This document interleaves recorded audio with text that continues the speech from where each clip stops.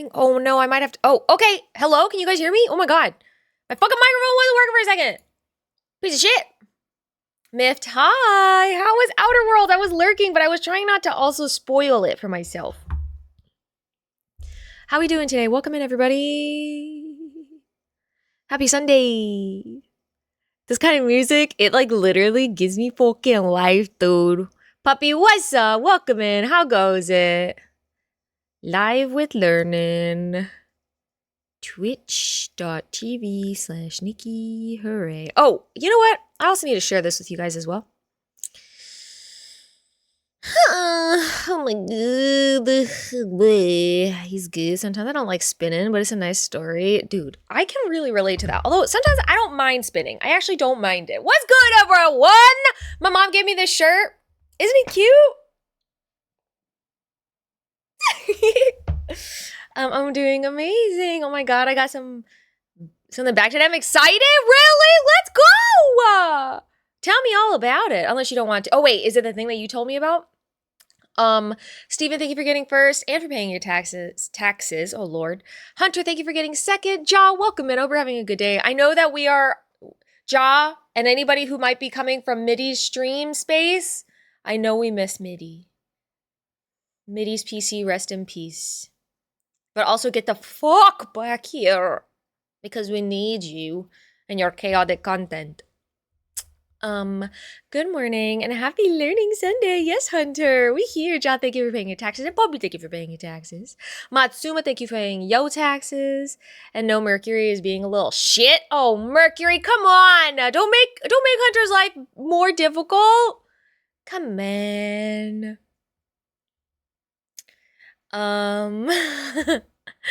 Blicky Critical, how are you doing today? You having a good one? Steven, that was a really good guess. For right now, I'll keep the pin message that we have up, but I will be changing it with another pin message because I am going to, okay.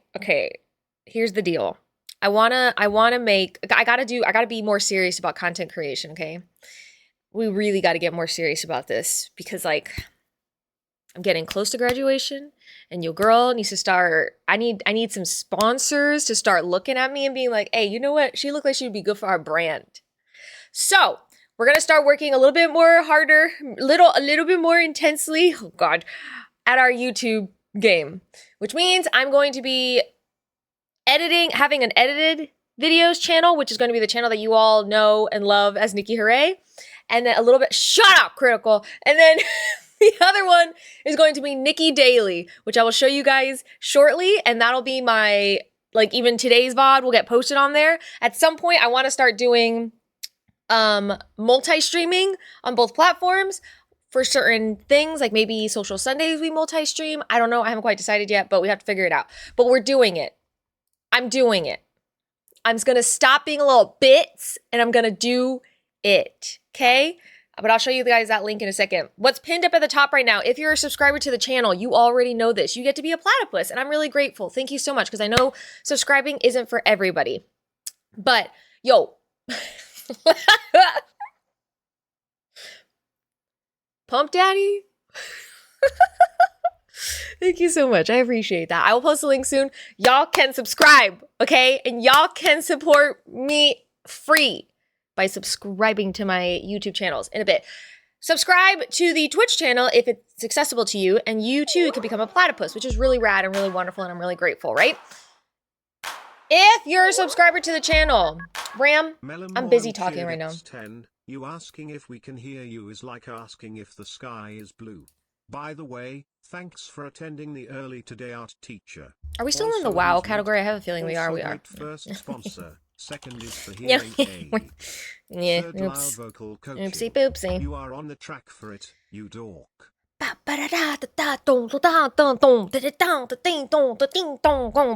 couldn't hear it, Ram, so actually I think I was talking over it. Ram?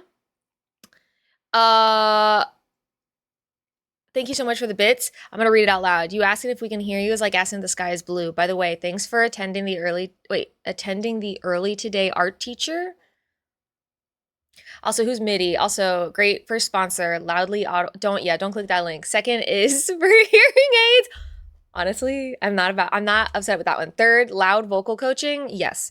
You're on track. Well, okay, I still don't have any sponsors though. That's crazy. That's crazy that you say such a thing to me. Baka-chan, welcome in. I'm catching up on chat. Forgive me, everybody. I'm so fucking far behind.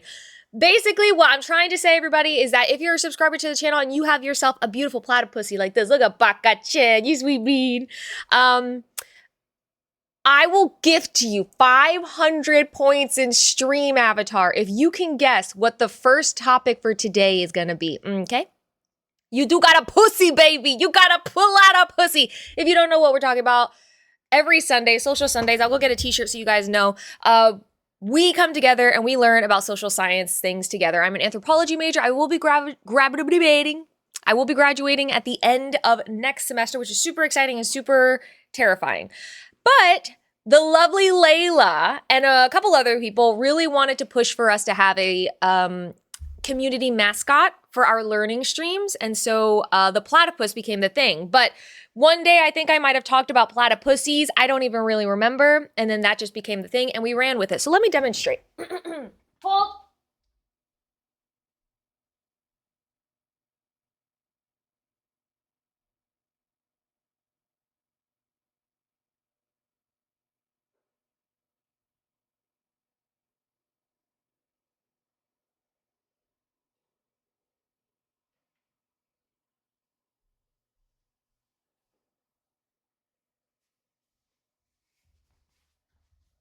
This music, man, is gonna fuck me up.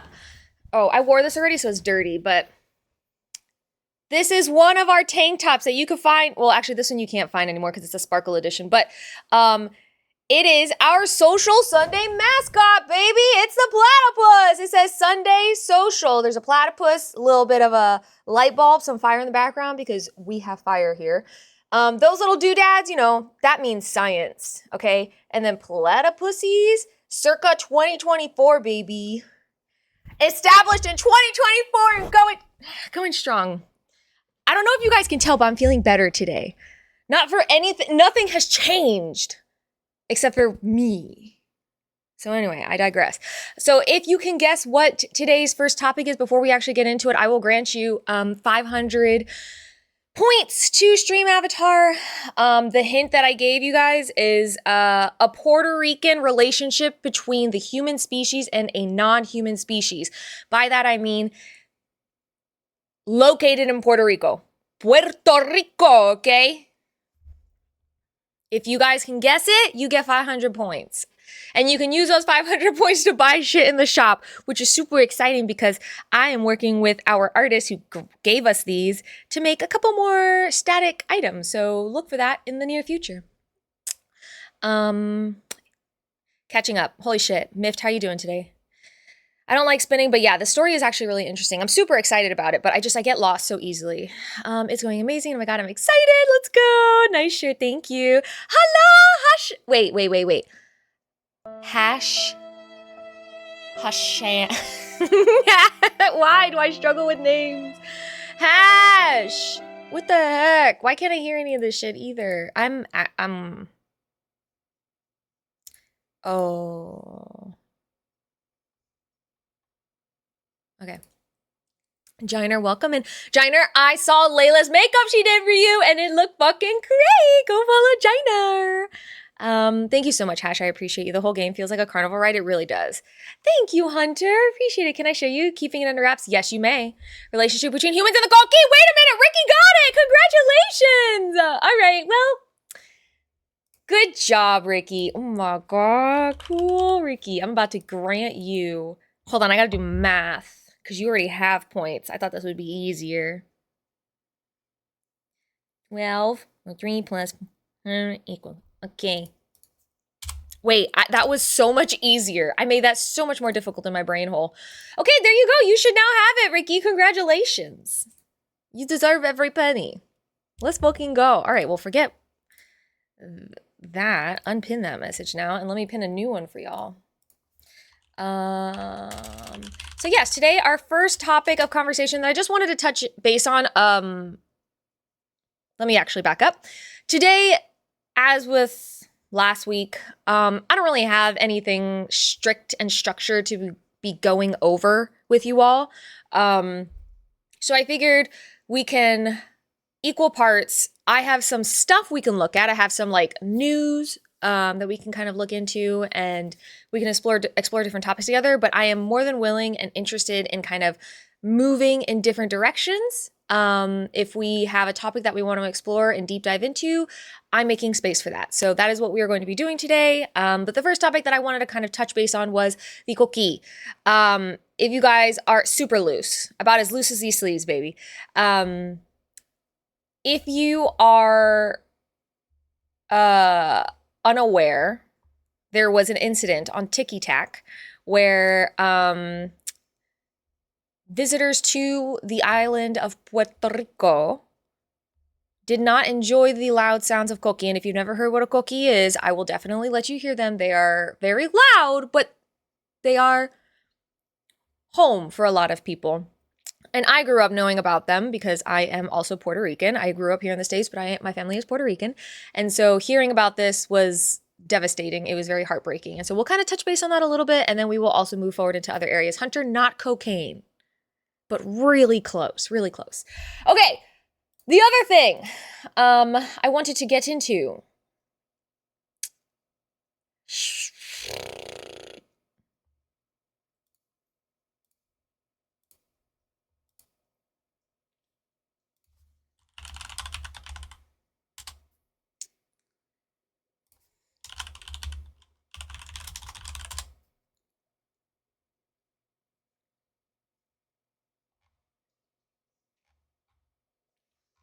That's weird that it won't even just pop up.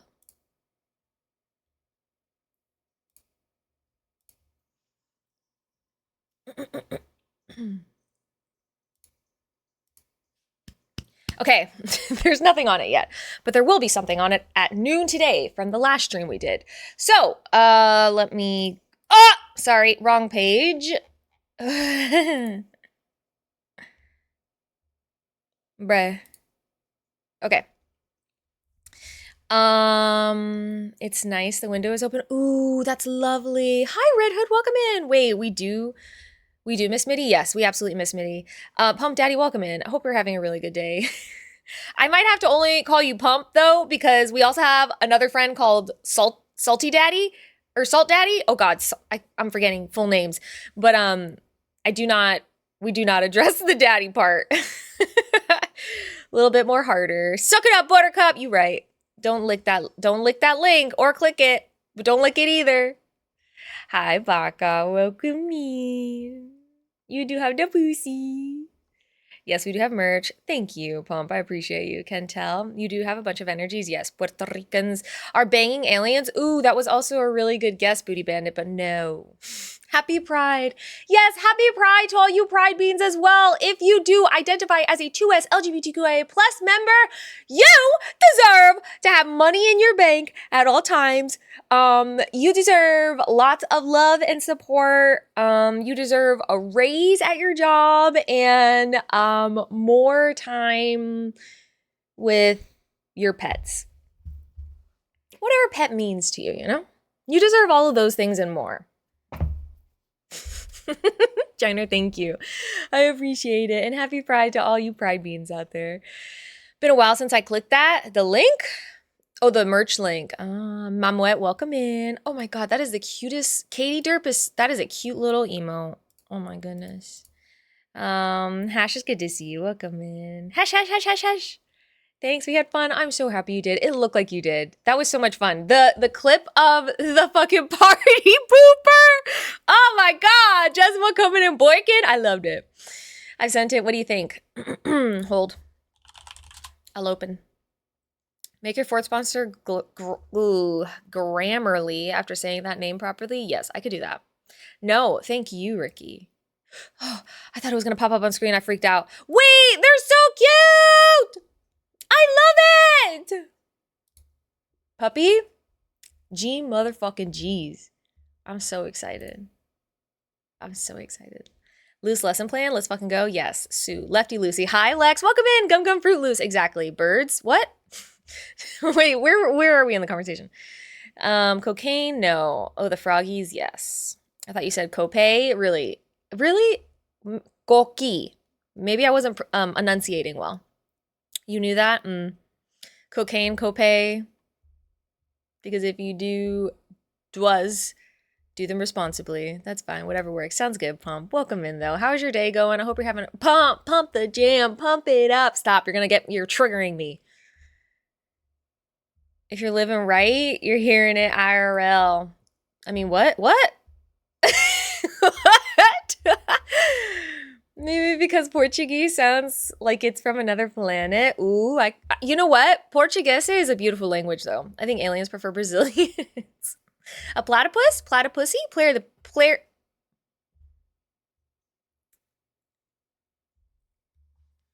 Okay, so I'm gonna get back into this really quickly.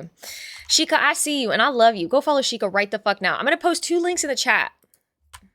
And if you feel spicy, if you feel sweet, if you feel cantankerous, I'm gonna ask you to subscribe to both of them. And even if you don't feel either of those, I'm still gonna ask you to subscribe to both of them, okay? Okay, so, 2 links. I'm gonna show you both of them now. The first one is my YouTube channel, and it's not great, okay? I'm still figuring stuff out. I don't really know what I'm doing, but I will polish the fuck out of it, okay? This channel, Nikki Hooray, the main one that has 130 subscribers, which is crazy! Thank you guys.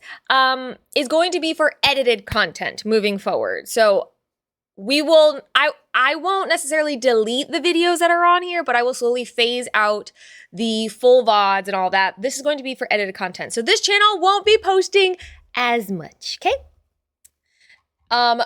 Nikki Daily, though, will be posting daily. Or I should have put regularly or something because it's not daily. But this channel will post my streams as they come out full VOD. So both of those links are available, and might I please recommend following them, subscribing, being a good bean. Thank you. You look lovely. Shika, you look lovely. Thank you so much. How you doing? Puppy, you didn't do anything. I was just saying how much I love the thing you sent me. If Ovella, nope. Oh no, I have forgotten. They told me how to pronounce their name and I now have forgotten. But if our artist comes in here and their platypus pops up, you'll see it is Perry. It is the only Perry. Pot calling the kettle black. Isn't that right? Sign, thank you for paying your taxes. And Gina, thank you for paying yours as well. Hey, how are you, Sign? I am doing all right. How are you doing today? Are you having a good day? I really genuinely hope so. I hope things are at least getting a little bit better for you. Portuguese for me is like Spanish mixed with French. I can see that. Shika, we love you to bits. I'm always cantankerous. Well, then you subscribe. Or don't. If you don't want to, you don't have to. But I'm really going to try and like pump it up. Pump the jams. Pump it, you know? Pump. Your name is on my mind now. I've heard that platypussies, you mean? Sorry, Lex. We call them platypussies here. The platypussies are poisonous. Yes, they are. I've heard that as well. Whoever you say the plural for platypus. Platypi is cute. Platypussies is better. A koi fish tattoo, and so does my coworker. Would that make us a school of fish? I think so, Lex. What's the ASMR videos? Where's the... Oh. Oh. I will make that happen for you, Voodoo Bandit. I didn't post it. Ooh. But I'll make it happen. Daily, how ironic, I know. But do you guys think that picture was funny? I love you guys a bitch. We love you to bits, Shika. I've got 11 and I'm like a bouncy ball. I love it too. And I'm really excited that you're excited. I think people are going to love it. What if you rename your YouTube channel Nikki someday? Man, I don't know. Ram, why don't you name your channel that? How about them apples? Platonic Precisely. I'm stressed about chemo on Monday, but I'll be okay. Sign, I'm sending you all the hugs, all the love. I can only imagine what that must feel like. I'm really sorry that you're having to go through that right now, but I know that you are handling it to the best of your ability. We love you to bits. I subscribe to both things. Puppy, I appreciate you. Ram Trolls Daily, there we go. That actually, you should do that. You should make that happen. Okay, we're going to get into it. We're going to get, not this, sorry. We're going to get into the information. So the first thing that I was thinking that we could do in order to introduce ourselves to this is to go ahead and explore this 8-minute video. It says Sounds Like Puerto Rico, episode 1, Coqui in the Rainforest, which I think is a really nice kind of love letter to the Coqui, which are a huge cultural symbol to the people of Puerto Rico as per the internet, right? There are like papers and stuff written about it. There's obviously, as you will see with all the videos that will be like this next part here, there are a lot of people, especially people from Puerto Rico. Ooh, why did I say it like that? Born and raised. They are very upset about what these tourists did. I'll kind of touch base on what the tourists actually did here, so you guys can know a little bit about that. And then we're going to go into a couple other different topics. We've got, it's a lot of reading, but I don't care. Okay, Science Daily, we're going to look into it. Vast Aztec trade networks behind ancient obsidian artifacts. Extremely rare event. Bone analysis suggests ancient echidnas lived in water. Those are the guys with like 5 penises. Okay, so we'll get into it over time. But let's go ahead and start where we are. Why are you being mean to Ram for? Why am I being mean to Ram for? Hunter! Do you even go here? What do you mean? Ram deserves it. Ram could have been the nicest of all the beans today and still deserves it. I'm just kidding, Ram. I don't like being mean to you, but you know, you make me do this. I'm just kidding. You should change it to Nikki, hooray, or Nikki, hooray. Yeah, you're right. I really need to emphasize that, like, when I say my name, I'm saying it with caps lock. So much emphasis. It's a Nickinator thing. Nictator, sorry. She always denies my twoofs. Type of tourists to lose their heads over edibles in Indonesia. Ooh, wait, what? I haven't heard of that one. I'm just kidding with you. Yeah, you better. I'm just kidding, Hunter. Ram earns the mean treatment. Ram asks for it. Yes, absolutely. Coqui. Okay, hi, game over. Welcome in. Let's go ahead and listen to this video. Let me make sure that the audio will be able to capture. Okay, and we're gonna watch stuff together, and then I'm gonna read to you guys until you pass the fuck out. Even if you're having to work. Oh wait, today's Sunday. Never mind. Unless you are working. 5 penises. I don't know how many they actually have. Coquis are small frogs endemic to Puerto Rico. They have become symbols of Puerto Rico worldwide. On this episode, I visit the only tropical rainforest inside the US forest system, a place worthy to be called the home of gods Critical. and spirits. I kind of agree with you. To a Coqui serenade under the Caribbean stars. When Puerto Rico is nearby, Lex, that was good. you can feel it in your soul. The sounds are island. Well, I don't think they're trying. Nobody's trying to convince you to lick a frog. Shut up. Distinctly Puerto Rican. Guys, wait. I have to pause really quickly. At some point in our stream journey, I have to take a trip to Puerto Rico and take you guys with me. Could we go on a group field trip to Puerto Rico? Would you guys like that? I heard the shinier the frog, the more you should lick it. That is false, and Maya Higa will fight you all to the death for it, I think. Right, Mazzy, welcome in! Because I've only ever been to Puerto Rico once, and it was to babysit my cousin's children, which was totally fine, but like, I want to go. Nikki, 2035. See, honestly, I would, but we could do a trip. Oh my God, I could plan it and everything. That's okay, me too. I'll bring my parents because my dad and my mom can speak Spanish. And then I'll just be there smiling. But I do, yes, Mazzy, I do agree with you. I do need to connect to my Spanish roots as well. My Latino roots. Okay. I'm on a journey to understand our slang and discover its Ram. origins. Here are essence. There we go, Critical. I think I agree with you. Sounds like Puerto Rico. Puerto Rico, I love it. Oh my God, I love the way it sounds in my ears.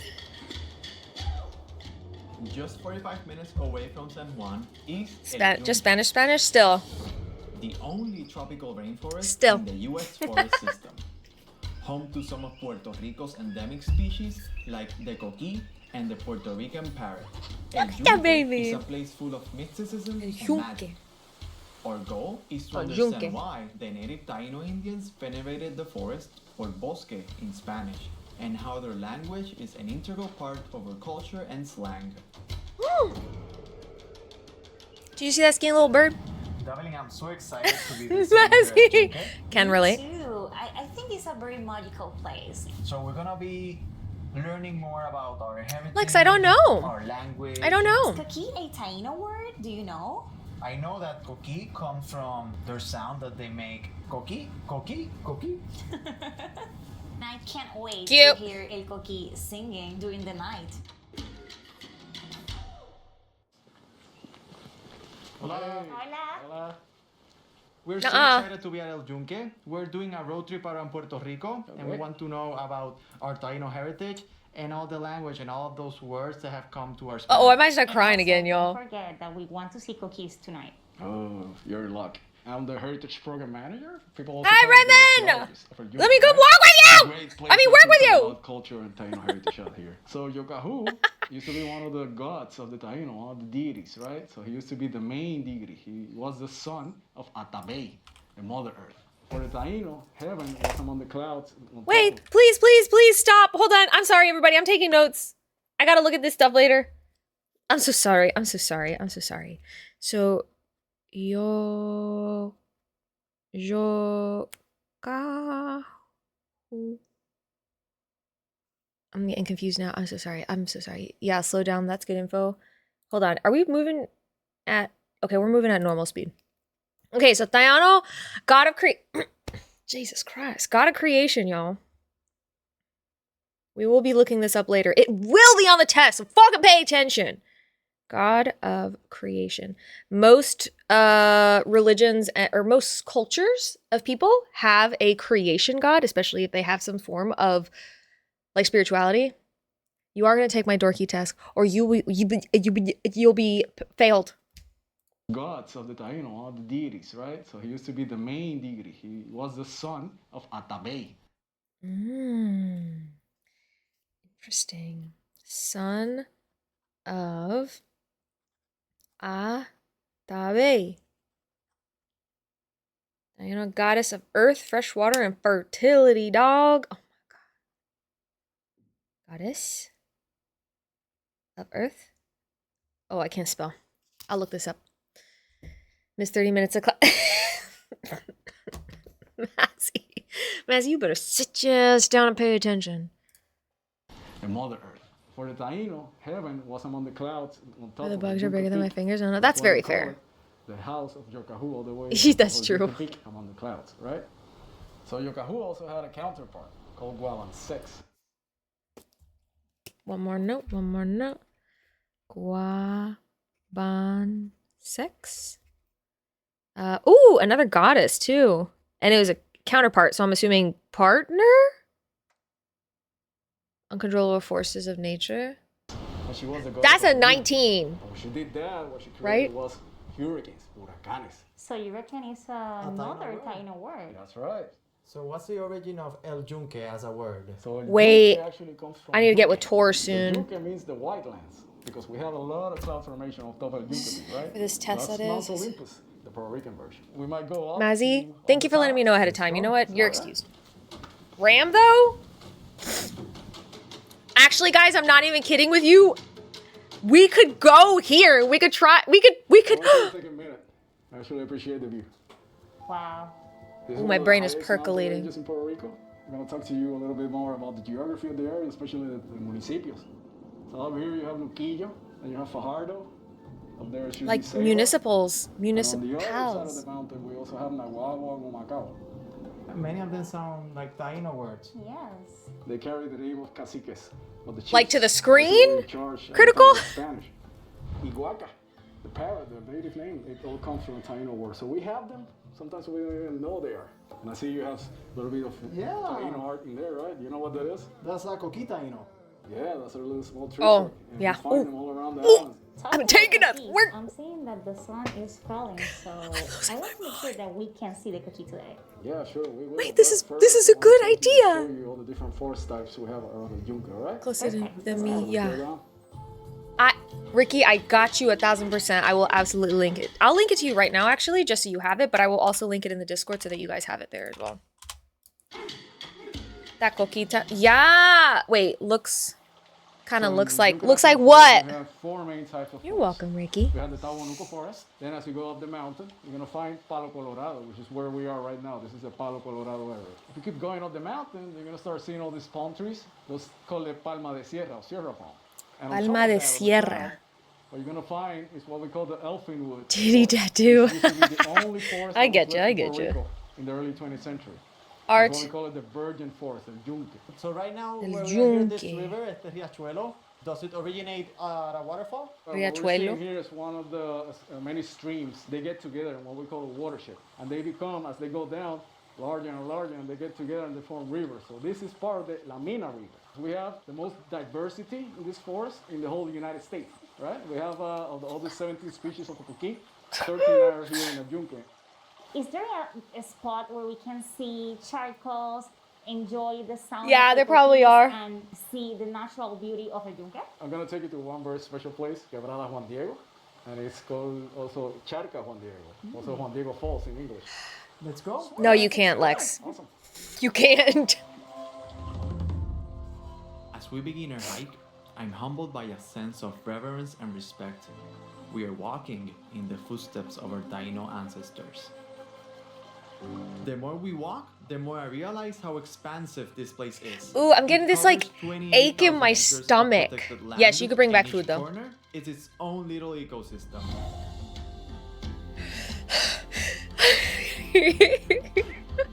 I'm like freaking out. Spent a lifetime here and still have not explored all it has to offer. The bugs would freak me out too. I'd really have to get over the bugs really fast. You can't bring a lizard, no. The animals stay. The food can go. You guys can bring the food. Can we do some camping? I see you guys taking the animal with you in your pockets. Camp here? I'm telling your Sadly, parents. You cannot do any camping out here. We have rules because this is not a campsite. So no camping, no barbecue, Puerto no Rico. other recreational activities besides swimming in the waterfall. Beautiful. Now, speaking of camping, it's amazing because all these Puerto words like Rico. hurricane, hamaca, or hammock, I don't know. canoe, I can't remember. Barbecue. They made it into not only the English language, but also other languages like French and German. Yeah, it's impressive actually. Port! Sometimes Jesus the Christ, culture Ricky, thank impacts you. Our language. So barbecue is a very common word in English. Does he know? No. Rich port. Fucking goddamn it. Ricky is Spending the day in a El better Yunque Puerto Rican is than one I of am. the most rewarding experiences Puerto Rico has gonna to cry. offer. But as the humidity lowers, the skies clear and the night falls. For permitted campers, nighttime unveils 500 the plus years mysteries ago, it of was a the huge forest. port of trade, especially for the Spanish. Yes, I do remember the port business. Bioluminescent mushrooms light up the trails. The stars kindle the canopy. And the Coqui takes the stage. Okay, everybody, listen up. Davelin got her wish. Do you hear it? For Taínos, El Yunque was a holy land. It's no surprise why, in silence, Go you get can your hear beauty. dues, Mazzy.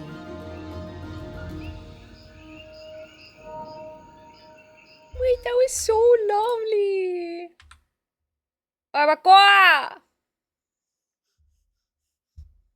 I feel like if the Fountain of Youth exists, it's probably in Puerto Rico. If it exists. And also, like, I love it because language is such an interesting thing.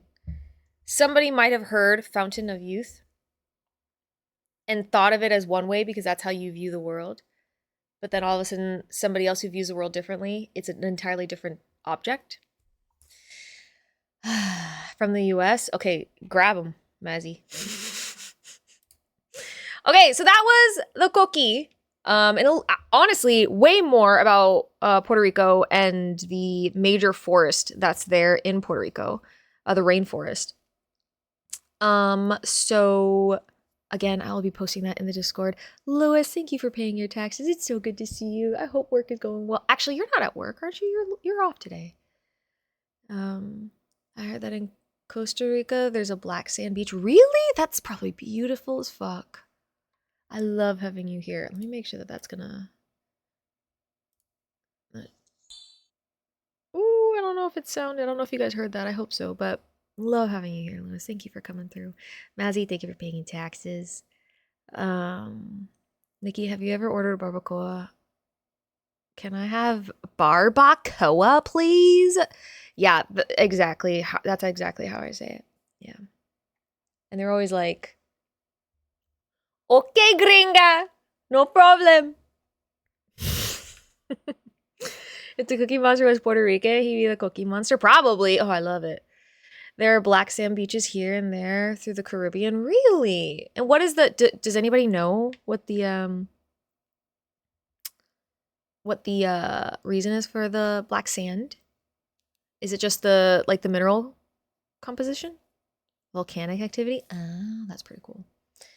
Speaks like a valley girl, confirmed. Ugh, imagine. I mean, probably. I desperately want to learn how to speak Spanish, but I don't put any time and effort towards it, so sad. No, I stopped drinking. I was drinking Starbucks until Starbucks done fucked up, and now Starbucks is on my do not buy from them list. So, you want to support fascism? You don't get my money. Okay, next up. Losing her Latina card. No, don't! Please! I'm triggered. I lost it for so many years. No. Okay, so this is the one video that I actually wanted to show you guys. It's just going to give you a very brief, kind of loose understanding of what happened. The card is gone. Shut up, Ram! Hi, I'm looking for a repellent. Yeah, we have for cockroaches, mosquitoes, for those little tiny singing frogs. There's like an invasion outside of my Airbnb and I can't sleep. Do you mean the cookie? Yeah, those. Do you have like a repellent to spray the whole place? Oh, but I spray you with what? Better not touch a single cookie. You hear me? They're invasive. They're all over. You're invasive. Listen, I can't sleep at night. Plus, my son has a fear of reptiles. They're amphibians. All the same. No. They're just frogs. They're not just frogs. I understand just one of them singing for a little bit. It's cute. But imagine like all of them, thousands of them singing all night. It's noise. It's not noise. It's music. And I don't get it. You say you want people to get out of their hotels, explore the island, support local businesses. But look at you. You want to support us by killing one of our endemic species? The noise is disturbing. You're disturbing. You're overreacting over a frog. You better not fucking hurt a single cookie. Either we get rid of the noise or we leave. You leave. ¿Qué está pasando aquí? Esta pendeja quiere un repelente para Coqui para que le moleste el canto. I don't understand what you're saying. You don't fuck with the cookies. Leave, bitch. So rude. Hi, I'm looking for... Okay, anyway, so that was just a really quick video, very silly, but also very pertinent because that is effectively what the vibe was, right? Tourists went over to Puerto Rico and they were like, oh man, these loud fucking frogs are annoying. And they like basically threw, I don't even know what they did specifically, but it was like it was the equivalent of trying to spray a roach to like get rid of it. And they attempted to try and like eradicate the frogs in their like immediate vicinity where they were staying so that they could sleep and whatever. And it did not go over well. I'm actually not entirely sure is the Coqui a protected species in PR?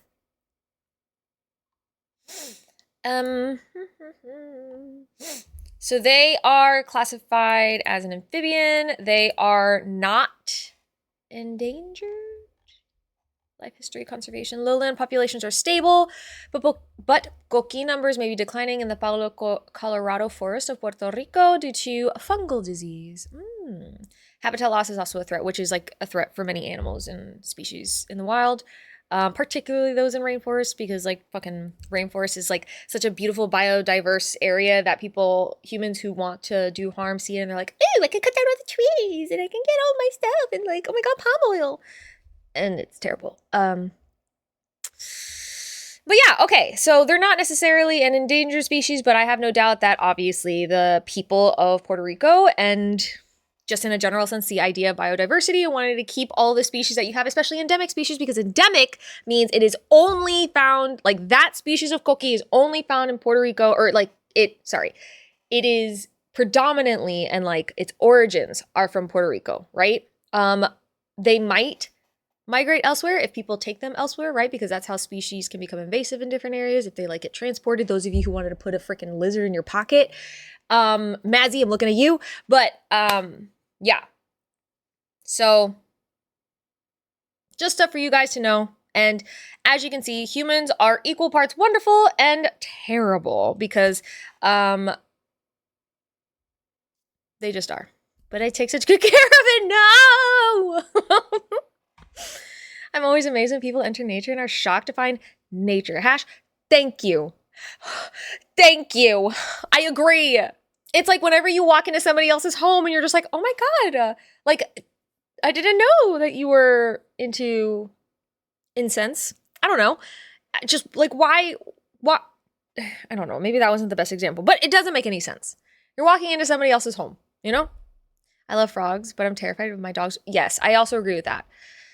I don't want to touch frogs. I'm really scared of like small critters that can move really quickly because I'm always afraid that I'm going to freak out and I'm going to kill them on accident because I'm going to be like, and drop them, or in my attempt to run away, they like run in front of me and I step on them. Like I'm very terrified of small things that move around very quickly. So I need to get over that fear. But that was basically what I wanted to just kind of touch base on. We have another, so a tourist wants to spray Puerto Rico's Coqui frog, and the internet says, get the fuck off the island! And we're going to go ahead and read this a little bit because this will give us more context to what that video was all about, right? So picture this.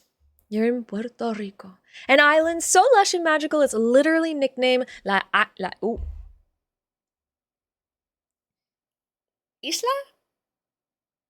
del Encanto?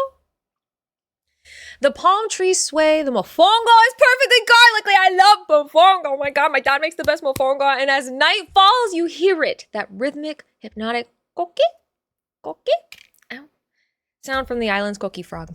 For locals, this is home. For many visitors, it's enchanting. For one unfortunate Reddit user, it was a noise complaint. That's right, everyone. Someone on Reddit recently asked for spray recommendations to silence the Coqui frogs. Okay, so there we go. That's what it was. It wasn't Tiki-Tac. It was Reddit. A tourist wanted to chemically quiet one of Puerto Rico's most treasured and protected natural species. It was the ecological equivalent of stomping into Italy and asking for tips on bleaching the Sistine Chapel ceiling because you didn't like the color scheme, bitch. Stinky. Sorry, there's no music happening. Listen, all I remember from my Duolingo days is yo como una manzana en una mesa para los... Oh, yes, para dos, por favor. Please, table for two. Thank you. Same team. It's a coalition. Wait, what? Imagine trying that and then encountering natives that have traps set everywhere. Let's go jump into the rainforest. Yeah.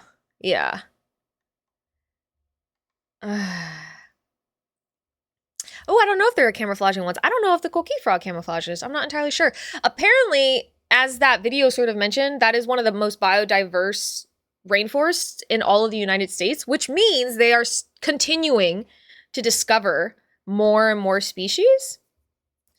So bumblebees, I meant bumblebees. Mofongo is what I say at work to not say the F word. Then you talk about some delicious food. What am I mofongo? Food, baby. It's such a good word. Tourist activities, yeah. Toron. Good. Hi, Bear. Good morning. Teach me things, please. We are learning today. All you need to know is aquí solo una noche.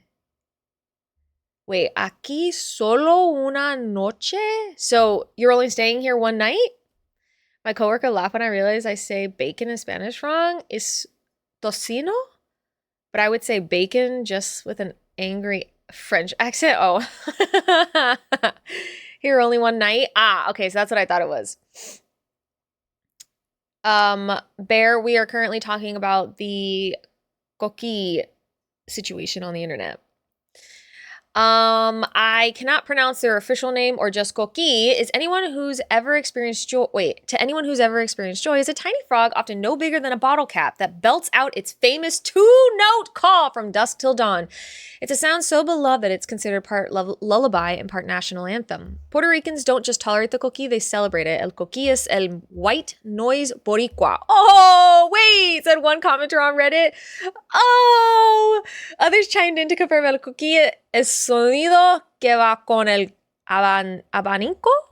Sí o sí? I don't know what that means. Oh, the Coqui is the Puerto Rican white noise, and the Coqui is a sound that goes from the fan Goes with the fan no matter what. And yet one visitor, a brave keyboard warrior who took to Reddit under the username DutyManBuns, thought maybe the frog should pipe down a bit. The internet, as you may have guessed, did not agree. Get earplugs or get out. Hell yeah. Si quieres, tú con Dios hablas. Con Dios hablas. Muy bien. Ah, tu español es muy mejor. I can say the words. I just don't understand it super well. I'm going to start posting lyrics to one of my favorite Spanish songs. Do it. My ex has a tattoo in Spanish, and I'm pretty sure it's wrong. He also it annoy the crap out of me. Wait. Oh my God. I never even thought about people getting a Spanish tattoo and getting it wrong. Because I had a lot of people in my friend groups who would get Asian tattoos of varying languages, and it may or may not be wrong. I don't know. But I never thought about a Spanish tattoo. Overwhelmed by Spanish in 3. For real. That's going to be me. Y tú, this is a song, I know. Espejo de mi corazón. That's heart, right? Morning, everyone. How are we doing today? Also, Nikki, you look great today. Thank you so much. I appreciate that. Welcome in, Hungry. How you doing today? That's what I'm saying. You, yeah, me. I can already feel it. Yeah, but that's fine because I'm also reading. It's fine. And you know what? I need to learn Spanish. So I'm not like, we can't do it 24/7. We could do it like a little bit, you know? Okay, the backlash was swift, multilingual, and beautifully unified in its message. Do not mess with our Coqui. Si los turistas están hablando del Coqui, deben ir pensado en buscarse otra isla para vivir. Okay, so, holy fuck. Get earplugs or get the fuck out. Get the fuck out of the island instead of killing our endemic animals. God damn. Oh.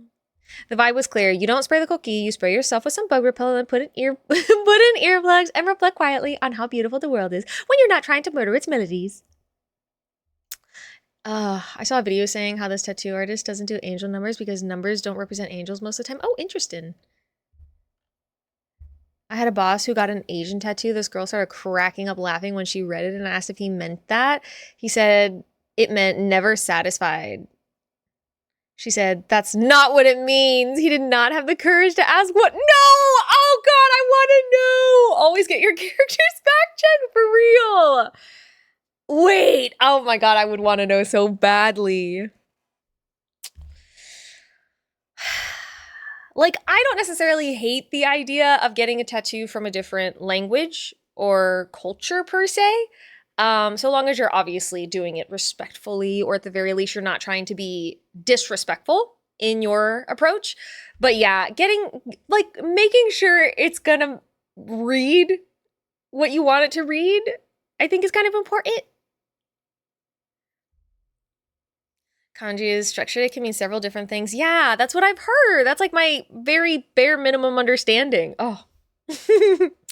So the Coqui is sacred, everyone. This isn't just about a cute little frog, though the Coqui is very cute. It's about identity, ecology, and the deep connection Puerto Ricans have with their land. The Coqui is endemic to Puerto Rico, meaning that it naturally exists nowhere else in the world. Yes, there are invasive populations in Hawaii, like I mentioned, and Matsuma. Because you live in Hawaii, I would love to know if you've heard anything about this, because I know that there is like an invasive species of them in Hawaii. But that's another colonial frog drama for another day. Okay, so colonial frog drama. We're not going to get into that, I guess. One user passionately explained, oh God, okay, we're going to do more Spanish. Admito que era ignorante también, pero no sin conciencia. Yo aprendí que boriquen significa y cómo es más que una manera de vida. Es el raíz que crece del alma. Oh, Lord. Quick translation. This isn't just noise. This is soul, baby. I thought this was an English only stream. It is, for the most part. But I am trying to read this article in all ways. And they provide us with quick translations, which is really helpful because to those of us who don't speak Spanish, myself included, we have translations. And literally took it to a restaurant with me as a sketch to make sure I didn't get Sugar Plum Princess or something. Oh my God, that's amazing. Good for you, though. I thought of getting like Nordic tattoos with runes, but I forgot how to read runic by now. Yeah, the it's all very lovely, but definitely being able to second and third and fourth check is always really good. So this is a related post. Romania, witches and frogs behind. A bizarre origins of Sana Sana Culito de Rana. Wait! If you're Puerto Rican, you have heard that. In fact, if you're Puerto Rican and you play with freaking Overwatch, is it Overwatch? It might be Valorant. It's Valorant because it is the new one of the new I believe it was a non-binary character who dropped who does all the little creatures. He says Sana, or they say Sana Sana. We're gonna look at that. Another put it plainly, cookies are sacred. Like we would bottle their song if we could. Actually, many people already have. Search Coqui sleep sounds and enjoy the auditory comfort food. Okay, so don't colonize the Coqui. There's a larger story here. What about tourists arriving in beautiful, complex places and expecting them to behave like all-inclusive resorts? Additionally, I think that this also can correlate to, and we've talked about this before, those of you who might be listening and you have no idea what the fuck is going on or like where my potential credentials could be at. I am an anthropology student. Anthropology is the study of humanity through a variety of different contexts. In the United States, we learn anthropology through 4 main subdisciplines. It is cultural anthropology, linguistic anthropology, bio or physical anthropology, and archaeology, and then archaeology in and of itself. And archaeology can kind of span itself across all the other disciplines in the same way that the other disciplines kind of span over the others. They all kind of work together in certain ways, but there are these like, you kind of branch off and you like stop. Dick, I literally snorted like 20 times in your stream last night. It was fucked. It was so fucked. Anyway, what's good? How you doing today? Can we get a shout out for Dickory, please? Oh, we're having a really good day. Lack of education is the problem there. Don't go to the new place with no understanding of your surroundings. I could not agree with that more. Critical. The koi fish is supposed to symbolize marriage. That's beautiful. I didn't know that.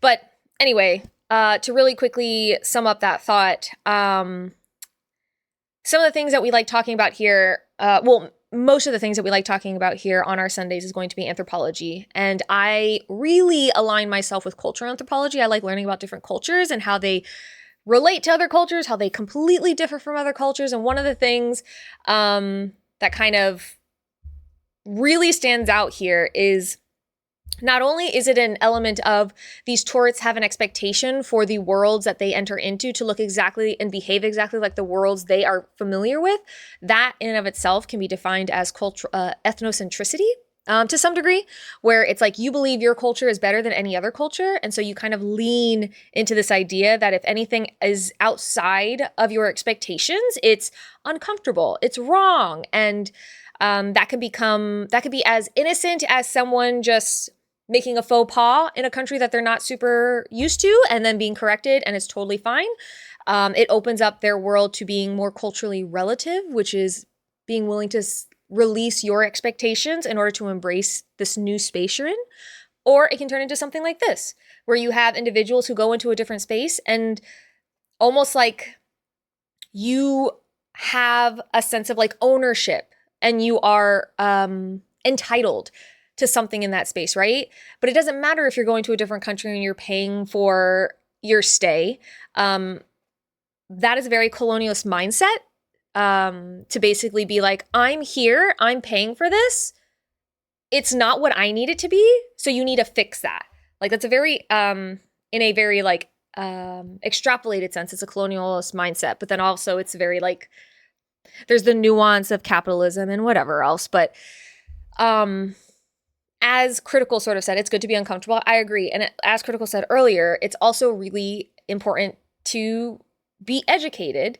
I think education opens the door in some instances to empathy and to understanding, because you then are able to like confidently stand in your own knowing while knowing you don't know everything. And so then that also gives you the room to learn.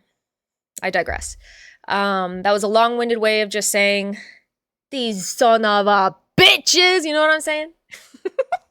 Dick, how are you? How was your stream last night? Dick was playing, what were you playing last night? Doom? And you were stuck in that one section for a long time. Excellent Karen voice. That girls game, Doom. I'm just kidding. I know nothing about it. I also do not subscribe to girl games, boy games, gendered games. I do not. Be empathetic and allow yourself to be wrong gracefully. Absolutely, Bear. And that's hard. It's so hard. It's hard for me. It's hard for you guys. I know we've all had our experiences with it, but it's a good thing to kind of to be exposed to. And I also think, okay, interestingly, if this person went onto Reddit and said all of this stuff, they got the response that they did, and then they posted again, and I don't know if they did this, but if they posted again and they were like, you know what? I'm sorry. That would change the whole dynamic of this entire discussion going on kind of like broadly outside the scope of this Reddit post. So, Brittany, what's up? How you doing today, Whitney? It's good to step out your comfort zone. The worst cage is one you never want to leave. Oh, hey, son of a beach. Let's expose ourselves to knowledge. Woo! I'm just kidding. Doom is a girl game for sure. 5 sure. 5 sure. Sorry, I'm not even 4 sure. I'm a fucking princess. You really are. But are you a sugar plum princess? A supervisor pretended to choke me today. Vibe at work between supervisors and normal inches is super informal. Okay, and all I said was, oh my God, Mazzy. Oh my God, Mazzy. Thank you for giving me that context. Because I would not have understand the culture of your job, and I would have been questioning a lot. Did you shaketh? Did your was it your, what is it, supervisor? Was your supervisor shooketh? I'm good. That's how Nico Robbins people got clapped. Wait, what? You don't want to be exposed to knowledge? Please. Walk into every room straight up uncomfortable and ready to make everyone feel sweaty. Oh my God. Eminem wrote lose yourself when he first saw you. Oh Lord. Kind of more so my coworkers around us. Oh my goodness. It's amazing. Okay, so the last thing that we're going to look at as far as this article, these videos, this stuff is this. Knees weak, arms are heavy. There's vomit on my sweater already. Mom spaghetti. Crix, welcome in. Thank you for paying your taxes. Vomit on, okay. Crix, how you doing? Can we get a shout out for Crix too, please? Mom spaghetti.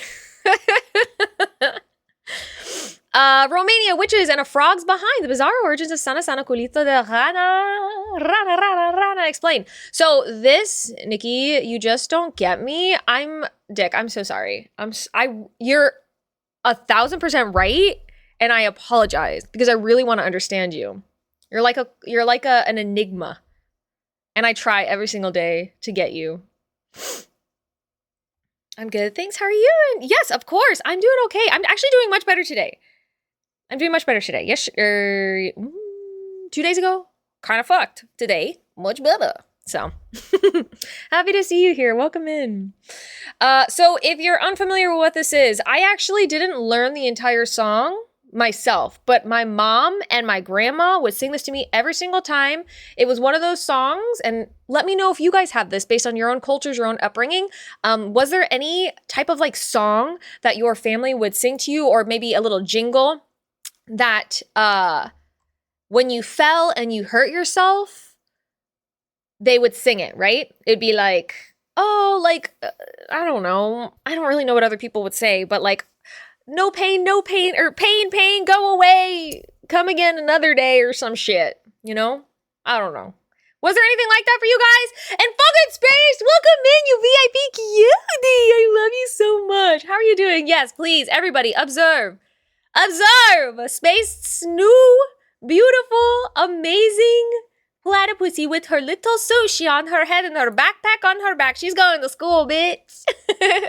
Walk it off. Okay, Hash, fair enough. You can't always get what you want by the Ooh, I have no idea. Was that it?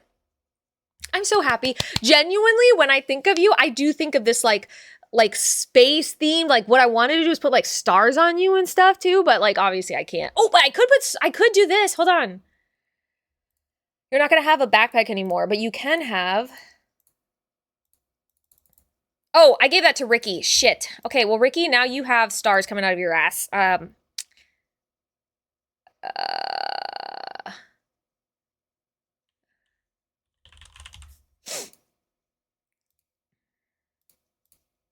There we go. Oh, now look at you, my sweet space bean. Now you got stars coming out your bum. Okay, I digress.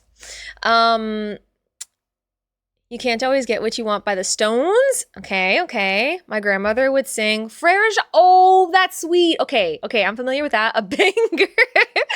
Wait, did we get a shout out for Brittany as well? Brittany and Dick. Cricks. We got Cricks. If I hurt myself, I got told to run some dirt on it. Okay, you know what? That's fair. But stars! I digress. Okay, thank you. I just wanted to make sure. Okay, well then, cool, guys. I'm glad that some of you had songs, others did not. And like, that's the beauty of culture, baby. But in Hispanic, possibly strictly Puerto Rican culture, it was sana sana culito de rana, okay?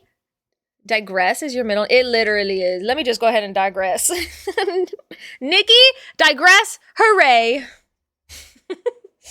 We're gonna read this, okay? Because I want you guys to know my childhood.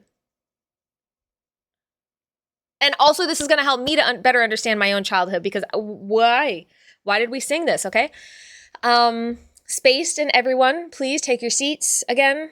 We had a little bit of a sidebar, but sit your asses down, okay? Thank you. Just yesterday, I overheard my daughter comforting her friend by gently rubbing her head and saying, sana, sana, colita de rana. My daughter was serious. Her friend was confused. You see, Delilah had told Christina, my daughter, that she had a headache. Naturally, Christina wanted to help her feel better, so, like any self-respecting Latina, she performed the time-honored sana, sana ritual. And that's when the cultural clash we often see here in the United States made an appearance, right in the middle of an after-school activity. A well-meaning gesture caused confusion, and the healing powers of a frog's butt took center stage. More on that later. It all made me wonder, how did a tiny amphibian body part become the best medicinal advice my child could give? Like most Latino sayings, there had to be a good reason behind it. Or was this just one giant leap, pun intended, of faith? Origins of sana sana. Most of us raised in a Latino household know this rhyme, mostly by mothers, grandmothers, and any person authorized to kiss boo-boos. Sometimes every time, it's like Neosporin for the soul, or Vicks, or honestly, my dad also sometimes liked to go ahead and use Windex. Frog booty for peace, world peace, for real. Let me catch one of them Republicans who are passing shitty laws, and I'll just go up to them and I'll start rubbing their head, and hopefully their bodyguards won't tackle me, and I'll just say, sana, sana, culito de rana. My parents took the approach of, don't make a big deal of it, and he won't cry unless it was obviously a bad fall or a cut. Then the cord, they took, then of course they took appropriate action. Yeah, Bear. And that's also really, really good. I think that there is a, it's always so interesting to hear how other people were kind of raised and brought up with certain, I don't know what this would be called, like paths toward growing up, I guess. So, sana sana culita de rana, healed little frog's tail, is an endearing phrase based on a common children's rhyme in Spanish about a little frog's tail healing to offer comfort and build resilience.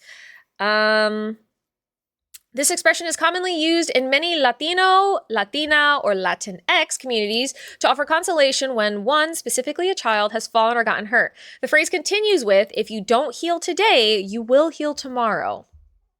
But where did it come from? A couple of unexpected origin theories hop into the story. A Romanian blogger claims sana sana colita de rana. Colita de rana, oh my God, actually comes from a medieval Romanian phrase, vendeca ca obrosca si azi main. Oh, I don't know if I said that right.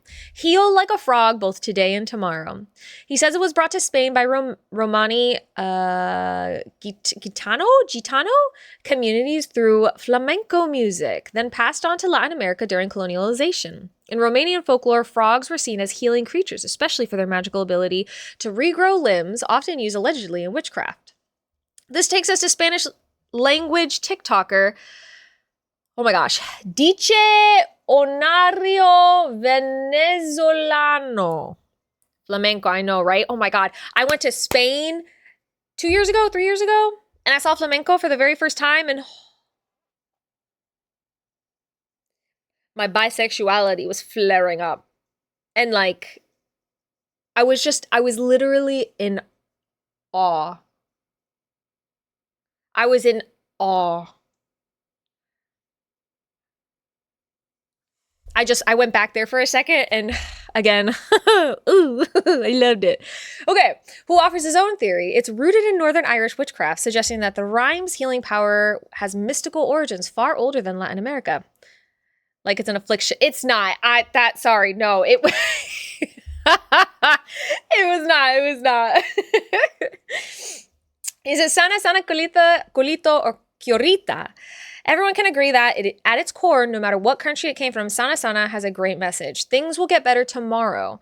Some go so far as to say that as healing ritual, this rhyme actually works. As Dr. Gustavo Ferrer, author of Cough Cures, the best natural remedies and over-the-counter drugs for acute and chronic cough. This is actually unrelated to this, but reminds me of the course I took in oh God, what was it called? It was basically like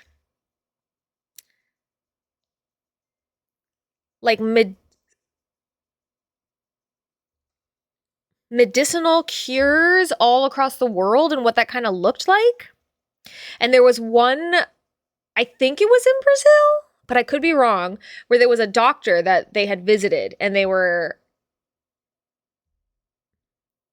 the actual procedure itself was like the doctor would just go into a room without any sterile equipment that we would think is sterile in Western culture. And they would just like, and trigger warning, Ferrero Rocher, exactly. Trigger warning, everybody. Bodily harm, but like bodily curing, because they would go and they would take like tools to like, if somebody had like an eye ache or a headache, they would take tools and like pop out the eyeball and then like go in and like do some snipping and whatever, and then like put the eyeball back in, and then the person would walk away, and like there was no like numbing and stuff. It was just this whole process. And like it was a fascinating article to read, because it was effectively talking about how can Western society need medicine and numb my body. I don't want to feel any pain. But then other cultures in society, pain and healing and everything else is just looked at so differently, and can be looked at so differently. That would relieve some pressure. That's what I'm saying. And it's like, it was one of those things where you have to really, again, ethnocentricity versus cultural relativity, right? Where you have to go into it. And even though in your mind, you're like, ooh, not sterile equipment means infection. But none of these people were coming back with infections. None of these people, like these people were, some of them were not being cured, and then some of them were. And so it's almost like, how do you explain that, right?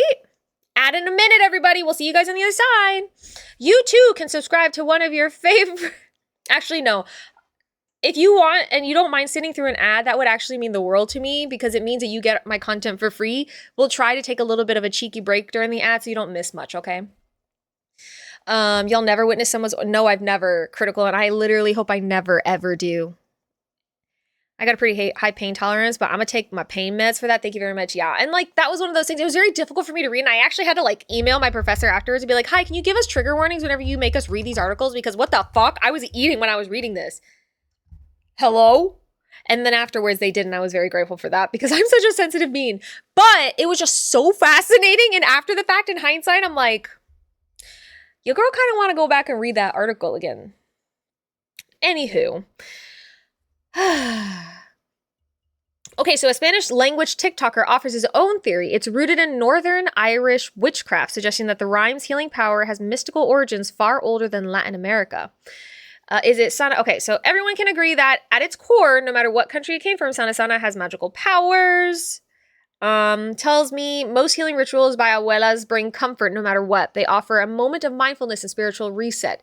Even if it's a placebo, placebos have a way of working. Our brain is a very malleable, powerful thing. Now, because Latin America is a vast, diverse place full of linguistic creativity, Sana Sana comes in many forms. The magical spell has a few colorful variations, so let's explore them. Here's what real Reddit users and others had to say about the variations they grew up with. My teacher in middle school, when I was about 10 or 11, made us watch a dissection of a cow's eye whilst we were eating. Wait, you didn't have to do it? Oh yeah, you only had to watch it? I didn't have to do any. You know what? The only dissection I did was a frog dissection, and I did not enjoy that. We did. Yeah. Okay, and let me ask, Mazzy, and anyone else who might have had to do dissections whenever they were younger, did you learn anything from them? Do you feel like you are better equipped for the world? Hunter, are they really? But it was kind of cool, yeah. Okay. That's very fair. It was a genuine question. Hunter, explain to me how they are good. Are cow eyeballs just like little jello balls, or are there hard bits in them? Because if there's hard bits in them, I don't want it. And when you say really good to eat, do you mean like they taste good, or do you mean like it's healthy for you? Because that's two different things.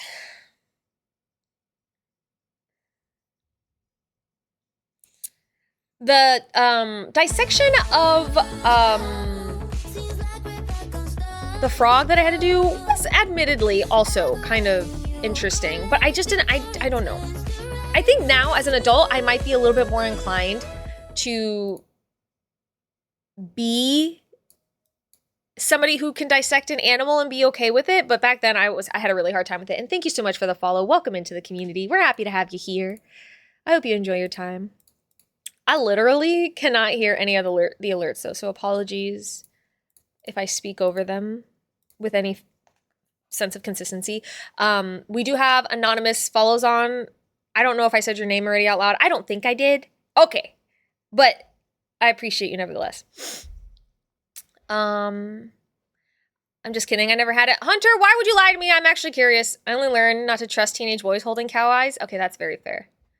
Pigs, lamb, cows, deer, various birds, frog, earthworms, and it helped provide a strong foundation of biology and specific anatomy and physiology. There you go. Okay. So critical's learning and took that information with him. Cow tongue, I have had though. And okay, Hunter, stop stopping at the point where I want to know more. Was it good? Was it bad? Was it chewy? The Vipers, welcome in. Yes, and I've dissected a frog, squid, and shark. Oh, wait, I saw a squid dissection as well. Have you used any of that information as you've kind of gone through life? Tell me. And we're happy to have you here. Truly, you lovely bean. Nope, well.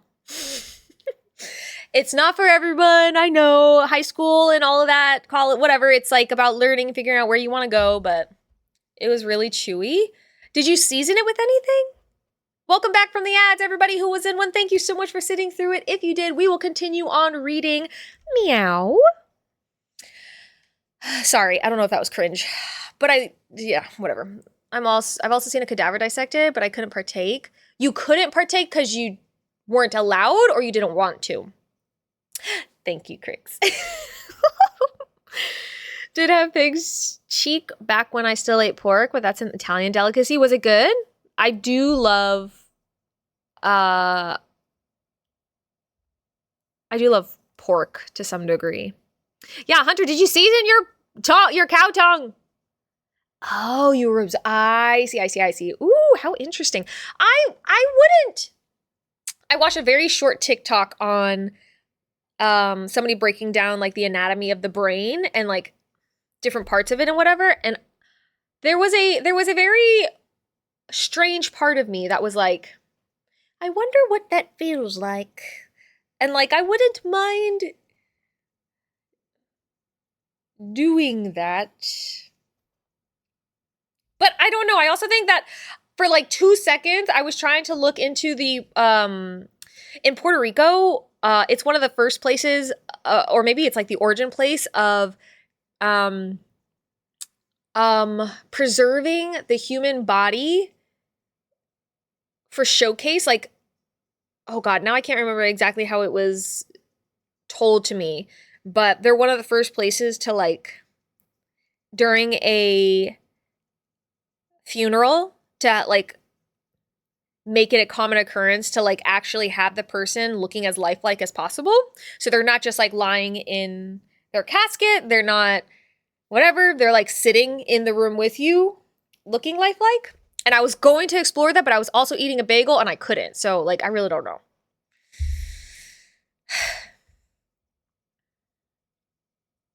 Guanciale? You should try it. I mean, I would. But is it okay? So my only thing whenever it comes to meat is I don't like tendony meat. If it's something that I have to like pull tendons out or like bones or stuff, I can't. It makes me like immediately like I have a very visceral reaction to it. I was more interested in the fish farm we had. Oh, and the seahorses. Oh my God, I love it. Wait, the seahorses are such an interesting creature. Yeah, I liked my zoology class. I liked the idea of it in a general sense, but doing it sometimes was difficult. It's fatty. Okay. I don't mind fatty. All right, we'll keep going with this just so we can kind of get through it, right? So we have, okay, Mexico, tail or not tail. I know people sing it differently, one Reddit user explained. Some people say culito de rana, which is frog's ass. My mom always sang culita de rana, which is frog's tail. She said it was because the pain, much like a tadpole's tail when it turns into a frog, will go away and you won't even notice. So depending on where you stand in Mexico, or maybe which tia is doing the healing, your frog anatomy lesson might get a little anatomical. So in Cuba, let's just say it. My Cuban family always said culito. A Cuban American Reddit user writes, Colito, straight up, no frogs pretending to be modest. This version is less about healing and more about making you giggle. So hard you forget and you just forget that you face planted off a tricycle. In Chile, the butt is small, but still a butt. In Chile, we say potito de rana. My Chilean American friend tells me potito, is that potito? Is a cutesy way of saying little butt. This is how Chileans gently ease you into the realization that life hurts, but it's adorable. Oh, but it's adorable about it. Is there? Kai! Is it easy to use? Welcome in! Go follow Kai if you have not already. Welcome, welcome, welcome, Kai. So happy to have you here today. Or medical examiner. It's definitely a polarizing topic. I would try for the sake of learning, but I'm not sure I'd be able to do it for a living like a mortician. Yes, yes, yes, yes. I do agree with that. Baka-chan was here earlier. Yes! We've had so many wonderful friends coming through here. Kaze, welcome in. Okay, and then we have Puerto Rico. Bring in the first aid kit. My Puerto Rican mom said, curita sana, said Reddit user writes. A curita is a Band-Aid. Oh, curita? So this version skips the frog entirely and then goes straight to first aid. Practical and sanitary, like Puerto Rican moms tend to be. Latin American moms in general, rated G. My mom always says curita. I wonder if it was a family thing. This G-rated version replaces the frog butts with healing bandages for moms who don't want their kids repeating questionable anatomy terms at school during show and tell. My mama and my family, when they would say it, it was culito. So it was butt. We were not shy about the booty talk. All right, so we're going to move into other topics now. Does anybody else have anything they want to add or share to the discussion of frogs? Maybe, is there an animal or a species endemic to your part of the world that when tourists come over, they're like, oh, we don't like this. And you're like, fuck off, bitch. You don't belong here. Not like that, exactly. You know, not one for one, but... Mobile Vavu is very hard to use, but it's a start. Hell yeah, Kai. I'm happy to hear that, but also, yeah, that's frustrating. Frogs are cute, and I like them. Ooh, I like them too. Kai even has a frog on his head right now. Vegans don't like our cows? Yeah. Is it because you guys eat them, or? Hi, handsome boy. Why don't they like your cows? Explain. Because we got so many. Oh, okay. I see. You know what? That makes sense.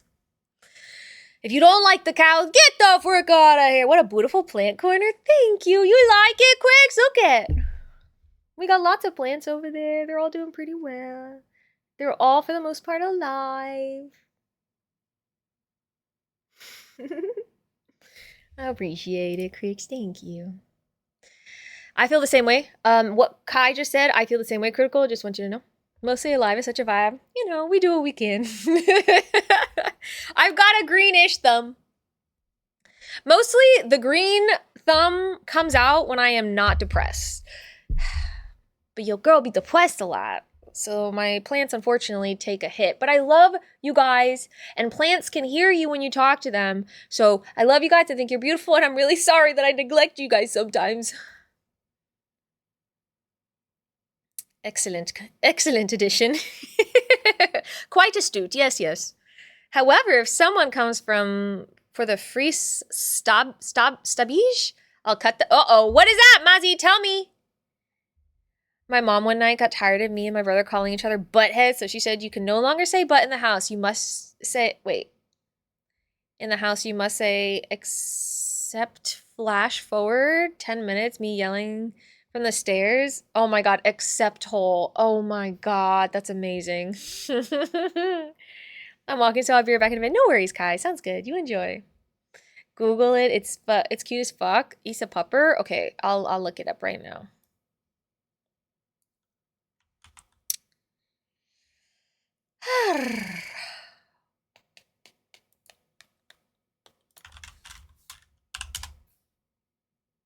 Oh my God, it really is cute.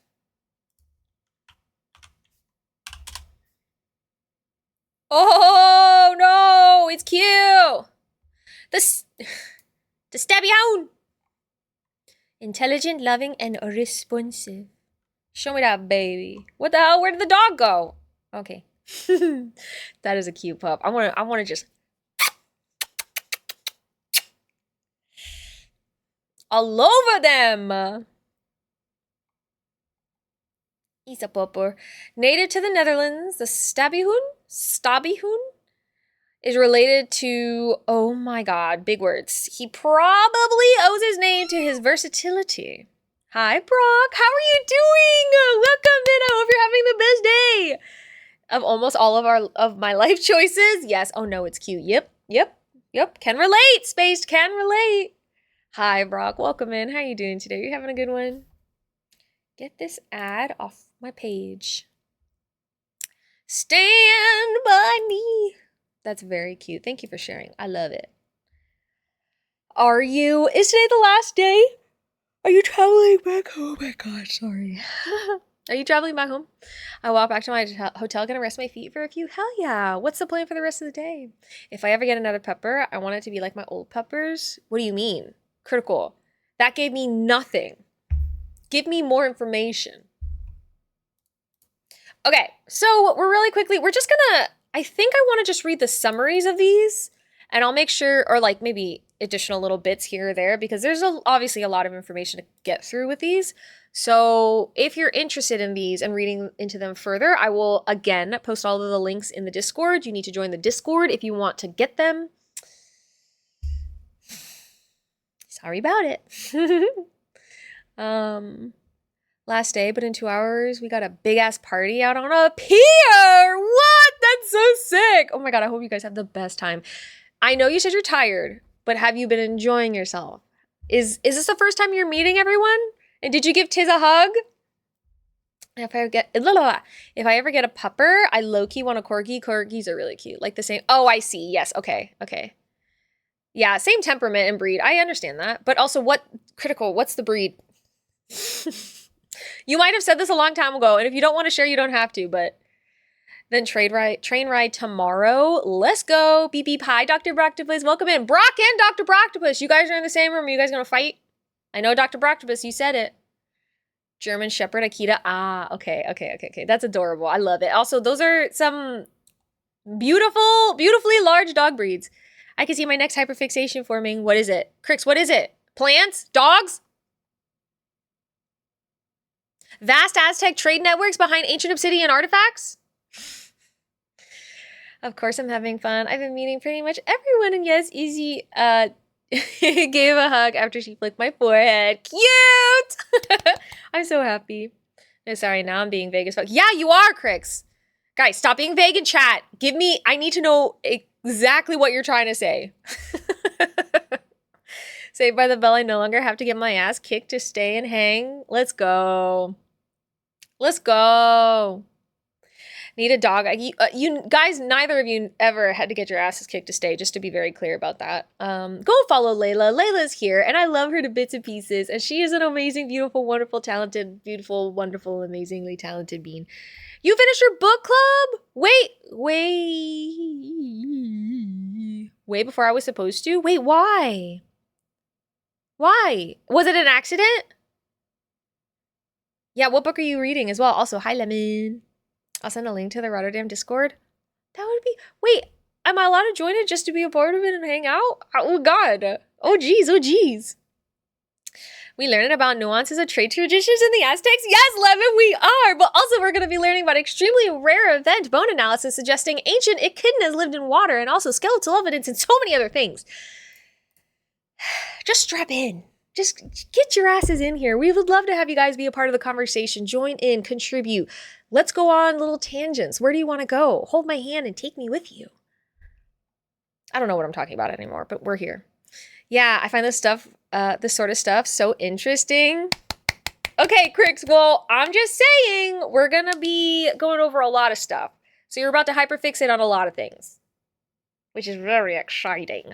I'm excited for you. I also, for those of you just coming in right now, we're going to go at some point. I've decided right now, we are going to take a field trip to Puerto Rico, and we are going to visit El Yunque. El Yunque? The rainforest that's there in Puerto Rico. We're going to go. We're going to visit. We're going to make it a whole ordeal. I'm going to reach out, and I'm going to make connections with people. We're doing it. We're doing it. Hell I don't know when we're doing it, but we're going to do it. I'm planning it now. Hell yeah, brothers. Oh, hash. Sorry, my bad. Here you go. Ready? No, I'm going to stay seated for this one.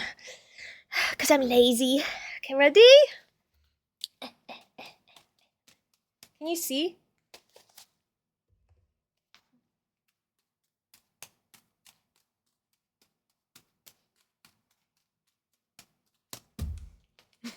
Oh, you kind of couldn't see because Layla's so giant.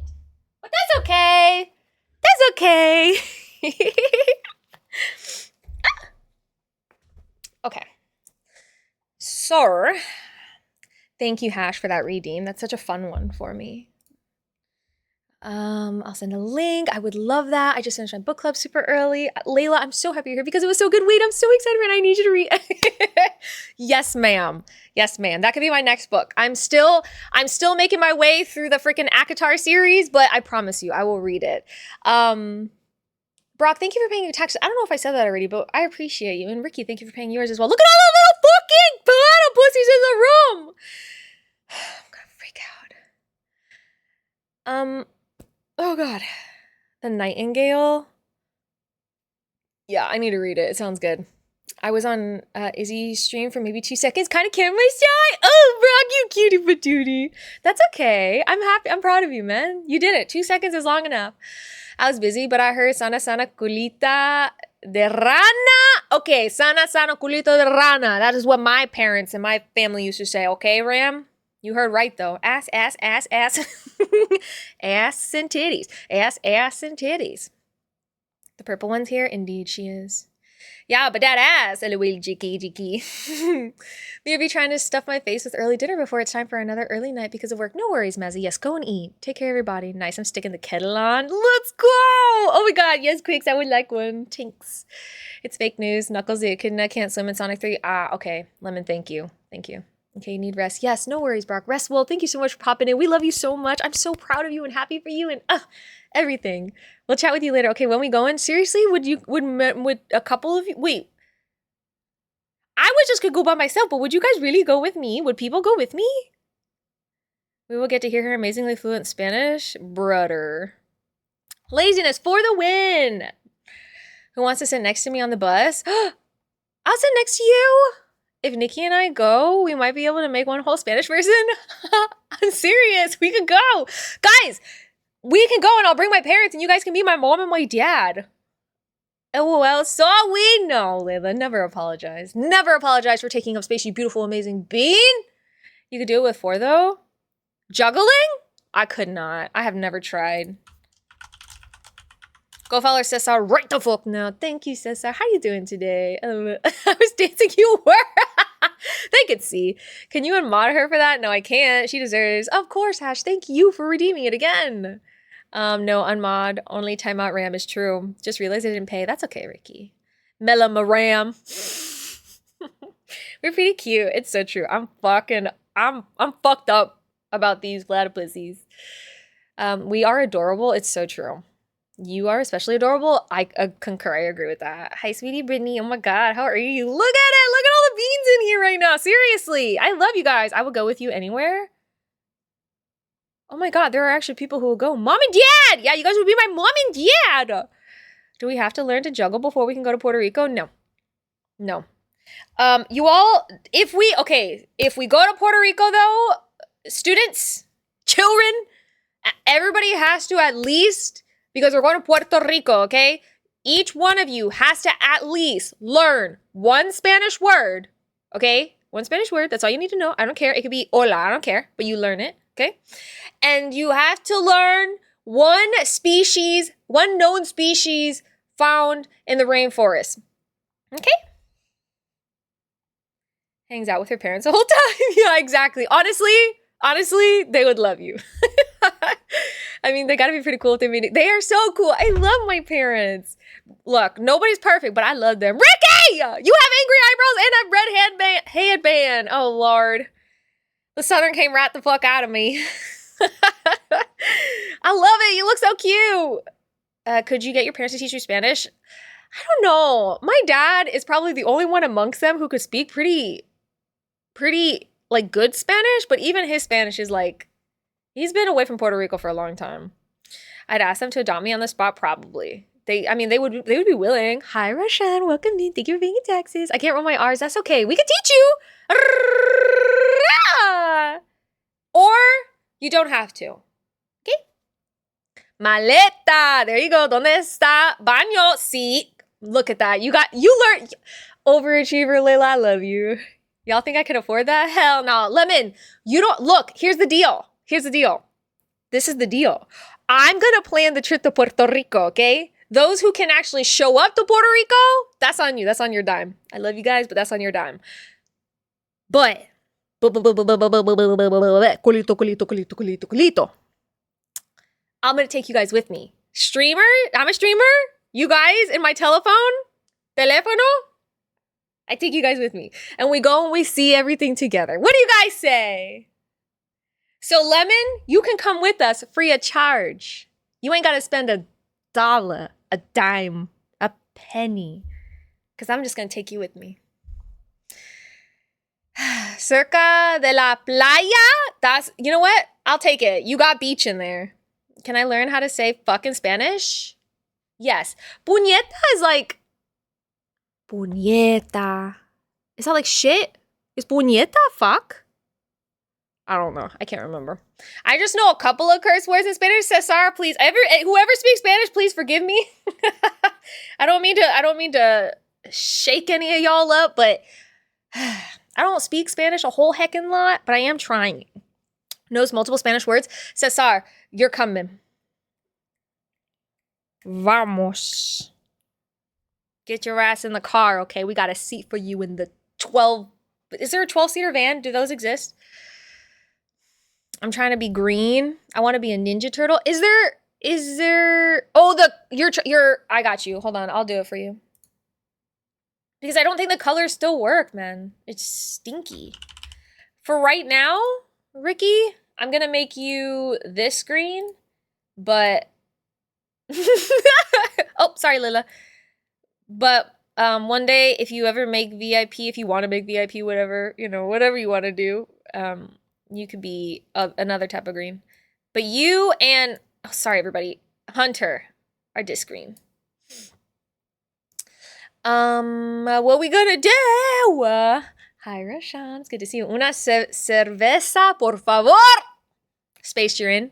Tengo una gato en mis pantalones.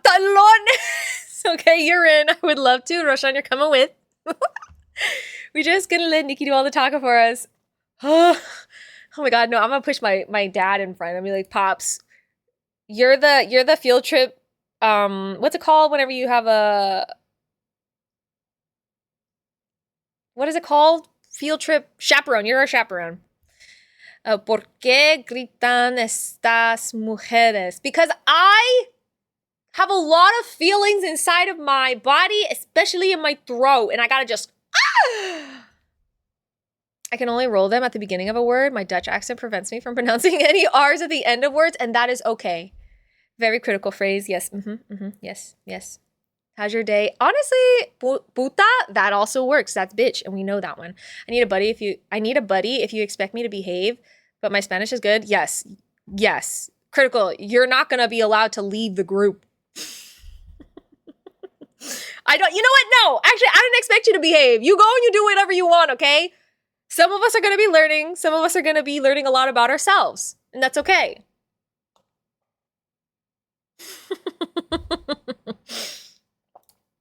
Oh my god. Oh, my Spanish is good? Excellent. You're in. Get in the 12-seater. I have no idea what you even said. Ram, you said it. Buddy system? Lock arms. Cabron! That's a good one. We call those buses. Oh shit, Lemon, you right. Get in the bus. Stop talking smack. Get in the virtual bus. I'm not even playing. I'll just appear and end up getting drunk. Critical, but fine, go. Hunter needs a super special cow print.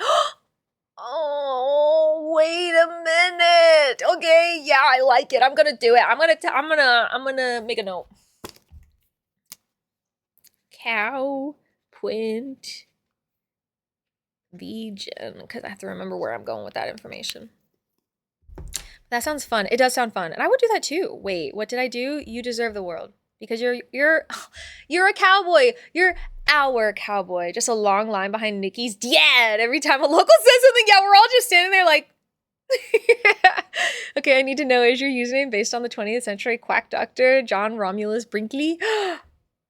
Hi, cuties. Hope everyone's doing well on this social Sunday. Pickley! Can we get a shout out for the Pickley if we have not already? Pickley, how are you doing? We're doing really well today. We're learning. I just went on a bit of a tangent because I told everybody we're going to Puerto Rico one day, and I'm going to take everybody with me, and I'm going to make it a whole thing where I'm going to go and I'm going to email. I'm going to say, hi, I am a online content creator. I am also a Puerto Rican. My heritage is my ethnicity. My dad's from Puerto Rico. And we would love to learn more as a community. And then it's gonna be a whole thing. I'm so excited. Okay. And we're gonna learn, and I'm gonna learn, and I'm thrilled. And this is gonna be fucking fire, dudes.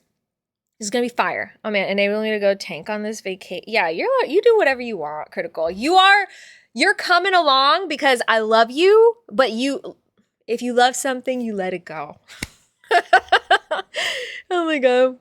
¿Puedes terminar de ser mod esta mujer morado, por favor? See, okay, I don't know what you just said there. I feel stupid now. No, Lemon, don't. I'm sorry. What did I do to make you feel stupid? Come here, bring it in. I'm sorry. I want to drink with locals too. Okay, Brittany, you and Critical are partnering up, and you guys go. And whoever else wants to drink with locals, you guys go. That's fine. We'll meet you guys after. Also know the most important sentence of all. No hablo español. That is a good sentence. The best music and food. Oh my god, my mouth is watering right now. Just thinking about the food. We talked about it earlier, but mofongo? I'm so confused. What is a cow print for? So Hunter, I'm going to break it down for you. You're a VIP.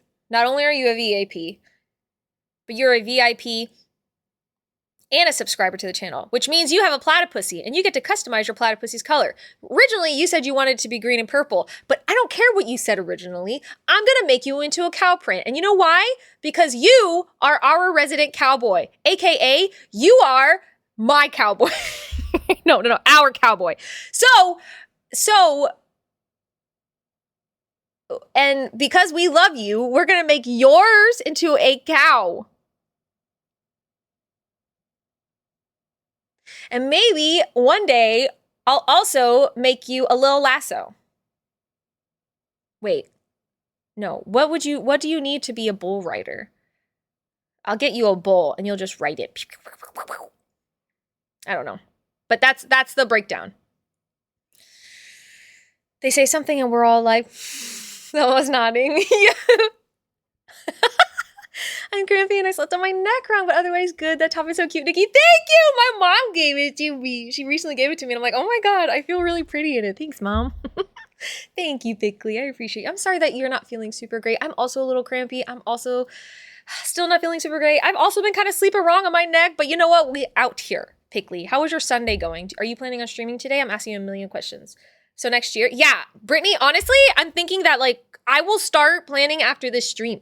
And I will start looking at it a little bit more broadly and seeing what needs to happen in order to make this happen, because this would be an absolute dream. I'm also going to get a hold of, if everything seems like it is a feasible thing within a year, that would be so sick. And like, maybe I can get a hold of Tor, and maybe Tor would be interested in coming along with me. This would be incredible content. Like, it's just a lot of things need to be like sorted out beforehand, right? I've got dogs, partner, apartment, lots of things need to be figured out, but it's definitely a feasible thing. It's a feasible thing. Going to end up being enabled into a marriage with a short but wild Boricua who is mean to me but cooks really well. Critical. And honestly, would we get invited to the wedding? Could I stream at the wedding? I'm just kidding. I would never want to stream at a wedding. Unless I was told to, but please invite me to the wedding. Because I misjudged the inspiration behind. Oh, Lemon, I see. We love our cowboy, we do. I just really like John Romulus Brinkley. His story is wild. I've never heard of him. Can you give me a little bit of a synopsis on that, Lemon? Poor Hunter is getting thrown around like a fucking rag doll. Yeah, but he's gonna be a bullfighter. A bullfighter, yes. So I looked at the US map today. Montana is whispering something to Idaho. Russia. Is it? That is amazing. PR 2026, baby. Oh, I hope your physiology treats us kinder. I agree. Wait, where did everybody go? Oh, battle royale. I see. Steven, get it. Everybody get ready to fight. Look at how scared. Ricky, your character looks like you're about to kick ass. I agree. I hope that our bodies can learn to treat us a little bit kinder. I might stream, not sure though. I'm obsessed with Night Ream, but it's also too fast-paced for stream. Is it? Okay, that makes sense.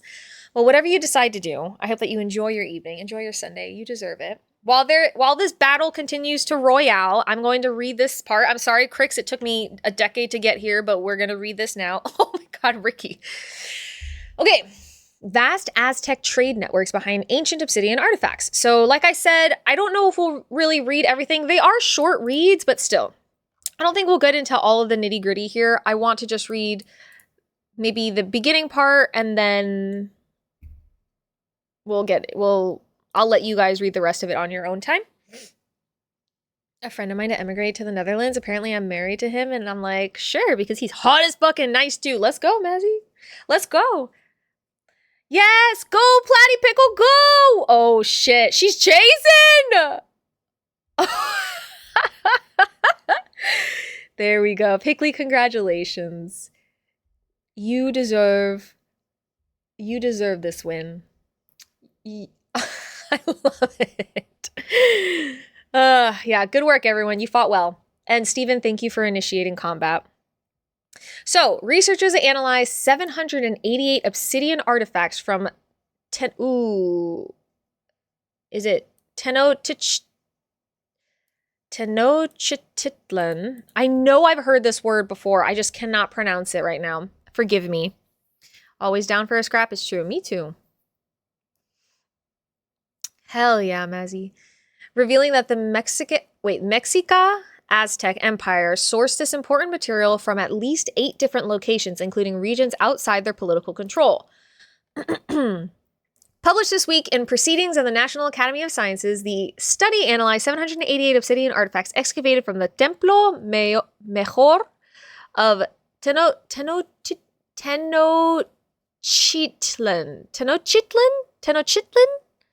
Lan? Oh, I'm so bad at it. I would need to hear it, but Pickley, thank you. The main temple and core of the Mexica Empire, located in what is now Mexico City. The research represents the largest compositional study of obsidian ever conducted at the site. Ew! Archaeologists found that while the Mexica primarily used green obsidian from the Sierra de Pachuca source, they also acquired obsidian from at least 7 other locations, including regions beyond their political borders, such as Yucario in the Purepecha territory. Forgive me on pronunciations, I'm really bad, in West Mexico. The findings suggest a sophisticated economy that relied not only on conquest, but on active, long-distance trade, even with rival polities. What? That's actually pretty sick. New archaeological research by Tulane University and the Proyecto Templo Mayor in Mexico reveals how obsidian, a volcanic glass used for tools and ceremonial objects, and one of the most important raw materials in pre-Columbian times, moved across ancient Mesoamerica and shaped life in its capital, Tenochtitlan. The study sheds new light on the economic networks, rituals, and political influence of the Mexica or the Aztec Empire. When she mumbles and roll her R at the same time. This work not only highlights the Mexica Empire's reach and the complexity, but also demonstrates how the archaeological science can be leveraged to study ancient objects and what they can tell us about past cultural practices, said study co-author Jason Nesbitt.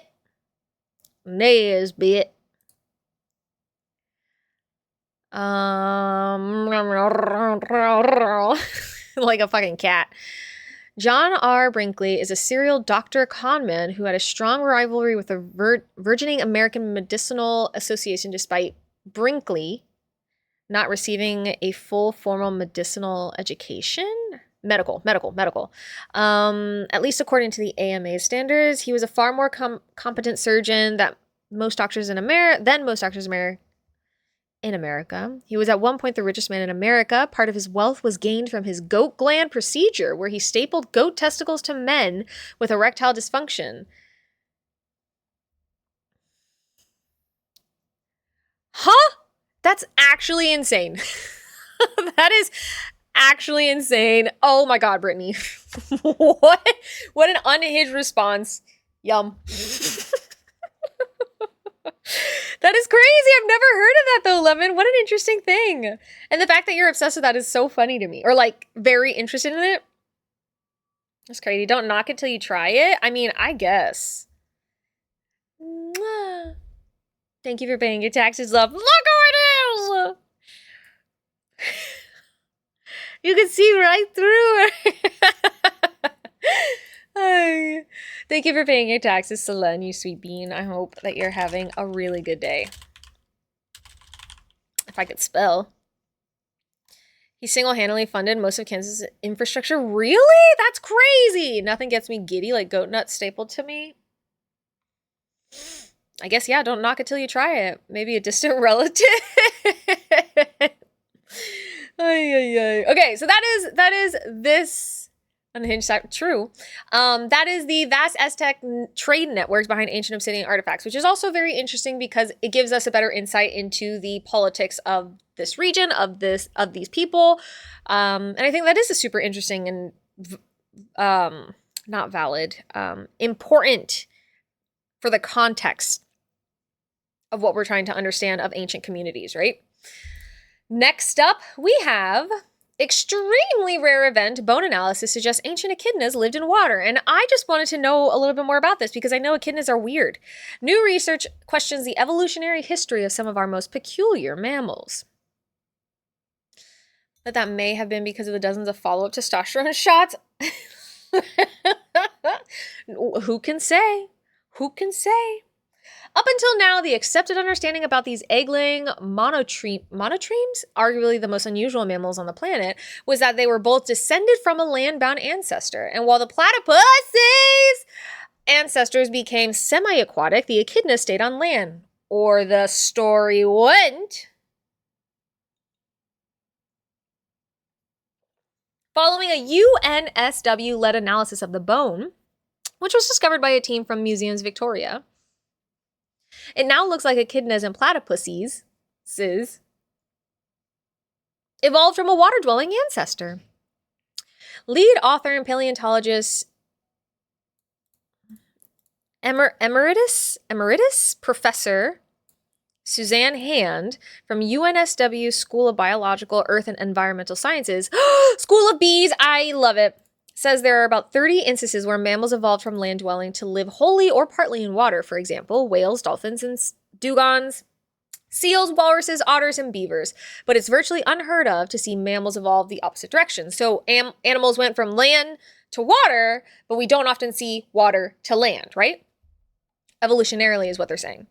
We're talking about a semi-aquatic mammal that gave up the water for a terrestrial existence. And while that would be an extremely rare event, we think that's what happened with the echidnas, which would make them all the more bizarre. About the humorous, oh gosh, my eyeball.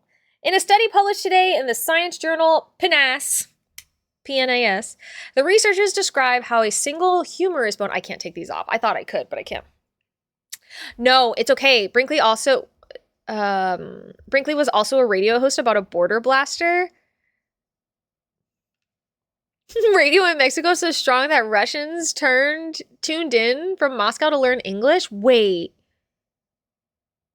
That's crazy.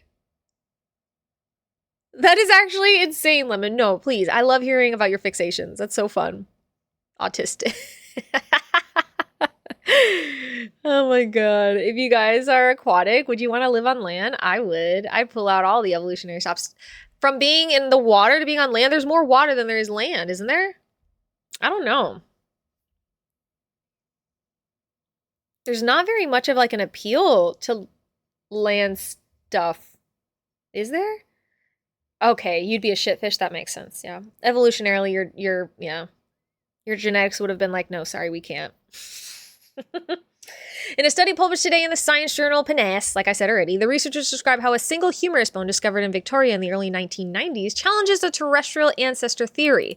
The humerus bone, which is the upper arm bone between the shoulder and the elbow, is the only bone known that belongs to the extinct species. Oh, holy shit. Was World War II the first time that like these like bigger radios were said to have been established? Also, what is a border border blaster radio? What is that? Oh, Pickley. Oh shit. Outwardly, the single humerus looked more similar to those found in echidnas than in platypuses, and led some scientists to conclude it may have been an ancestor of modern echidnas. But other scientists have suggested it was an early common ancestor to the platypus and echidna, known as the stem monotreme. Whether cryoricytes lived life solely on land like modern echidnas or were amphibious, like the living platypus, has been debated.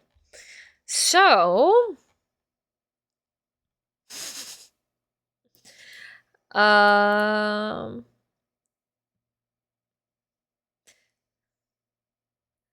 are other oddities about modern echidnas that could be further clues that speak to their semi-aquatic ancient past. The bill of the platypus is well known to have lots of highly sensitive receptors that detect tiny electrical currents generated by prey. And while the beak of the echidnas has fewer receptors, people have suggested that these receptors are leftover of their platypus heritage and are remnants of the platypus bill that can be found in the beak of echidna embryos. Another feature that could have been inherited from an aquatic ancestor is that echidna's hind feet are turned backwards, much like a platypus's hind feet, which is uses as a rudder. This feature is used when burrowing, something not seen in other mammals except platypuses.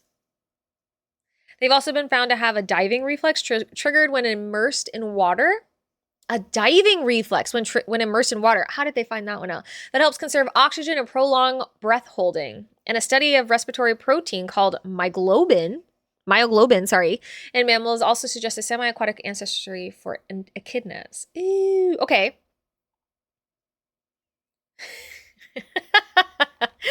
So,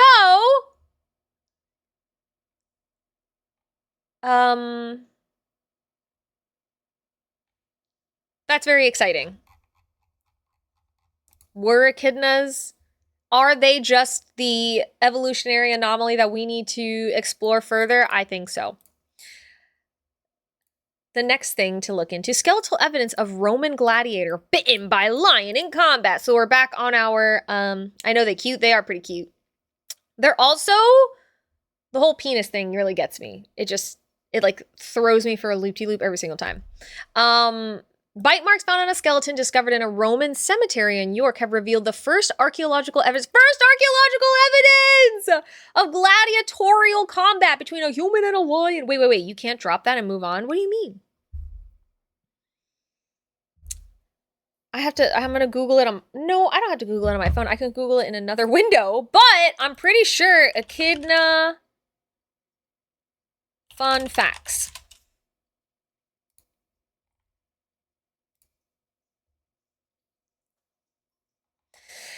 So, their spines are actually specialized hair. So they look like they might be spiny, but it's just hair. They have different colored spines. Blonde highlights. So they're okay. And they form mating trains during breeding season. There's a female that leads a train followed by up to 10 males. Suitors follow the female long distances until the female is ready to mate, and then she lies relaxed and flat on her stomach, and the males that form the train dig a circular trench around her. Eventually, the largest male pushes the competing rivals out of his mating rut. Male echidnas have a four-headed appendage.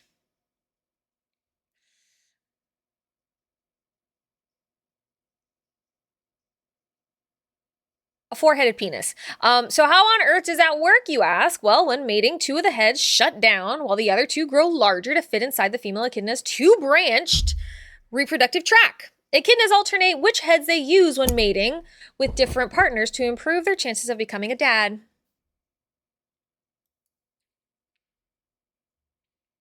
Science. A border blaster was a radio that sat on the outside of the American borders to circumvent the USA's radio regulations. Where in America, civilians were only allowed a small bandwidth, a border blaster is outside of the country so it can use more bandwidth. In Brinkley's case, it took up Mexico's entire bandwidth. Oh my God. It was so powerful that it could be heard literally anywhere in the world. Whoa. Okay, so that's pretty sick. With that context, that is actually pretty interesting. A whole ass train. That's what I'm saying. Browse. Echidna dicks are certainly something. Have you ever seen them? No, I've never seen them. And I'm not sure I want to. But a four-headed penis is crazy. Welcome back, Kai. They got a full-on orgy pit. Yeah. 4 heads. Fuck it. I'm Googling it. Google at your own risk. They lay eggs. They don't need teeth. They're toothless. And they dig. There you have it. Echidna. All right, now let's get back to anthropology, everybody. Please. The skeleton was excavated and examined from one of the best preserved gladiator graveyards in the world. Driffield Terrace, where researchers announced the archaeological examination of 82 well-built young male skeletons in 2010. Did you know snakes have 2 dicks? Oh, I think I learned that on freaking the Alveus channel. I think I knew that, but I don't know much more than that. Why do they have 2 penises? Is one a fake out penis? Experts at the time noted from tooth enamel. Why indeed? I don't know. Oh, okay. Well, I'll have to Google it later then. Roman provenances from around the world. How was your walk, Kai? Also, sounds good, Hunter. We'll see you in a little bit. I hope church goes well. from, as well as evidence of unusual funeral rites at the burial site and deaths consistent with gladiatorial combat. Gladiatorial. Okay, I want to make sure I was pronouncing that correctly. Such as individuals being particularly strongly built as a result of training and a high frequency of healed injuries associated with violence. Now, I want to know. Okay. So, reported that the human remains had bite marks. Robin, thank you for paying your taxes. I appreciate you. Walk is good. I had an energy drink. I'm so happy for you. All the dick talk drove man's right to God. That's... I get it. I really do. Robin, how are you today? It's good to see you. Thank you for paying your taxes. The bite marks were likely made by a lion, which confirms that the skeletons buried at the cemetery were gladiators rather than soldiers or slaves as initially thought, and represent the first osteological confirmation of human interaction with large carnivores in a combat or entertainment setting in the Roman world. So by this, if I'm reading this correctly, and somebody, if I'm misinterpreting the information, please let me know, but this is to say that we suspected that there was an engagement between animals and people, but we had no archaeological evidence for this. And now it's showing that it is, like, this is the first evidence of it versus maybe like written story and depictions of and all this other stuff. So that's pretty fascinating, right? If this is the first time that we're discovering physical evidence of something, this is now like solidifying it within the archaeological record, which is rad. Hunter, we love having you here. Enjoy. And thank you for paying your taxes. So this is the final piece of evidence from work that began in 2004 when the first skeletons were excavated in the 1800-year-old Roman cemetery along the Roman road leading out of York to Tadcaster. Where's Russell Crowe? Where is he? The skeleton, a male aged between 26 and 35, was buried in a grave with two others and overlaid with horse bones. He might have had issues with his spine. It may have been caused... Oh, I wanted to mention, do you guys know what osteological means? Osteology? Hi there, Nikki. Can't stop long. Just dropping in. Oh, while I take a break from some intensive work. How are you doing? Sproggy, I'm doing really well. How are you? We're talking about anthropology today, just kind of like chilling and hanging out and vibing and whatnot. I hope that your work is going super well and it doesn't take too much of your time or effort. I think it's really interesting that it's all the way over here in the UK rather than in Rome too, so it was surely quite common. That's what I'm saying. Bone related? Not so bad, thanks. Absolutely. Happy to hear it. So, oh. Yes. Osteology is the scientific study of bones. So when you hear a paleo or, oh God, what's the difference? I'm trying to remember now. There's paleo ontology. No, not ontology. Oh Lord. Paleo ontology.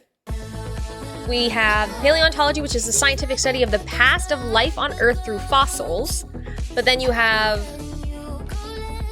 paleoarchaeology, or paleobiology, or paleoosteology, which then becomes the study of human bones. So there's a distinction between human bones and a thank you, Critical. I don't know what happened, but thank you. There's a difference between fossil bones, whenever you're talking about studying like dinosaurs, and then human bones. Just two different things, right? My mom would have disowned me if I got that wrong. Is your mom a freaking osteologist? That'd be sick as fuck. Hi, True. Welcome in. I can't hear any of these alerts. I feel so bad, but welcome. Okay, so that's great. So now you guys have learned a new word, right? So if you ever see it out there in the world, I'm spelling that wrong. Osteology. It is the scientific study of bones. It's okay. I heard it. That's all that matters. You're right, True. How are you doing today, True? You having a good day? She loves digging up Wait, Spaced. Did you talk to me about this before? Is your mom an archaeologist. I got my mod sword wet today. Yeah! Critical! Let's go! Spaced, I feel like an idiot. I feel dumb. I'm so sorry. How could I forget this stuff? I want Spaced. Let me come over and let me hang out with your mom. So sick. Not a formal. No. Yes, no, probably not. Thank you for the lyric, Tommy Pickles. I appreciate you. Gotta dig a trench around a gas line and water line. Please be careful. Oh, Lord. That's scary. It's an archaeologist or a biologist who studies bones specifically, probably. Well, right. But osteology, yes. It's the study of the bones. But great. We now know the word, which is awesome. What a coincidence. I enjoy gnawing on bones. Bones are pretty great. Bone marrow is pretty delicious. You know, it is what it is. All right. Confirmation of human interaction with large carnivores in combat. Okay. The lion bite wound, confirmed by comparing it to sample bites from a lion at a zoo, was not healed and is therefore likely to have been the cause of his death. It is believed that the individual was decapitated after death, which appears to have been a ritual for some individuals in the Roman period, although the reasons for this remain unclear. More to learn. This is hugely exciting find because we can now start to build a better image of what these gladiators were like in life, and it also confirms the presence of large cats and potentially other exotic animals in arenas in cities such as York, and how they too had to defend themselves from the threat of death. Eee, that's so cool. Yeah. We may never know what brought this man to the arena, where we believe he may have been fighting for the entertainment of others, but it is remarkable that the first osteoarchaeological evidence for this kind of gladiatorial combat has been found so far from the Colosseum of Rome, which would have been the classical world's Wembley Stadium of combat. Cats. Just cats. Oh! Okay, so that's another article down. If you guys want to read more about that, I will again be posting all of these in the Discord. I will continue to repeat that until I am blue in the face. Please go and follow Puka if you haven't already. Mwah. Thank you for paying your taxes, my love. I hope you are having a wonderful day. Happy Sunday. Phoenician culture spread mainly through cultural exchange. Ancient DNA analysis challenges our understanding of the ancient Phoenician Punic civilization. No worries, Kai. Sounds good. Take your time. Okay, a little bit of a weed, shall we? I thought most Roman major cities had sports arenas. I mean, and that could be the case. I'm not entirely sure. I don't have a lot of I don't have a broad understanding. I don't have a very specific understanding of classical archaeology, which tends to lean into like Roman, Grecian, all of that. But hold on, I need my chapstick. But stop when you get to prepping. Sounds good. I guess their whole argument is it was believed to be, like, most people associate that sort of combat with the Roman Colosseum. And so to find it not at the Colosseum is exciting. But yeah, you might be onto something too. Cats! Look at all the cats! There's so many! Add in 1 minute, everybody. Again, we'll take a little bit of a break from the actual reading once we get there, so you guys don't miss too much.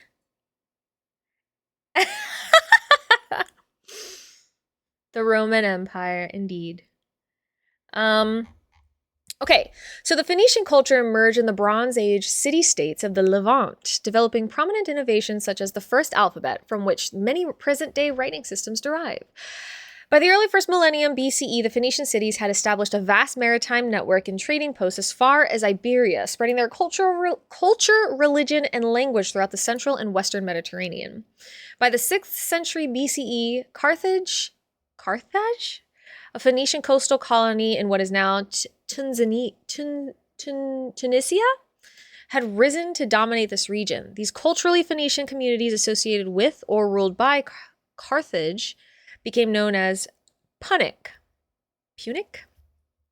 We'll pause.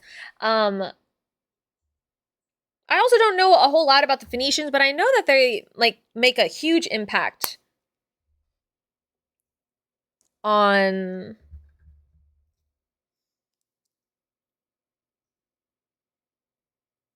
stuff and things. I should look more into them. The sentiment of developing prominent innovations such as the first alphabet is very interesting. And I wonder if there is a... I have to look at the timeline of Phoenicians with other ancient cultures. But I wonder if that's challenged at all in the academic circles.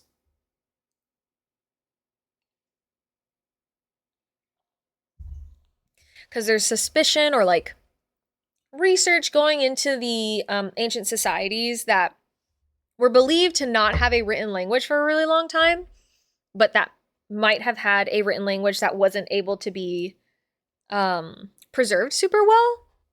And I wonder if that's a part of that, or if that has any impact on that discussion. I don't know. I do not know. Huh.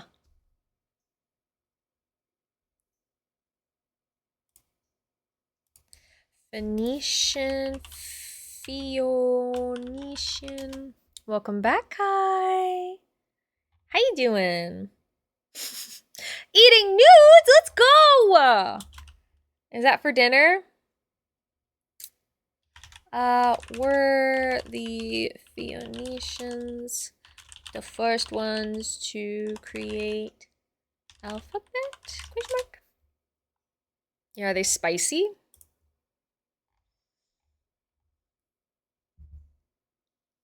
God, I can't believe we've been going at this for 2 hours and it's only 11 o'clock.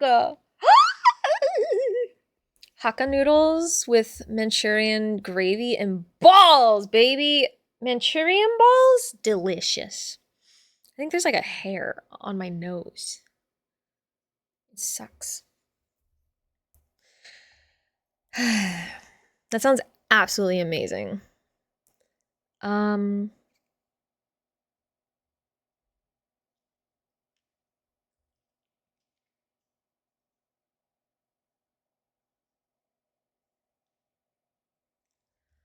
Huh.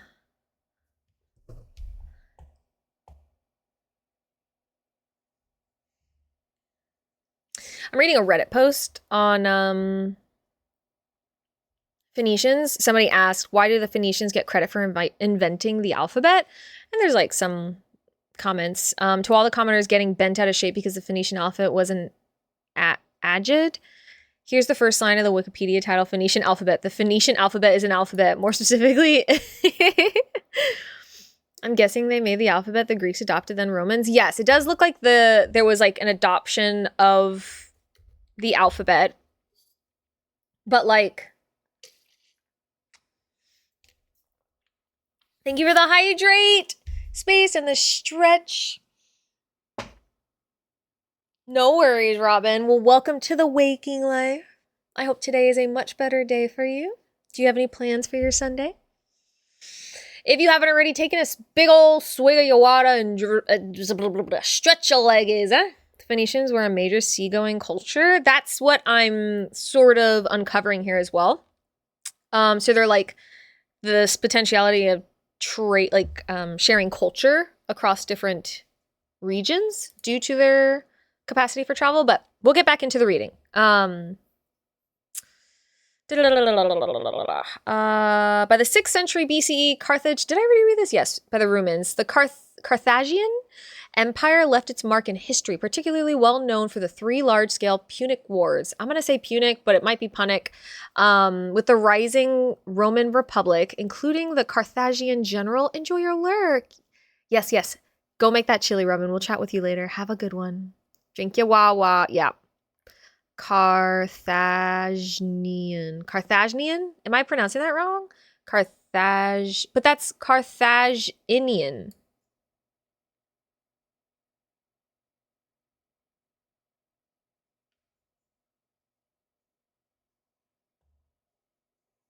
Carthaginian.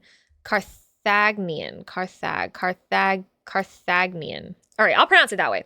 Particularly well known for the three large-scale, is it Punic? Carthaginian. Carthag. I'm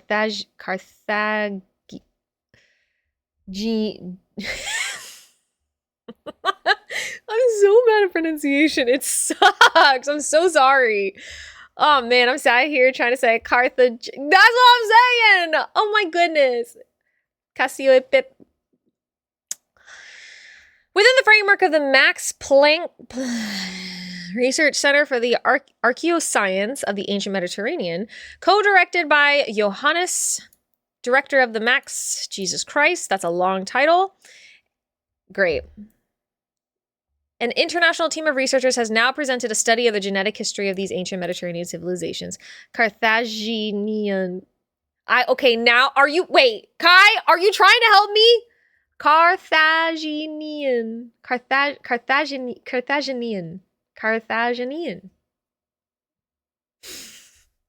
Okay, I did it.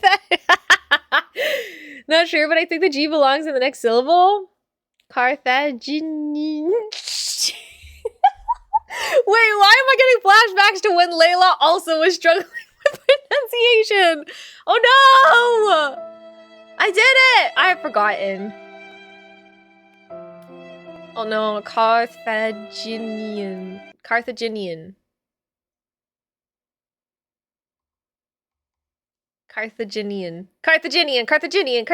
Okay.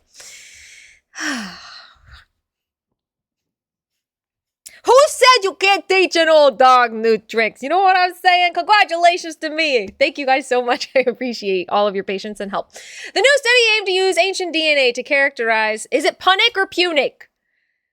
People's ancestry and look for genetic links between them and the Levantine. Do you want to know how I learned to pronounce this word? Yes, Kai, please. Wait, is it from the game that we played? That I think about with fair regularity? Punic is how I say it, but I might be wrong. I don't know. I learned it from the Forgotten City. I was just going to say the Forgotten City. Let's go. Well, look at me forgetting.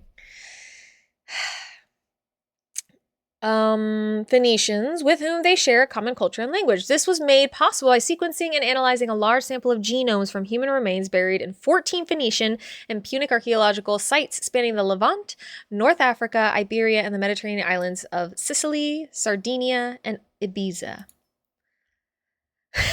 that doesn't... Rochelle, break it up for me. I can't pronounce it. Okay, so, yeah, Kai is smart. The gladiator dressed guy said, who trusts a... Oh shit, Maple also learned it from Gladiator. Hold on, I gotta go back and read it again. wait.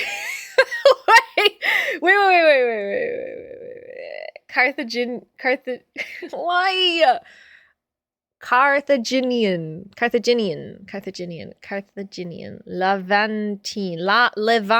Levantine. Thank you! I only learned omelette de fromage. I hate it. Nailed it. Thank you. Maple, please. I'm embarrassed. You're so smart. And I'm fucking up. I'm not going to say anything anymore. Oh, you're right. Pin it. Oh my God.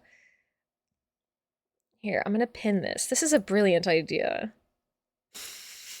Wait, hold on. Levantine. Am I pronouncing that? Levantine. I hate it. Go follow Maple if you haven't already. Maple's red as hell. I hung out in there yesterday. It was very good times. You introduced me to a new way of chillaxicating that I never thought I needed. It's okay. We all need study tools to learn and remember. It's so true. And I appreciate you guys. Seriously. Thank you for helping me pronounce it. I'm trying my best. It was so good to have you. And yes, and I want to definitely make more appearances in there. I'm trying to... I'm blowing through my studies for this summer so that I can get back into hanging out during the summer in people's streams. So I'll definitely make more appearances as I can. Chillaxicating sounds like the technical term for Netflix and chill. Yeah, just without the, like, the sausage, you know? Where was I? So the study highlights that Punic sites were home to people with vastly different ancestry profiles. We observe a genetic profile in the Punic I'm gonna look it up.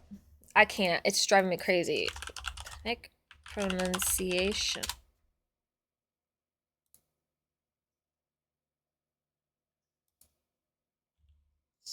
Did anybody hear that?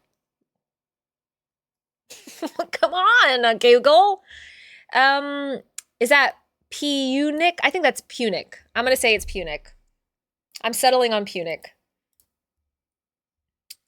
So the study highlights that Punic sites were home to people with vastly different ancestry profiles. We observe heterogeneous genius. Jacob, thank you for paying your taxes. Punic. Thank you guys. I appreciate it. I said it right? Okay, excellent. I have to lurk and make food, but I'll be Nick. Oh, let's go. Thanks for the stream. It's been super fun and interesting. Cricks, absolutely. Thank you for coming through and hanging with us today. I always appreciate y'all coming and wanting to learn and willing to go down rabbit holes with me. So we love having you here, Cricks. I can't wait for Maple's special poutine cooking stream. Wait, that's happening? That's happening? Is it Putin? I heard you say Putin. Maybe. I think I'm... bad pronunciation. Bad. He promised. Excellent. Please make that happen because I want to be there. I want to take notes and I want to make it myself. Thanks. Could I look it up on Google? Absolutely. Do I want to? No, because I want a maple version. Thank you. Depends on region. Very fair. Very fair. Yes. Critical. Now I'm questioning my pronunciation. I'm sorry. I don't mean to make anybody question anything. We will make it happen for sure. We will not want to make the abomination that we're... Wait. Oh, no.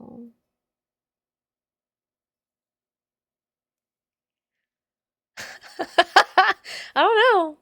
You make the video. Maybe I will make it anyway. That's very exciting, though. And I definitely want to be there for that. That is what makes it special. Is that the pasta one? Are you doing the pasta thing? Yeah, oh my god. Actually, you know what? I take it back. I'll just follow all the steps except the pasta. I don't think that's gonna work for me. That's a no from me, dog. They're making it... No. I'm kind of excited to see it. I'm not gonna lie, but yeah, I don't want that. I don't want that. Okay, I'm just gonna actually read this last paragraph here because I'm getting so distracted with this one. But effectively, these findings reinforce the idea that ancient Mediterranean societies were deeply interconnected, which is very fun, very exciting. Porker, thank you for paying your taxes. With people moving and mixing across often large geographic distances. Such studies highlight the power of ancient DNA and its ability to shed light on the ancestry and mobility of historical populations for which we have relatively sparse direct historical records, which is very rad. I love science. I think science is so sick. Sick nasty. We could do some really cool things with it when we're not trying to fuck up our planet.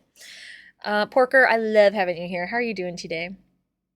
How activity in Earth's mantle led to the ancient ancestors of elephants, giraffes, and humans led them into Asia and Africa. What roils beneath the Earth's surface may feel a world away, but the activity can help forge land masses that dictate ocean circulation, climate patterns, and even animal activity and evolution. Fun. In a paper published in Nature Reviews Earth and Environment, an international team of researchers investigated the formation of a large land bridge that connected Asia and Africa 20 million years ago through what is now the Arabian Peninsula and Anatolia. I love this music, but it makes me want to move too much. Does that make sense? So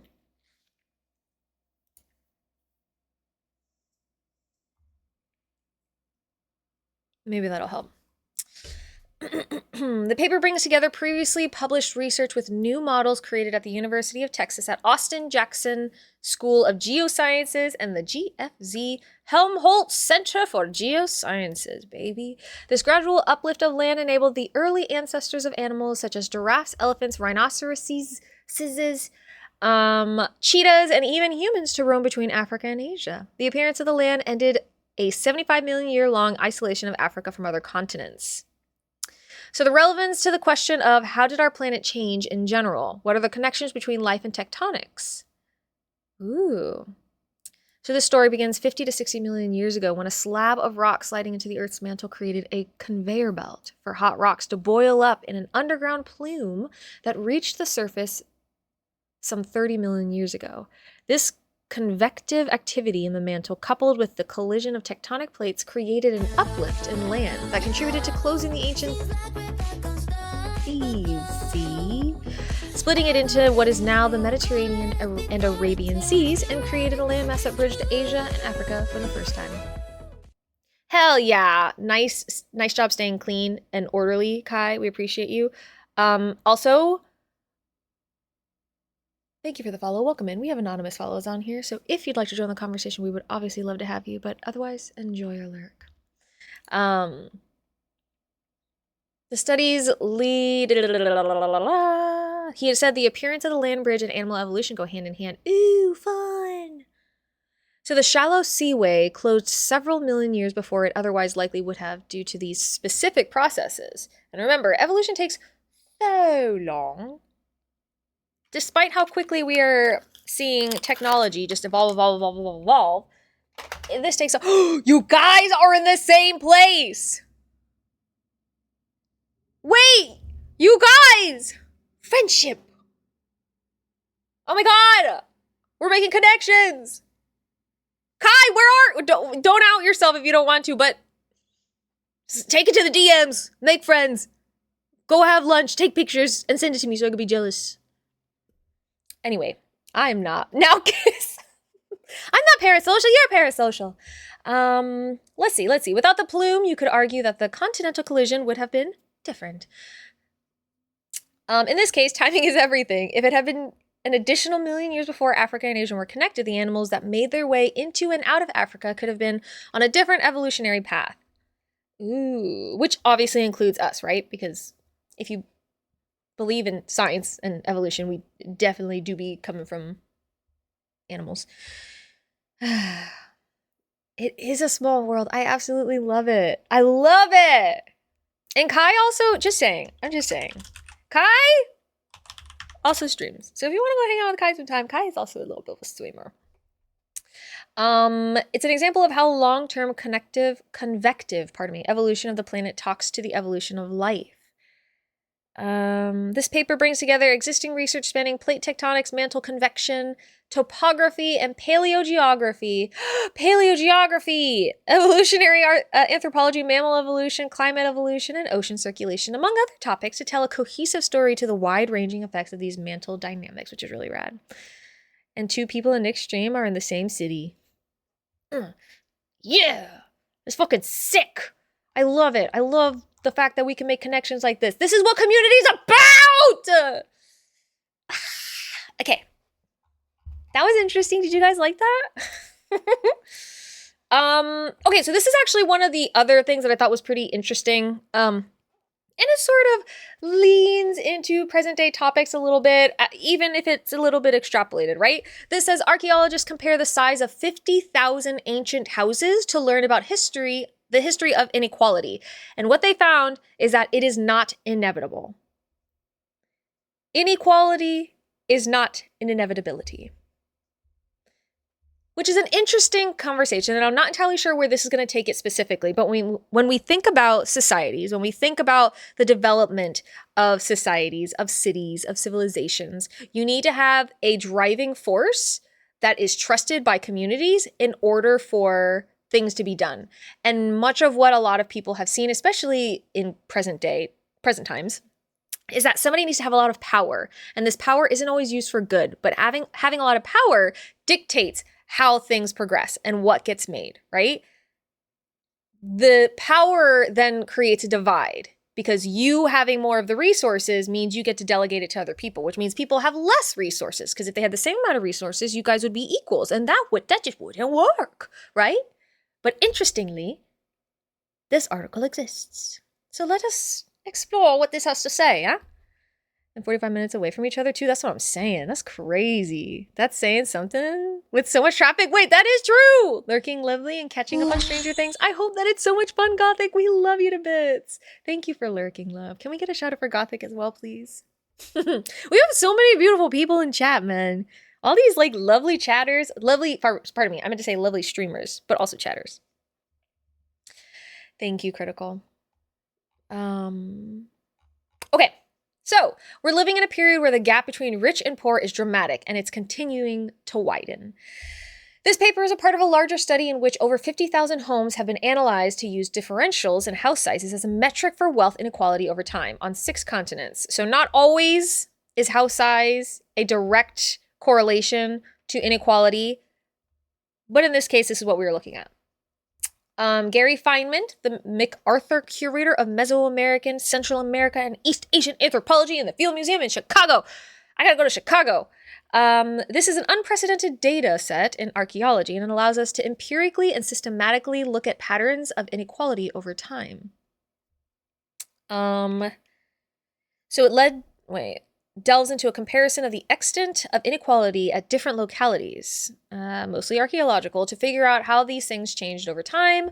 While there is not one unilinear sequence of change in wealth inequality over time, there are interpretable patterns and trends that cross-cut time and space. What we see is not just noise or chaos.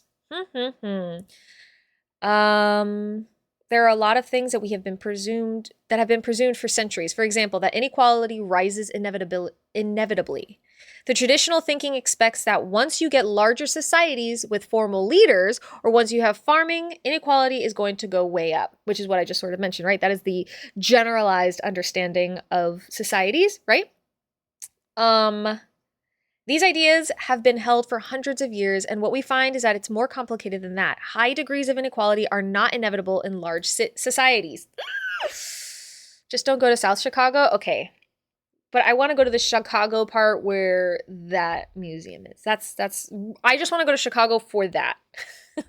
There are factors that may make it easier to happen or increase high degrees, but these factors can be leveled off or modified by different human decisions and institutions. Ooh, Chicago deep dish pizza, yum! To quantify, and compare economic inequality in different places at different points in history, the researchers used the variable distributions of house sizes at more than 1,000 settlements to calculate a Gini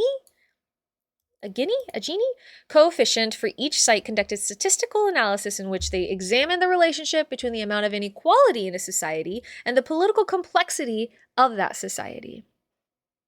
Is it Gini? Okay, thank you. Or Gini. Is it a hard G or a soft G? I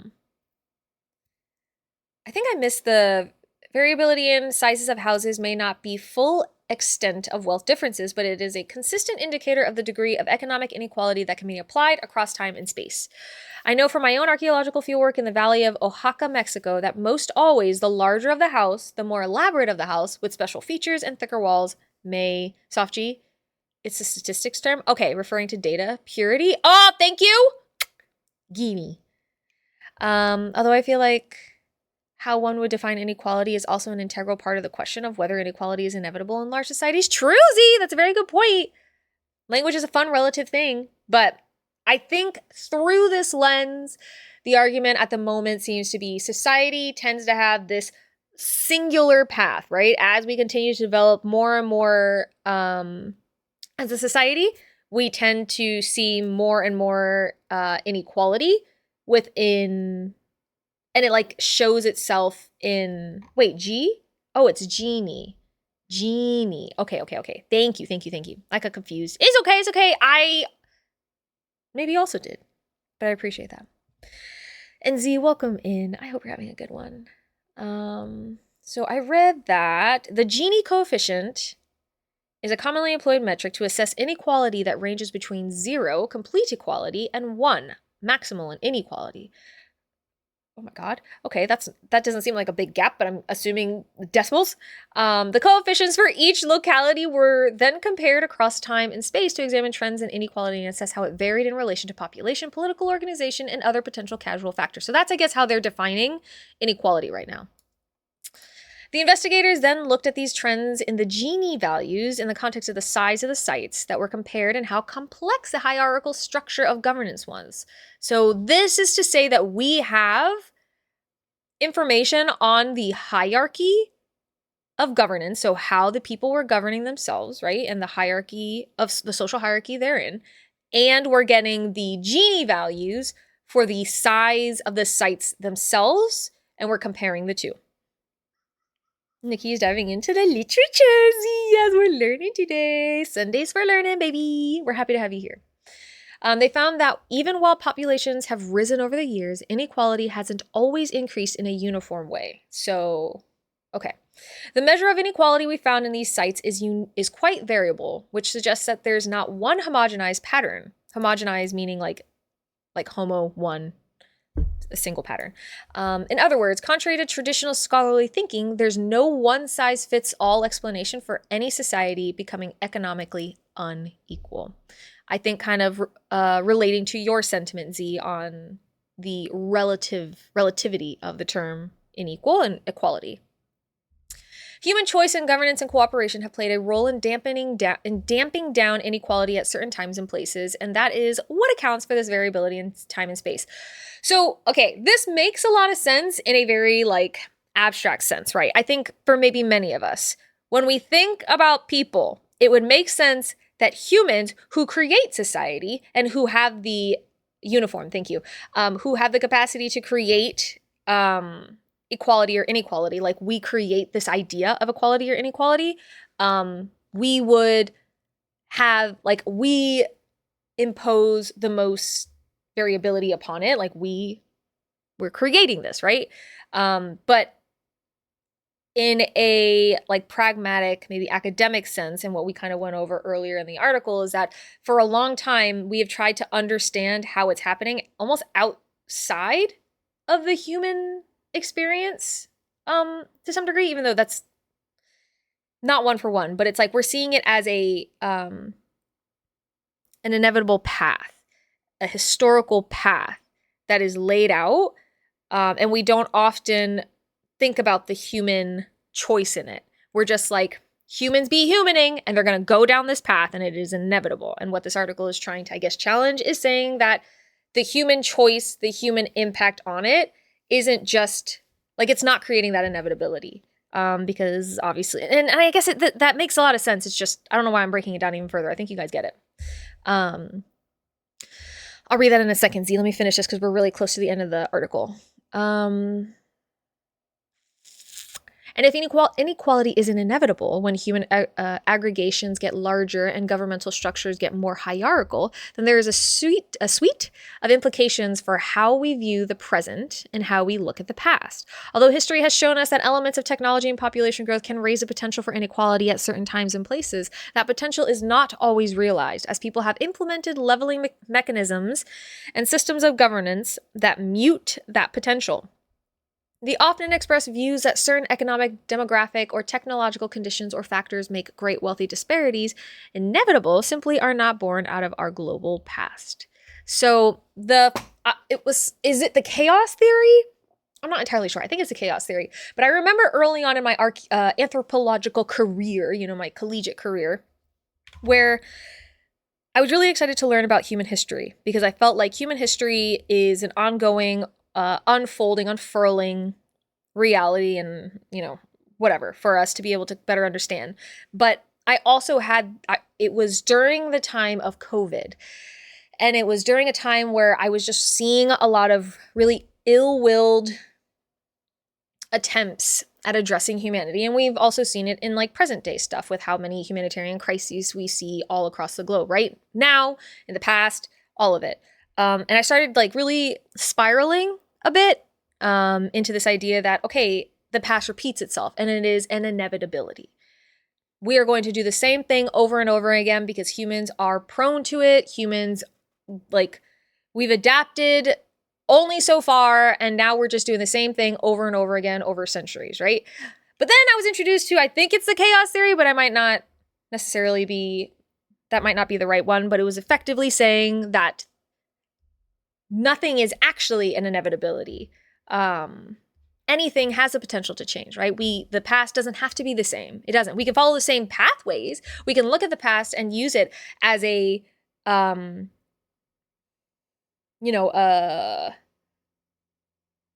what's it called?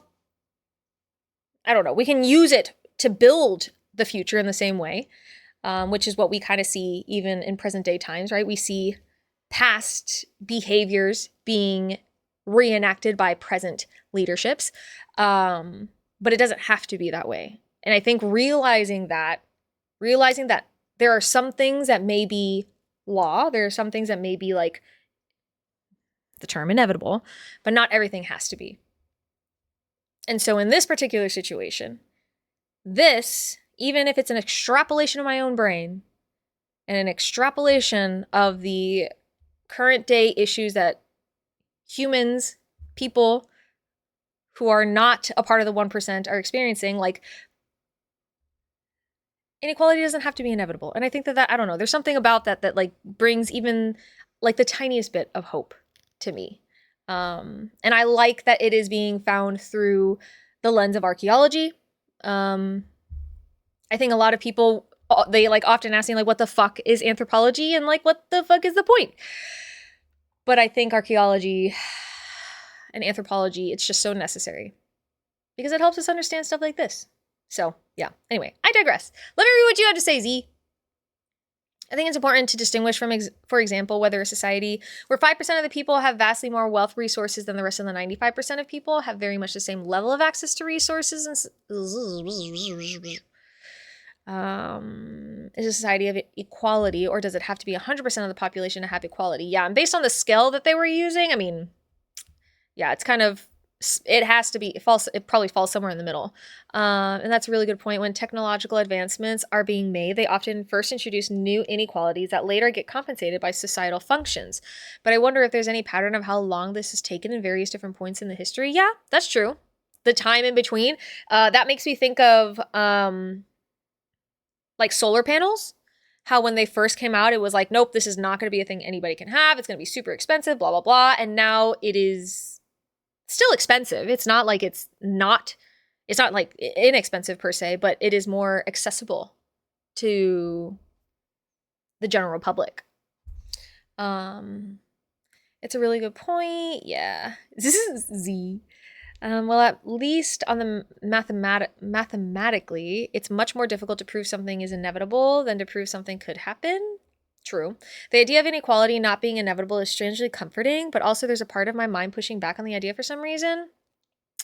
Yeah, I get it, but I would wonder if that is like the kind of like the education, the cultural information that we've been given. Because, you know, for me growing up, I was taught that there is an inevitability that history repeats itself and all this other stuff. And so I wonder if like unintuitive, the element of inevitability feels unintuitive. Every tribe has a pecking order. Humanity's social model is still primarily tribal in nature, born of survival and need and adaptation. Societal structure needs to evolve slowly, just like biological evolution. There's still a heavy us versus them mentality ingrained into day-to-day life, yes. Even those considered more woke are tribal in some way like anyone else. Equality is a desired end result in our societal evolution. It's possible to get there, but we're going to stumble for a while, yes. And I think I would definitely agree with that critical. That feels true to form. Because in learning the bits and pieces that I have of like egalitarian societies, it is not that the pecking order, it's not, I think the issue is that, at least from like a Western perspective, when we think of pecking orders, when we think of hierarchy, we think of it being static. At least that's me, right? I think of it being static. So once it's like, these people are here and these people are here and there's no real movement in between. And when there is movement, it's almost like an anomaly. But what I have kind of been like relearning and trying to understand a little bit more is like in an egalitarian society, there is that whole element of this person has the most knowledge of this thing. So they become in this hierarchy, the best person to address this issue. But they can then relent that knowledge to somebody else who might have more experience in it if that comes about, or they then relent their kind of their sense of, you know, whether it's dominance or otherwise to somebody else when facing a different challenge. And like I think, yeah, mostly for me, it's just this idea that hierarchy needs to be static whenever hierarchy is really like malleable. And right now we have somehow gone from, I mean, I guess, no, we were just sort of like, we're figuring out how to no longer be this us versus them. Anyway, I do agree with you, Critical. But yeah, so that was an interesting article. Again, we kind of read through all of that one, but I will definitely post this in the Discord for you guys to look at. And then this last article I think that we have to look at is this. What are these? What did I have? Oh my God, my nose itches so much right now. This is just all of it. And then that was my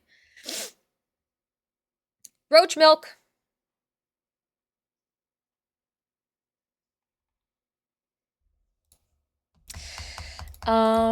New method provides the key to accessing proteins in ancient human remains.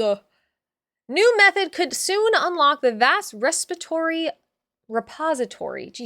of biological information held in the proteins of ancient soft tissues. The findings could open up a new era for paleobiological discovery. Wah, wah, wah. From brains and muscles to stomach and skin, preserved soft tissues can offer unique insights into the past and the lives of individuals. Bug buddies! But up to now, this treasure trove of information has been largely inaccessible to science.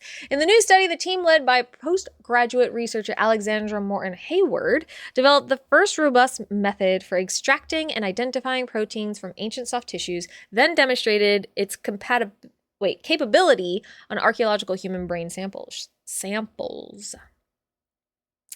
Studies on ancient proteins have been confined largely to mineralized tissues such as bone and teeth, but the internal organs, which are far richer sources of biological information, have remained a black box because no established protocol existed for their analysis.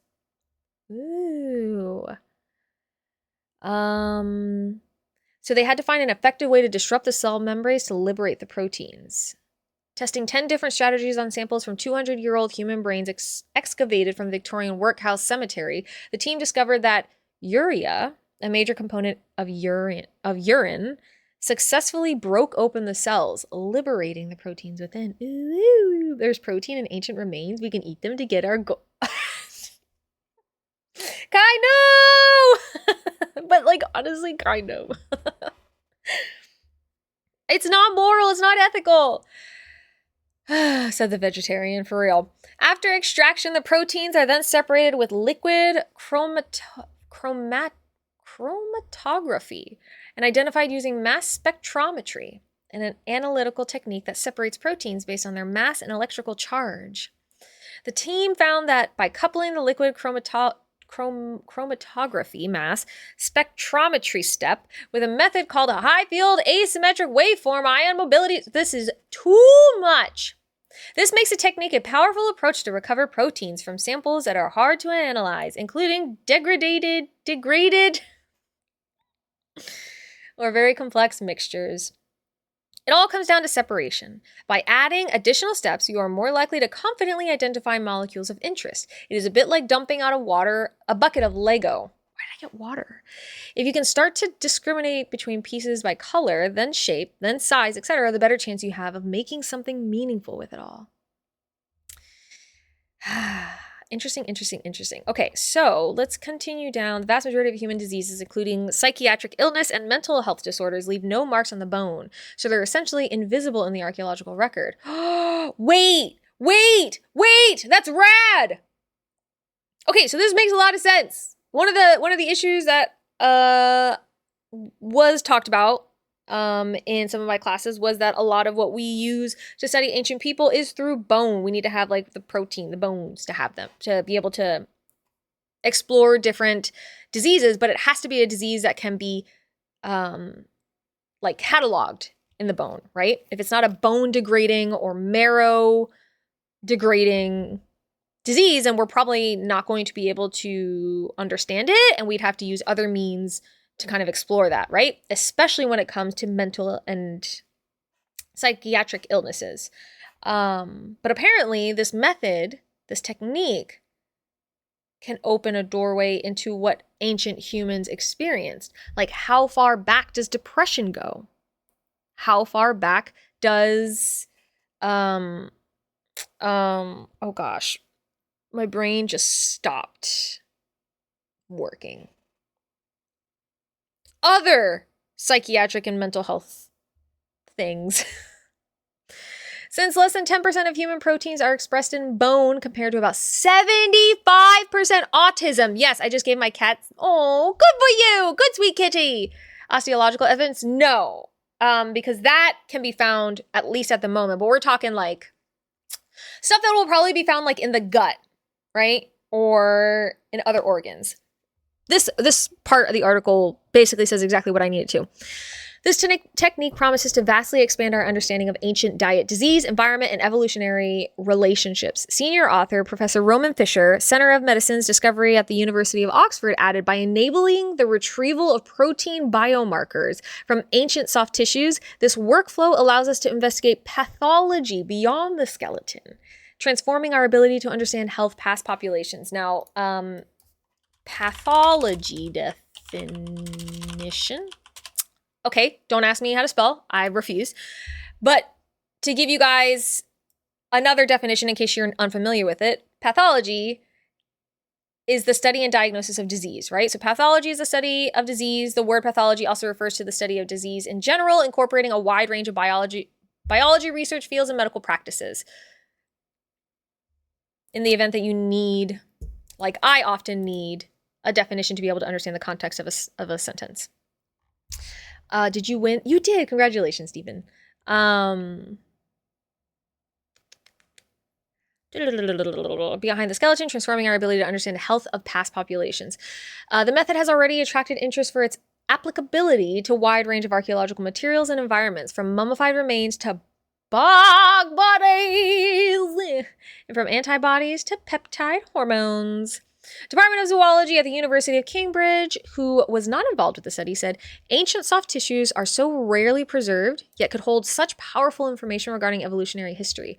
It is key to first develop the best way to obtain relevant information from these materials, which is what the study does. This type of fundamental experimental work is crucial for the field to move forward. So cool. The study is well designed, and I look forward to seeing what will be gleaned from the future protein data. This is so cool. An artifact is considered to be any portable object used, modified, or made by humans. Hell yeah, Kai. We didn't get a bog body quote, but that's okay. Natural way to learn. Right. So this is so sick. That's so cool. This is why I like anthropology and archaeology, physical anthropology, archaeology. It is the most scientific. It deals with a lot of genes. We're trying to understand ancient humans and how the fuck they felt and they lived, what they got up to and into. It's so cool. Me too. Me fucking too. Nintendo Game Boy equals artifact. Indeed it is. Which is that's a fun thing. What are some things within your own life? And I think this is one of the early, no worries, Kai. Enjoy your lurk. We love you. Thanks for hanging with us today and helping me with my pronunciation of things. My friend did his PhD in archaeology looking at plant remnants. What? Found in dig sites to analyze early human diet. That's so sick. Several of my professors are actually really, really, really interested and invested in like agriculture and how ancient societies handled their food, processed their food, did all kinds of stuff with the food. And it is big brain information, but how neat is it? And I wonder what your friends, like their thesis and their dissertation and everything like that, what that all entailed and what they actually came to find out about, because the things we can find out, the fact that some of these well-preserved bodies still have the stomach within the remains, to the point where you can actually see what their final meal was, like, it's fascinating. Food is a fascinating element to the human history, makeup, everything. I'm enthralled. Like, what was up? Yes, exactly, Ramen. Exactly. Analysis of the digestive tract contents can give us a lot of info on the society. Yup. Hi, Richard. Thank you for the lurk. We love you. I hope you're having a really good day, buddies. Yeah, I'm invested and interested in a lot of elements of anthropology. It's part of the reason why I really struggle to find a specialization. And it's part of the reason why I really want to explore creating a space like this for science communication where we can talk about any number of things as it relates to anthropology. And like we can communicate it amongst each other, we can discuss it, and I can try to teach you guys certain things about it. But like the idea that we can, and Layla, thank you for paying your taxes. I love you. The idea that we can start to better understand not only like the diets of people at the time, but how the diet of an ancient people and civilization impacted their day-to-day life, impacted their culture, impacted their society, impacted how they thought, how they viewed the world potentially, right? Especially if we can correlate that to mental illnesses or psychiatric illnesses, and not necessarily to say that like food has any like major or minor impact on things, but like our gut is like a second brain and it takes in a lot of information. And it's not like how far back does that go? Was that for our early ancestors? That's whenever it started. Was the gut a stronger brain for our early ancestors than our actual brain is? Like, did it give them more or less information? And like, just, I love it. I love it. So that's where we're at. Those are just okay, reset. Those are some of the things going on in the world of anthropology. And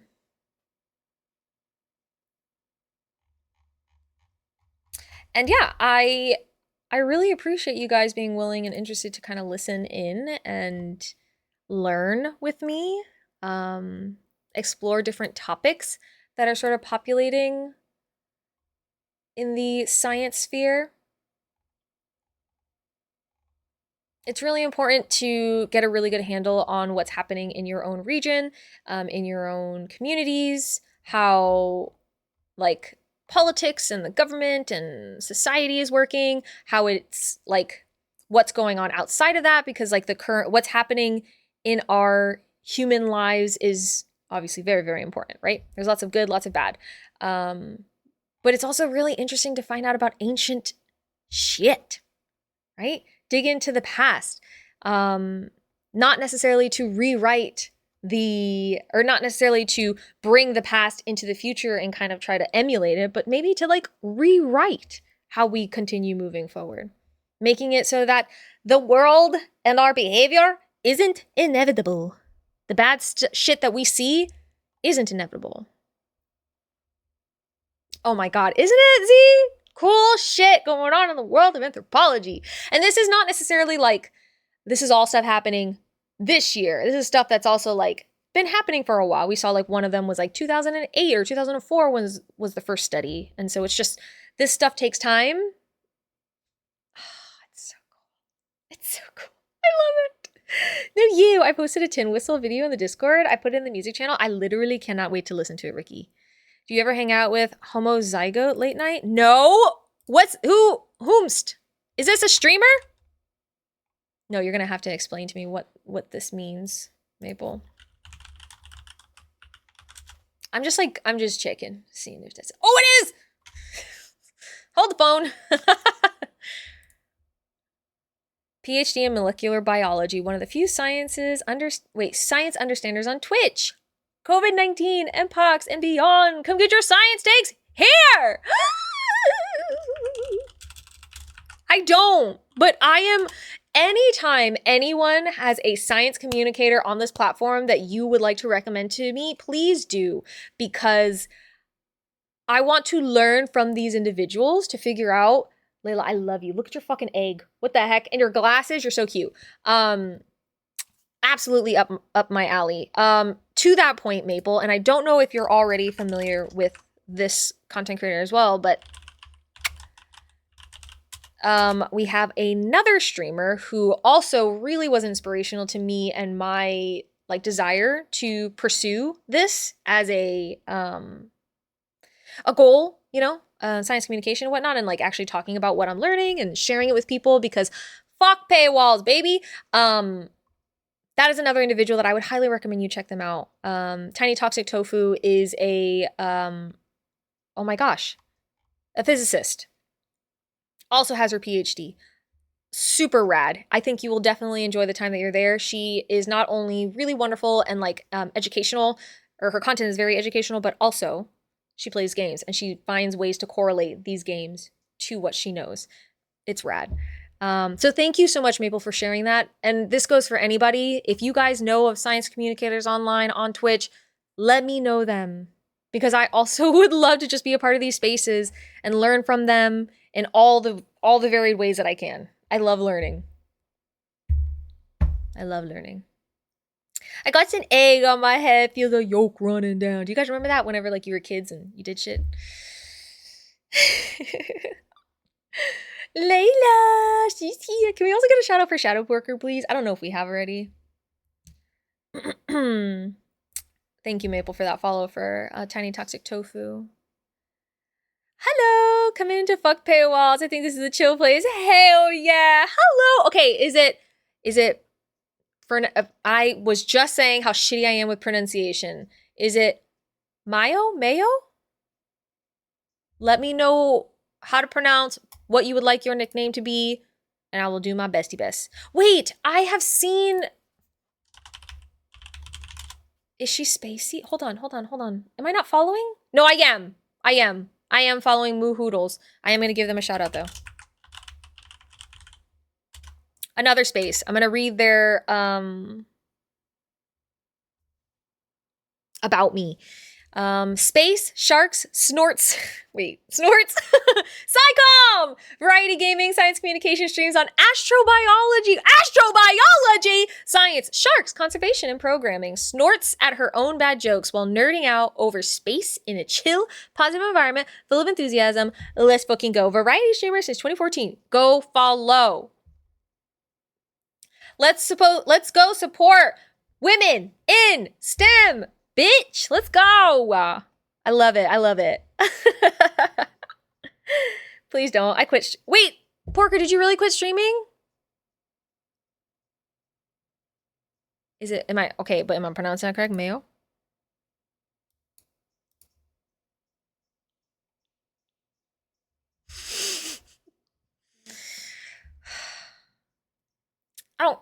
I don't give a fuck, Porker, okay? I'm gonna shout you out because I know you stream.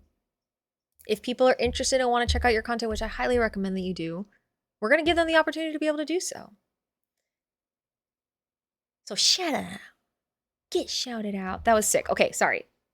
I love this. I'm finding new people. Thank you so much for the recommendations. This is very exciting times. I want to keep streaming. I don't think that I necessarily want to end yet. I would like to end maybe in like 2 hours. So we're going to keep going.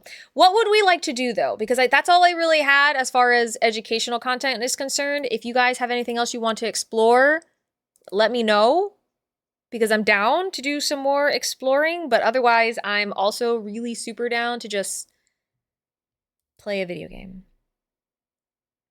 Oh, wait. Oh my God. Hold on. Wait. Her name is like a platypus. What? They don't... Did you... Okay, thank you. I was going to say they don't exist.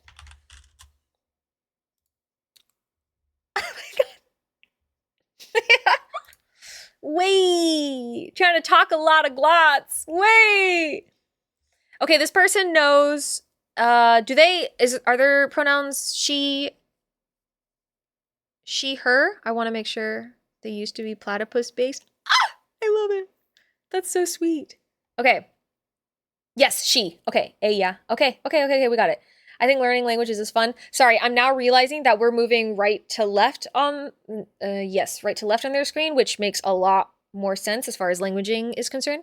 As in polyglot. Yes, that's what it's sounding like. Critical. Hold on, I'm going to give them a shout out here in a second if you haven't already, but I wanted to read their thing.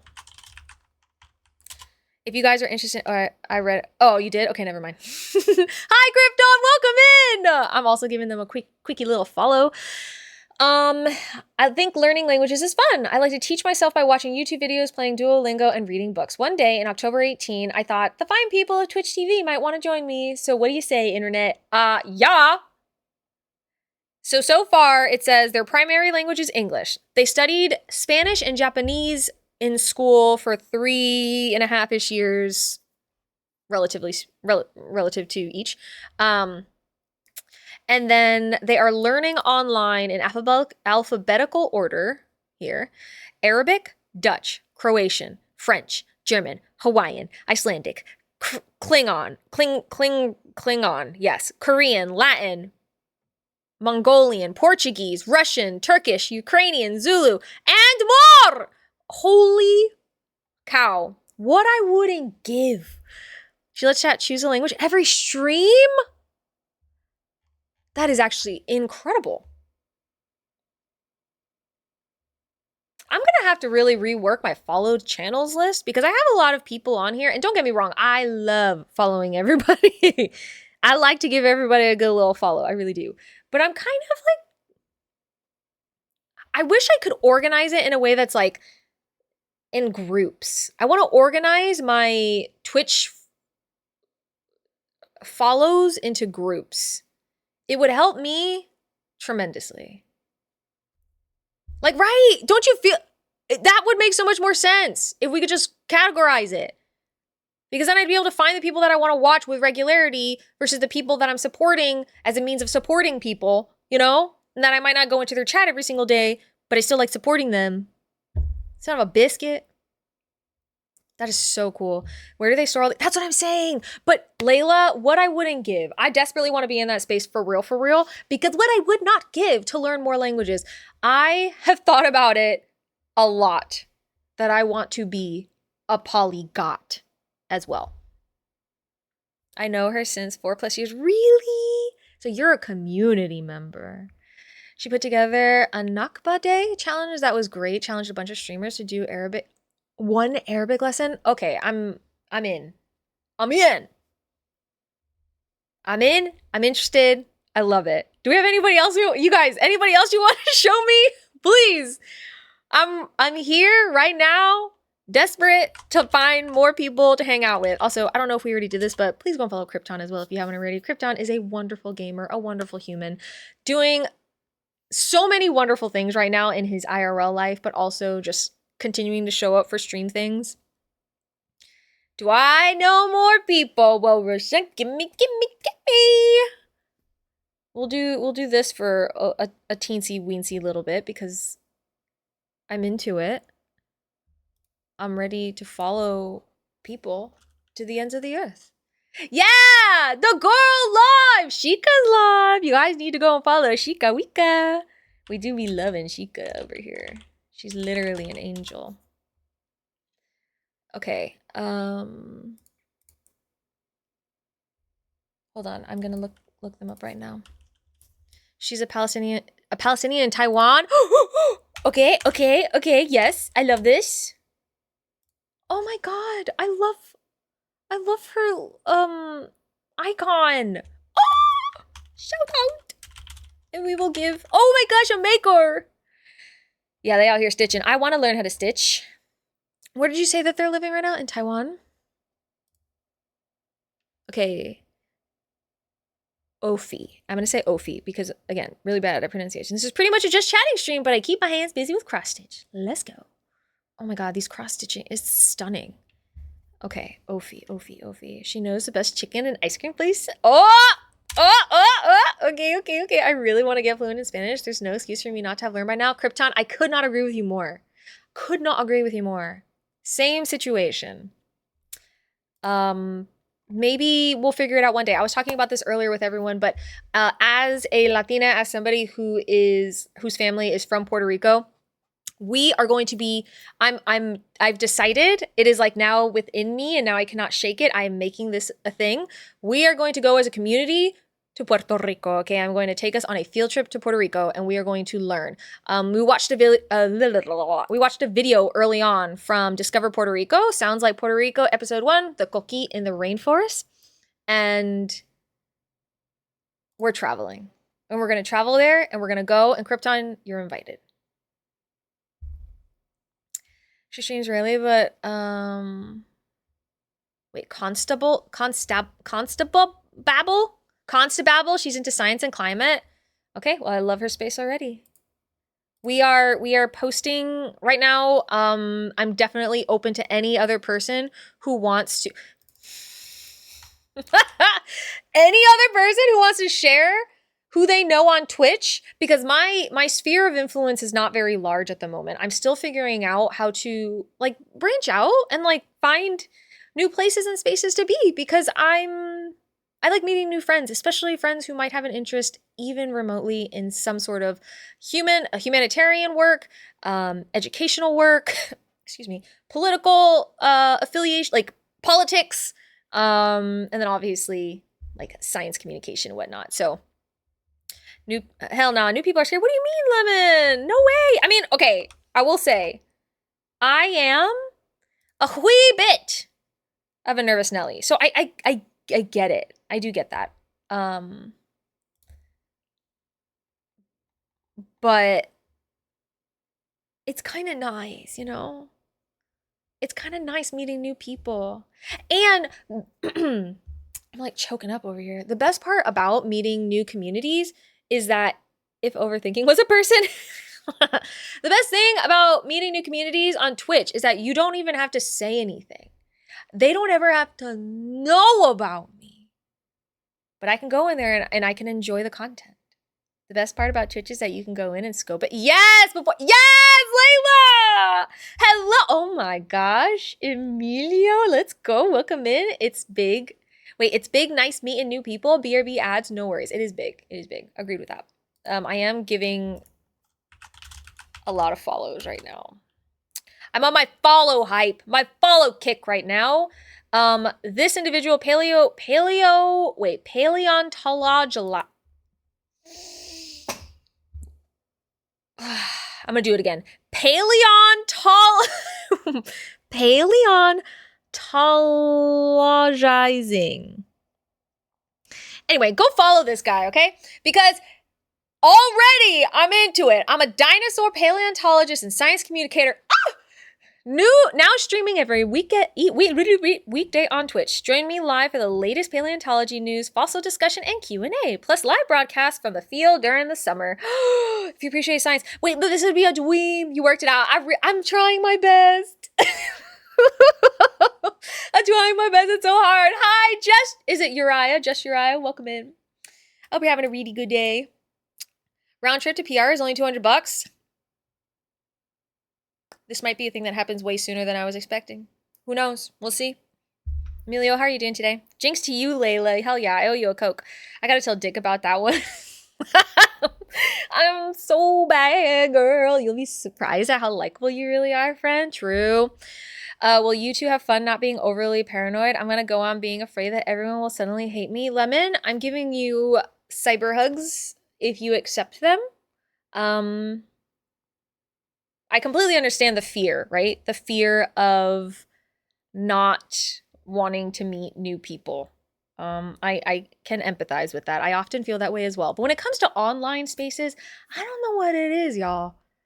This feels a lot safer for me. I feel like I can go into spaces and meeting people like Maple, meeting people like Airy, meeting people like Tiny Toxic Tofu, who have much larger audiences with like, and doing like a lot of amazing things.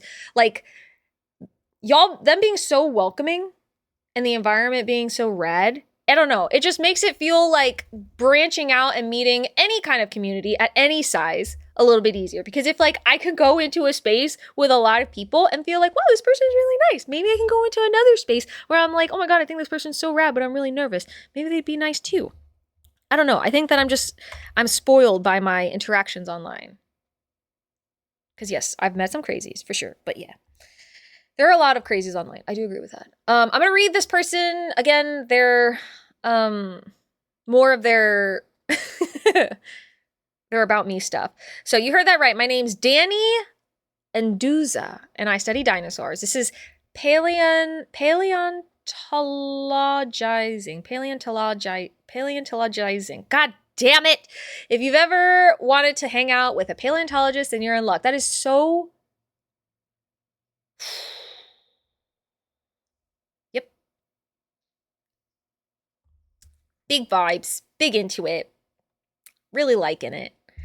I think for the most part, leftist Twitch is pretty welcoming. My whole goal is to try and find and help amplify as many less humanizing voices as possible with Maple. I love it. I genuinely think that you are doing it too. I agree though. I do think that when it comes to the Twitch sphere, I have only ever really encountered anyone outside of that leftist bubble in spaces like Hassan or politically charged spaces that might have, because I know that Hassan gets a lot of leftists and middle ground people and everything, but like the people that I tend to follow, the spaces that tend to get recommended to me, I don't have a lot of the scaries. So I'm really grateful for that. Yes, Richard, I'm going to give him another shout out, but go follow this person right now. I'm not going to pronounce his name again, but his name is Danny IRL. Oh, dinosaurs, baby. Oh, wait, Layla, when you were saying you're going to tell him about that, are you talking about the streamer? Because like, fuck yeah. I'm biased too, though. I've had an overwhelmingly positive experience. I've obviously had some bad interactions, but I've met some really incredible people on this platform. Layla, I completely agree with you. Layla, also, I thought you were talking about telling him how I couldn't pronounce this streamer's name, which I was like, please don't do that, but I wasn't going to tell you. I'm glad you're talking about just telling him the person. Yeah, I do agree with you, though, Krypton and Layla. I've had an overwhelmingly positive experience for the most part. I mean, I've been here for a short while compared to others and found someone 45 minutes away. Wait, Rashada's not saying that's so sick. Oh my goodness. Let's make them sick connections. Same for me. Twitch has introduced me to some of my favorite people. I gotta drink some water.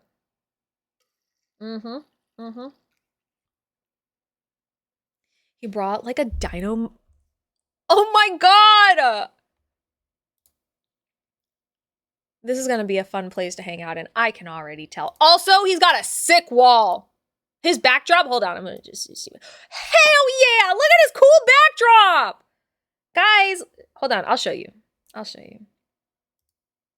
Check it. Wait, is this muted? It is. Sorry. Thanks to your help. Yeah, and it looks like somebody, thanks to your help, is going to be getting us a 40-foot shipping container. Really? Behind the museum. Yeah. All right. Jaleesa's dealing with that one. Fantastic. Yeah. Okay, That's actually. Such good news. Oh my god. I love his background. It's so cool. But yeah, okay. That's cool. That's fun. And bringing a freaking dino Muppet. Ugh, what a legend. Thank you, Layla. I know you wouldn't. You're a sweet angel. Why he got half-eaten chicken thigh nailed to his wall with all the fossils? Where? Chicken thigh? Oh wait, I think. Look, I don't know what that is. That could be fossilized poop for all we know. But guess what? If you want to find out more, you'll just have to go and follow. So yeah, what a cool experience Twitch is. And this is part of the reason why I'm really excited about potentially pursuing this long-term into a place and a space where we can not only learn together, but as sort of like what Maple was talking about, like also elevate voices who are really good for this platform, also do as much good as we possibly can for people within our community and also outside of it. Not the mama. Hell yeah, you know dinosaurs, Benny. I see you. And so seeing these creators, oh my god, they're doing it. They're doing the thing. It means that there's like for me in my brain, it means that there is a path, right? There is a path being laid out, and it is possible for other people to succeed in this as well, and to like do the work that you want to do and put out the content that you want to put out in the world. So I'm super excited about that. And thank you all so much for sharing those creators with us, because genuinely, I had no idea that they were out there. And that's in large part on me because I'm not doing my own research, right? And like looking for these people. But yeah, I really like the connectivity of communities. And it's really rad to be able to have so many of you willing to share so many other people with me. So yeah, thank you so much. Okay, here's what I'm thinking, because like I said, I want to continue streaming onto and into eternity. So, what if we take a quick break? I'm going to go and get some food. And then maybe we can either play a game. Yes, Maple. Okay, so here's the problem. I really want to be a science communicator and I want people to take me seriously, but also I talk about platypuses, and anytime that I say something that has itty at the end, it becomes titty, community, responsibility, everything. And I can't help myself. And so please take me seriously, science community. But also no. Titties are science. It can't be helped. I'm going to, I feel like that will do nothing but broaden your audience, to be honest. Wait, hold on, just kidding. Longevity. Precisely. And Maple, here's hoping. Here's hoping. Join the community. We have platypuses here. That's our slogan. The wifey wore your knowledge merch with this skull yesterday. Got a ton of. Wait, really? Oh my god, that's so fun. That's actually super cool, Krypton. Your wifey is amazing. Please tell her I am honored, beyond honored, that she'd be willing to wear my merch. And holy shit. That's pretty cool. Okay, I'm going to take a quick break, but I am going to have you guys do a little poll. Do a little dance on a little pole for me, everybody. Just, nope, that's not what I meant to say. I take that back. Vote if you'd like. What should we do next? Question mark. Wait, no. I take it back. World of, no, wow. Outer Wilds, we can do more of that. That's a super fun game. Ancestors, oh my god, if you got, I know that it's not a very fast-paced game or anything. It's primarily a game that I just really like playing, but that one. Bless it, chat. I think hold on, I gotta figure this out. You guys are distracting me. Wow, Outer Wild. No, I don't want to play. I don't think I want to play WoW. Surprise, surprise. If you want to, you can. I'm not going to fight you guys on that. I just shouldn't have said it in the first place. I think that's where I fucked up. Or we could do more BG3. We'll do that. Okay, so I have 3 options for you guys. Please take your time, but please vote. And I'm going to take a quick break. It probably won't be 5 minutes, but it might be. I'm going to go stretch my legs, drink my water, get a snack, and I highly recommend that you all do the very same. Okay. She'll usually chill in the office with me while I watch. She's also a fan. Oh my god, Krypton Wifey! I'm so honored. Too bad your bot is enabling your stripper talk. I'm leaving. We support sex workers here. We talked about this recently. Fuck AI and generative AI in many, many capacities. Also, it could be really interesting, but I'm leaving. I'll see you guys in a second.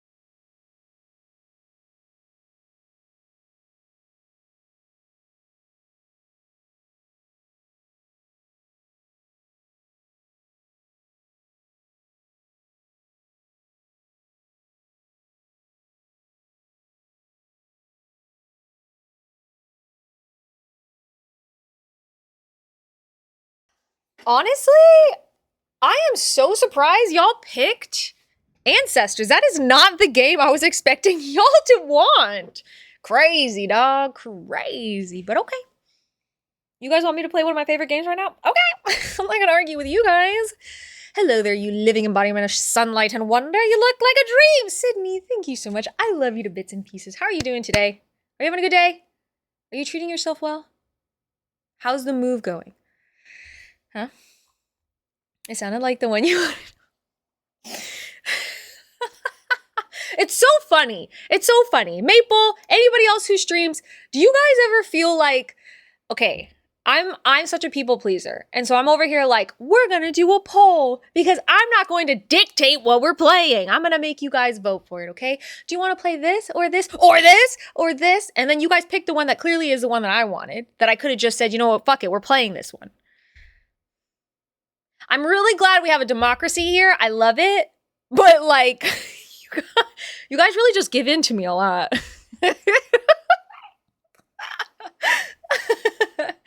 I'll take it. I'll take it. I love it. I love this game. I think it's really fun. I think it's such an interesting way to showcase evolution through a like entertaining sort of capacity. So I'm really excited for those of you who have never seen it before to see it. I also have my lunch. And I've decided this afternoon, depending on the weather, I'm going to take Milo because Ripley doesn't like going over to my parents' place. And I'm going to go and I'm going to do yoga in their backyard. I've decided. I also got more coffee. Because I didn't think that I had enough energy going into the rest of the stream. Thank you guys for voting, though. I know Outer Wilds would have been super fun as well. I would have been down for either. Any of them, really. But,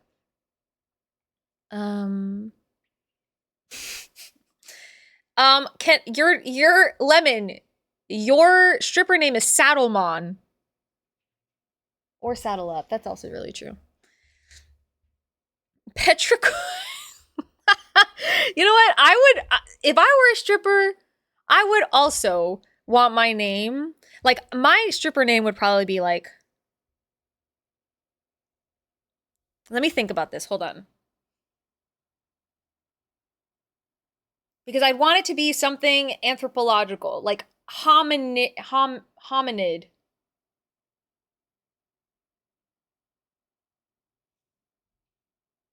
don't know. I can't think of it right now, but I'll come up with something later. Nope, just go for something generic like Brock. Generic is boring. Keep it the theme here and add some fun to it. True. Thank you guys so much for the welcome backs. I know nothing about strippers or their names. Are they usually scientific? They can be, honestly. Your name could be whatever you want it to be. I played some of the Ancestors a few years ago and it's heckin' hard, isn't it? Skinny, I agree. I don't know why. I felt like I looked like right here at the camera's right there. Skinny, I agree. Also, what the fuck? Skinny, you were here a second ago when you said longevity.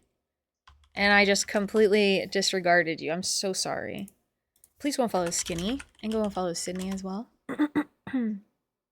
My day just started. We've signed the lease and moving in. Wait! Oh, July. Okay, sorry. Damn it. I'm getting my June and July confused.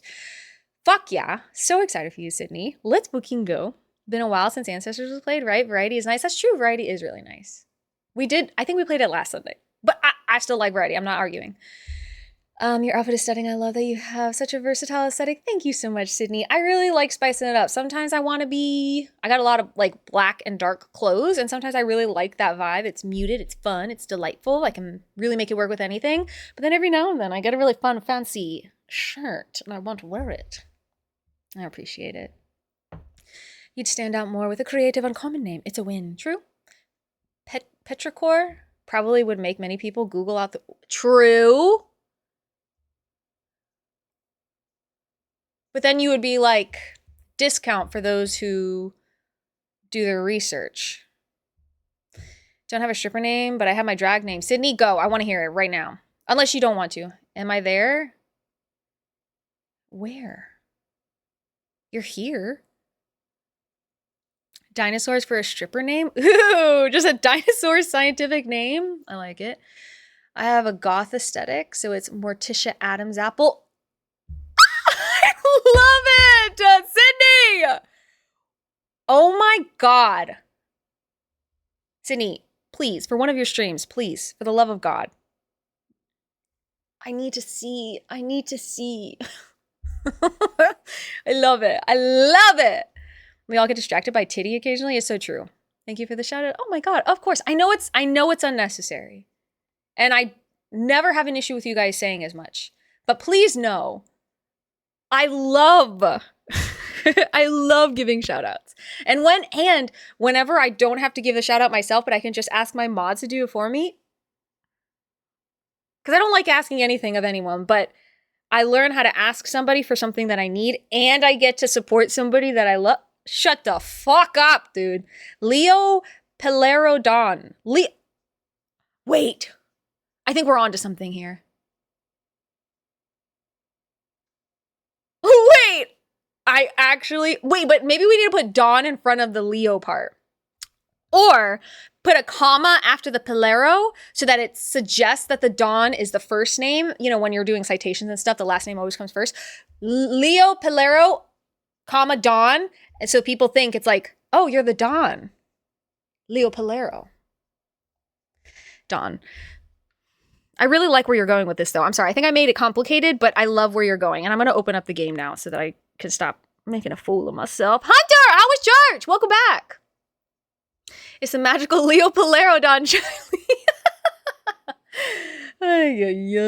All right, guys, let's get into this. So if you guys have never seen this fucking video game before, it's rad. It's fun. It's hard. The last time we played, I killed... We'll get into it. I'll tell you in a second. Hold on. So the last time we played, last time on Ancestors, we had I wouldn't say thriving. We had a community of hominids that they were living, they were alive. Some of them were living better than others.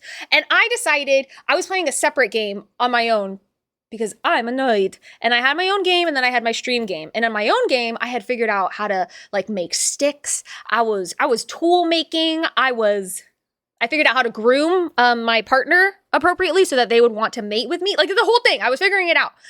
So then I decided to try it in my stream game. And I did. And then I thought, oh my God, maybe we can like travel and we can like get out of this space and go to another space and make a new home somewhere. I should not have done that. We were not ready. We were not ready. And there were casualties. There were casualties. So, let's get into it.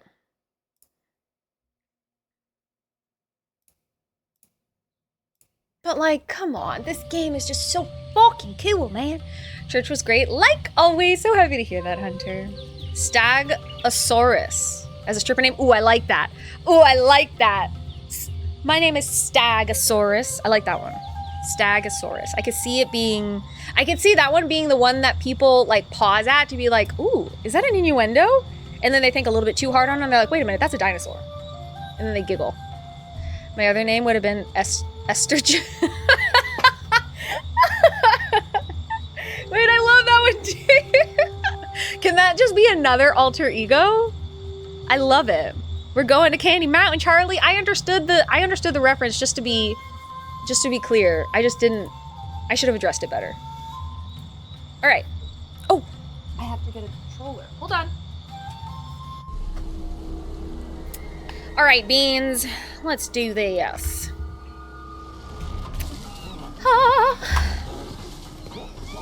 I still don't know how to fight yet, which is probably my biggest issue and the thing that I need to figure out the mostest. So, okay, yeah, so we're the platypussies. As you can see, this is our lineage.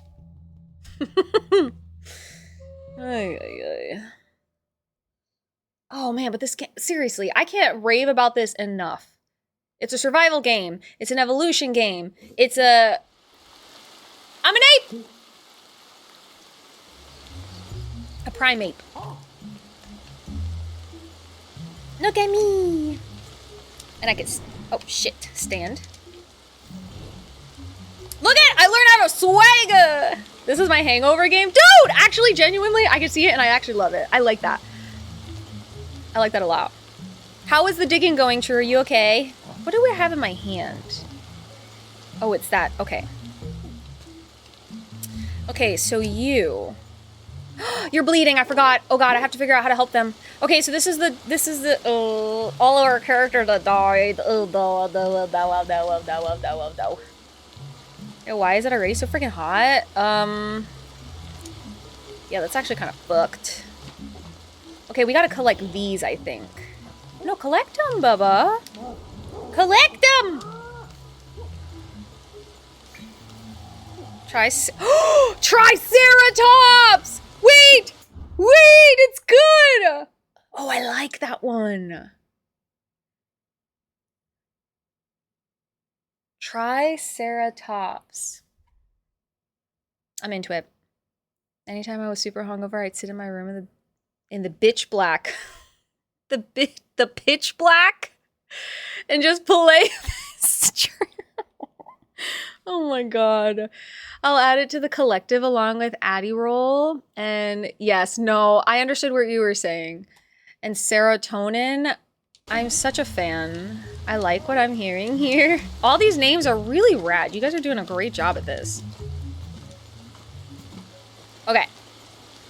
So I need to grind these up, essentially. And so I need a rack. Oh, I just started walking for no reason. That's it. That's so sick. Me just on my feetsies.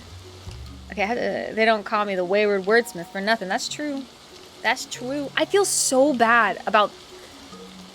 And like, they're just here now.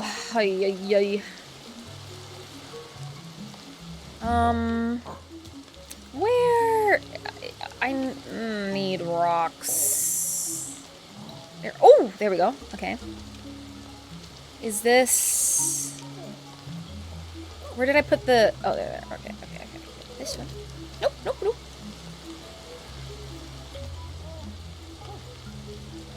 There we go.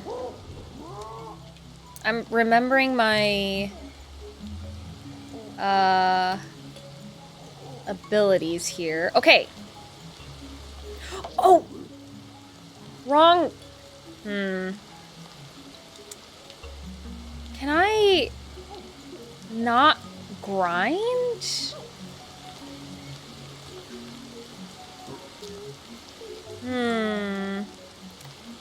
This is just candid footage of me going about life. Look, I can relate. Can you wait here? Because I don't want you getting cold. You're literally dying. And I'm trying to make you a poultice right now, but I can't find another freaking rock. Rock.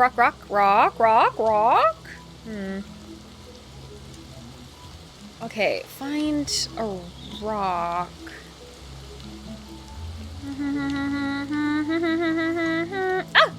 Take it! Okay, now we go back. Hey, please don't die. Please don't die. Okay, so what do these rocks look like right now? What do I... Can I switch them? Yeah.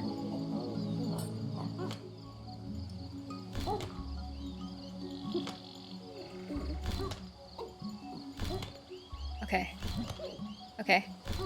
You know what? Hold on. I've got music still playing in the background, and I was wondering why I couldn't hear my freaking rocks.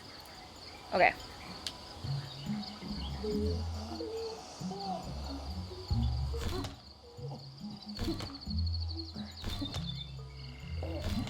I'm gonna fix you! I'm gonna fix you! Don't worry! Can I drop? Yes. Okay, excellent. And then this. Okay. Alter? No. Switch. Alter? Okay, we're gonna... Oh! It's not working!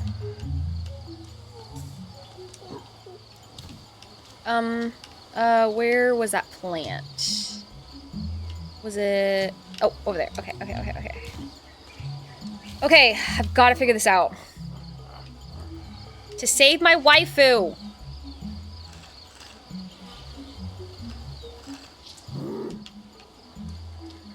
gonna do it. I believe in me.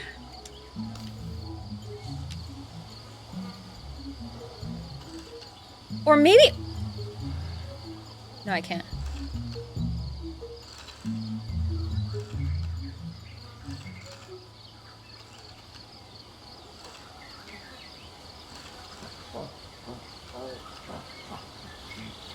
This can work, right?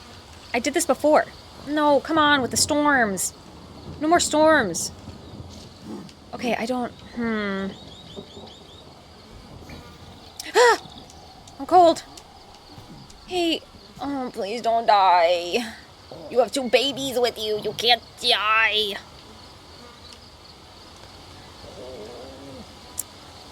I want to learn how to make fires. I want to learn all kinds of stuff. We might have to restart our whole friggin' thing because I don't really know what to do. Oh, wait, maybe there's... Hi, Growl. Has evolved into Nikki Monkey. Yes, I have. Thank you. Okay, let's try mushrooms. Hi, Growl. How you doing today? You having a good one? I'm coming, girly pop. Stay alive! No! Here, do you want it? No! Ay. She's gonna go and eat a mushroom. Alright, well, I guess, I don't know what to do about that. It's a grinder. Wait, oh, fucking...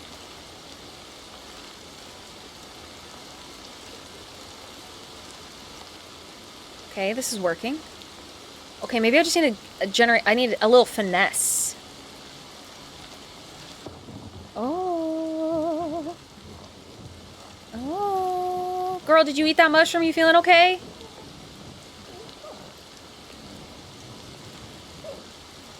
I just don't want to fuck it up. I know I'm gonna fuck it up. I did it! I fucked it up! I knew it! I knew it! Ay.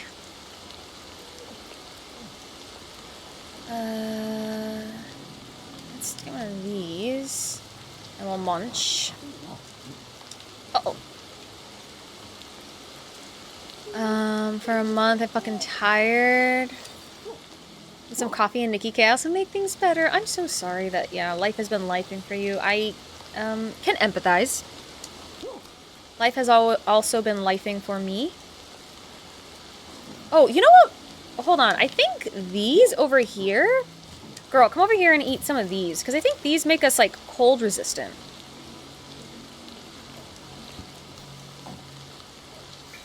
Yeah! Wait. Oh, sorry. Hold on. Wait. Maybe not. Did I leave you any? Well, happy to be a distraction to you, okay? We're happy to have you here. Happy to be a distraction. I'm going to go ahead and lay down here. I'm going to call... Oh, we're not. Oh. I thought that person and I were a unit. We are not. Okay, so this is the neural thing that's involved in this, as you can see. And this is how we start to evolve different skills, right? So these up here are all of my motor skills and like ability to walk, right? So I've got like proprioception. So now I can move on 2 legs at further distances, which is super sick. I can carry stuff. I can carry rocks now. It is rad as hell. And so this is the really neat element of the game, right? Where you obviously are a character. You're in a prehistoric time frame. You're a hominin. You're doing what hominins would theoretically do, right?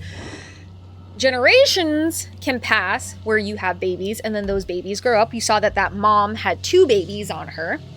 So those babies will grow up and then they will develop new, like, alleles, new mutations to be able to handle different things. One of the things that I realized in, I believe, this group is that they don't have the ability to digest as an omnivore. So, but that ability was given to one of the babies. And that baby, when it grows up, will have the genetic ability to be able to be omnivorous. And so their bodies will be able to take in the nutrients of the omnivorous food, right? And then I haven't really explored the evolution part, but like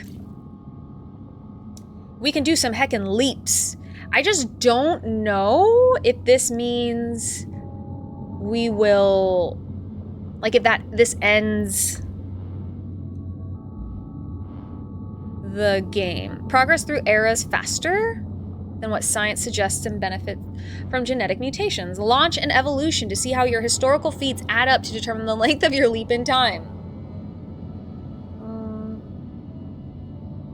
Okay, maybe we will do one of these. I think we're gonna do...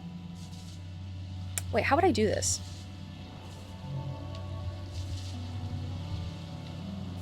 To pass a generation, you must be an adult, be in your clan's active settlement, and the clan must have at least one kid. Oh, I can reinforce things. Walking speed on 2 legs and shallow water increase. We're gonna... 2 reinforcements! These points... Use these points to... What do you mean? Why can't I use them? We have a kid in here. Girl, get over here! How do I yell at her again? Get your ass over here! Get out of the rain! Oh my god. Get out of the rain! Oh, she walking! Look at her fucking walking! This is so fun! Oh my god, we're evolving! Okay, see? What the fuck? This is so fun! Get out of the rain. You son of a biscuit. I feel kind of bad because I do believe you are going to die. I could not figure out how to smash... I'll try one more time. Hey, you, wait here. Don't go. I'll go smash another mushroom. Yeah. I can do this. I believe in myself. Oops. Nope. Shit. Just grab it. I'm walking on sunshine. Whoa. I'm walking on sunshine. Whoa. And don't it feel good? Oh, God, no! You stay! Hey, I know what you're thinking. You want to go and eat a... God damn it, she's gonna go eat a mushroom. Maybe she'll come back, though. She died. Hey, babes. Fuck, I didn't mean to eat the rest of it. Oh, Lord. Babies, get over here. I need you to get over here. It's just you and me. Okay, we lost another one. That sucked. Hey, latch on. And hey, you, latch on. Oh my god, my babies. Guys, we lost everybody! Everybody died! It's just me!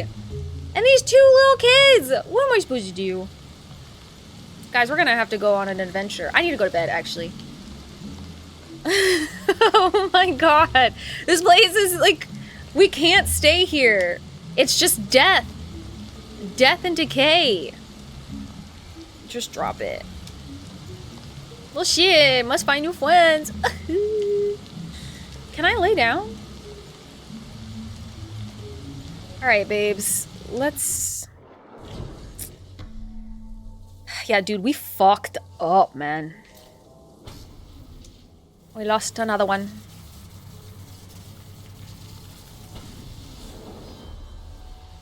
It is now possible to ask clan members to mimic the grabbing of an item, then eating it if it is food. After having grabbed an item, double tap B 2 times for the clan members to close to you to mimic your grabbing. Oh. Guys, we might have to do a little hop, skip, and a yump, if you know what I mean. Now, why can't I use these points? Can I do like... Can I do like this?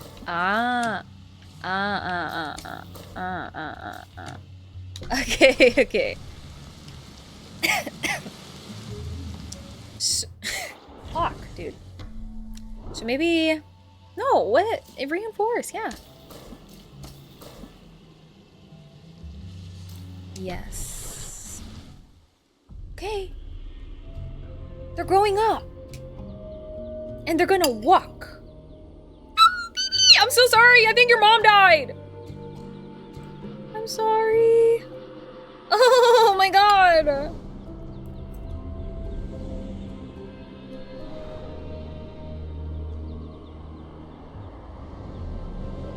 Wally Mammoth is sick. Uriah, I love that you are just providing us with all the stripper names we'll ever need. I'm so grateful. 15 years have passed.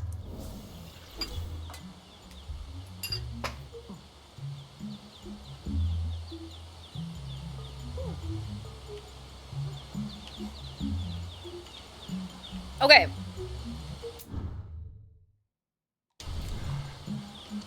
So now, you're alive. Oh my god, bones. Oh, bones! What are we gonna do with the bones? Give me them bones. No, give me the bones. Oh. I thought I could do something with them. Never mind. Is it just... Oh no! No, there's... Oh, I see. Okay. Okay, we can do this. Yeah, sorry, just wait here. This is like a restart, babes.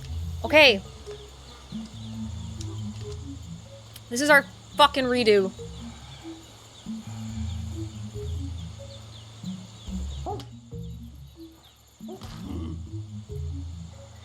Oops. Okay, but this is our redo.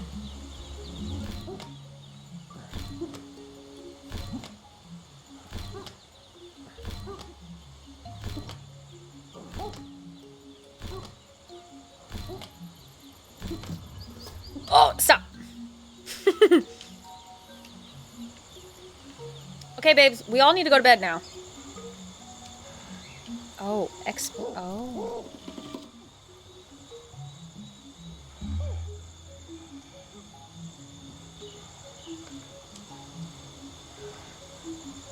Wait, can I evolve anymore? Ooh.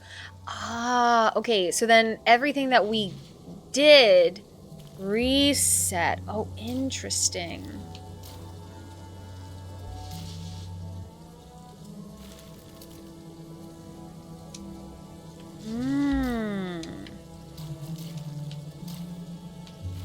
Okay. Nope. Lay down. Let's go to bed.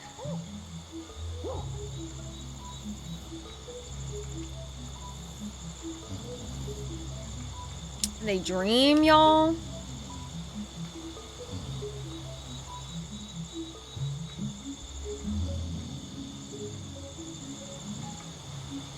Apparently there are rhinos in this game.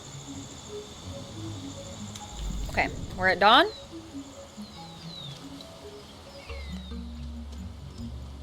So... is everybody gonna get up and eat? Yes! Let's go! There's only 3 of us. I feel so bad. Well, are there winos? I think there are winos and rhinos. Wait, why is it cold? Oh, it's fucking raining again, dudes. What the hell? Guys, can you guys all come in here?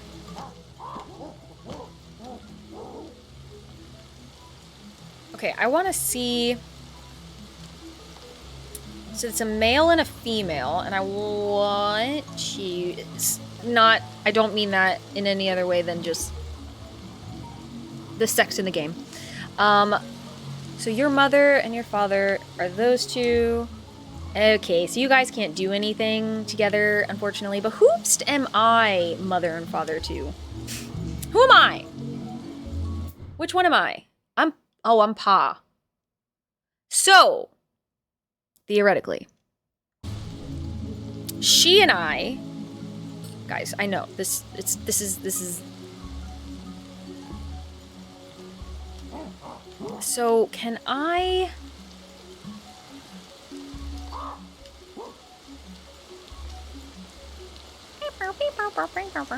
Oh, wait, no, not you. You, ma'am. Wait here. And is it for survival of the species? Stop. Stop! Don't make it weird. I'm just trying to play a game. Ah! Hey, can you also just stay here, dude? Okay, you. Drop it. Hello. Can I groom? Oh shit, okay. Yeah. You're right. It is weird, but evolution is weird. The whole... Oh, we're... Okay.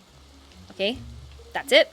And so we just have to make sure that we can get another baby. Because when we have a baby at the camp, we can more readily get neuron stuff to be able to continue to evolve, which is great.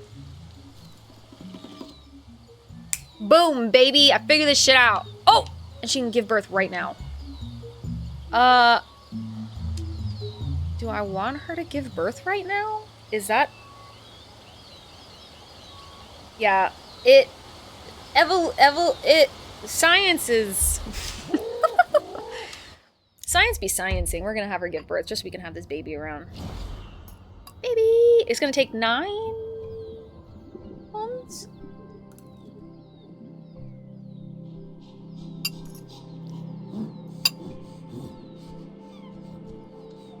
Aww.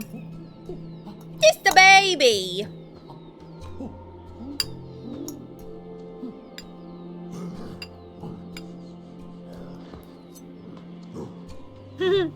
15.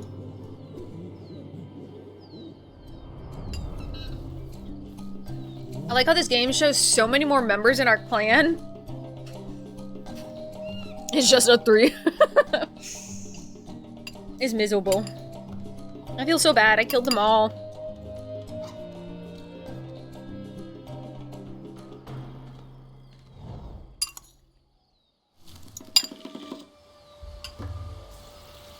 Baby. See? Oh, wait! This baby has a spontaneous... What? Hey, little one! Oh my god, baby! What is your spontaneous... How do I... Communication! There it is. Is it moi? I don't know how to pronounce it. Has the potential to better face danger. This spontaneous genetic mutation will be defined once they are an adult. Okay.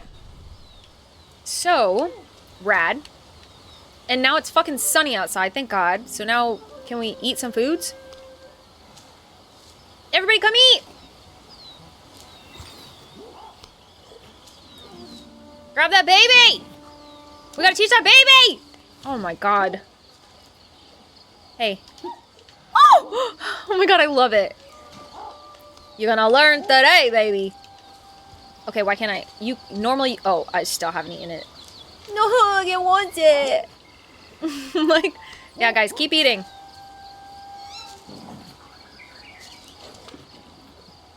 Yeah, sure, sweetie. Okay, so... we can go this way and grab this stone. And then I can go over, switch hands. Can I switch hands? I can't switch while moving yet. Sad. And we will alter this and make a spear. Where was the one that we made into a...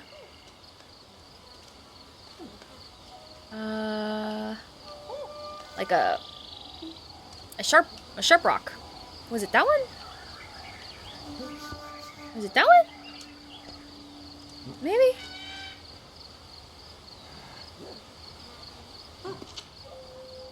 Oh.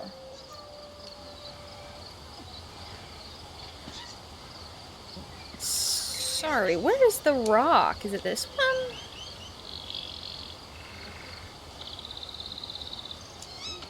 It's gotta be somewhere in here.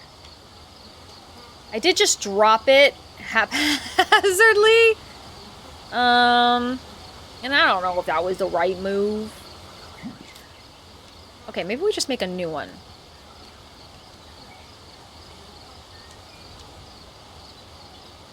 Baby, you're gonna learn today. Oh, fuck. Okay, don't, no, sorry, you're gonna learn today. This one's you're gonna learn today.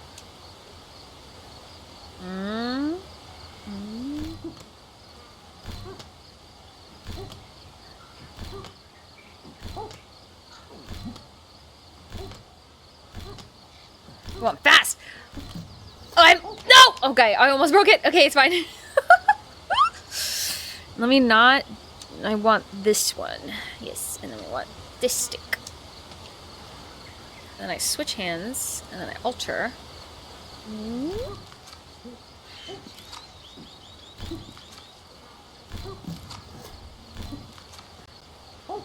Uh-oh.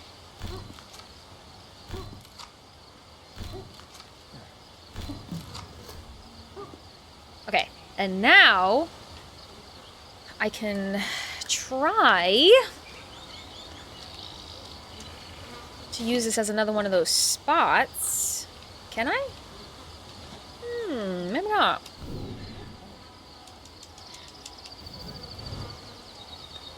Oh, buddies. So we learned how to make sticks, which is pretty cool. I'm gonna give this one to you. Take it.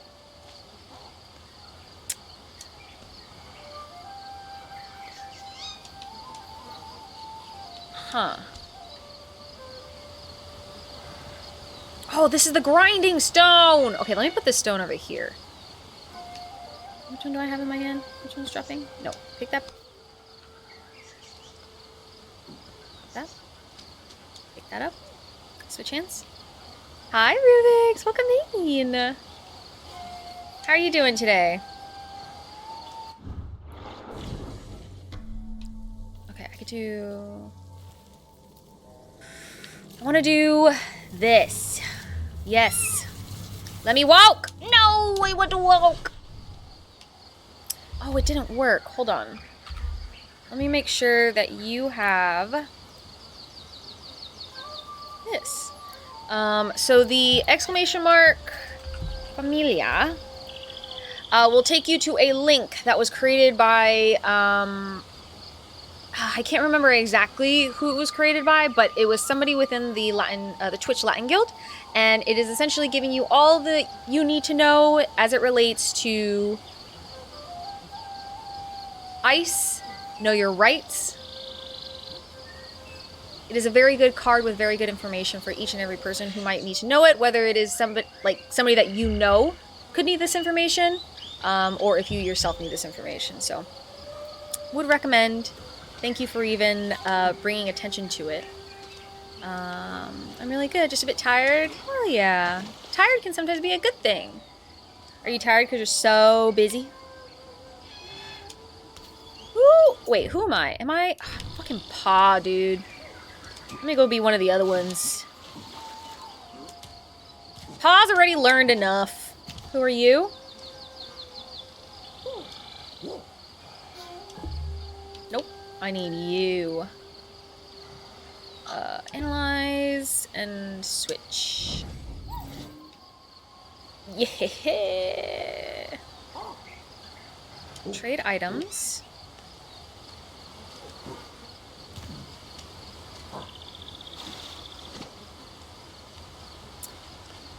Deactivate. Oh, because the baby's no longer here. I see.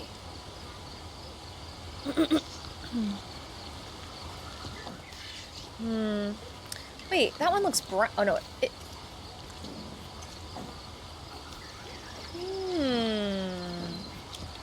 Interesting, interesting. And then let's switch hands and let's eat this. Theoretically, though. Right, I should be able to do that. Oh, God, so many deceased members. So that might be an issue for the future. I'm a white lady. I'm worried about being deported. Oh, I'm not worried about being deported? I definitely can understand, though, as a trans... I'm not a trans person, but being a trans person and having that not one-for-one fear. But nevertheless, having a fear at the state of the country right now, especially if you are in America. Why can't I...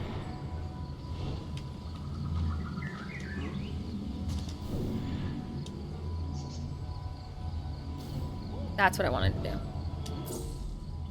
Granite rock. I'm in America? Yeah. So I definitely understand. Oh, God. Wait, let's...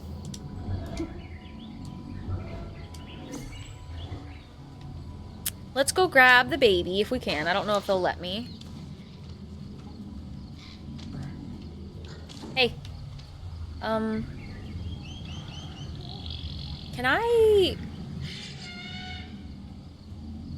Can you give me some advice on how to make using the women's restroom more comfy? Do you have any... What do you mean by comfy?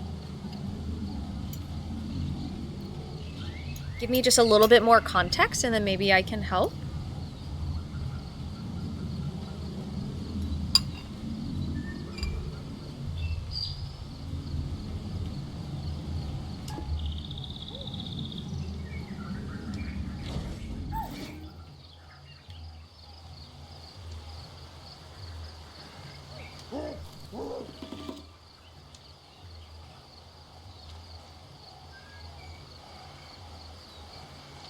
I just feel out of place. You might be in the ad, so I'll wait a second, but I'm listening. Jesus, okay, I just wanted to drop that baby off at her bed.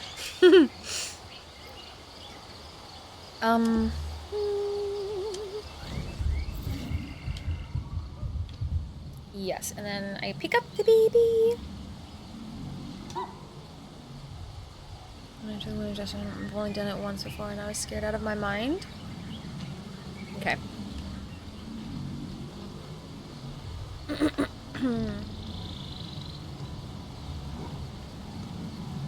I will wait until you're back to respond. We climb.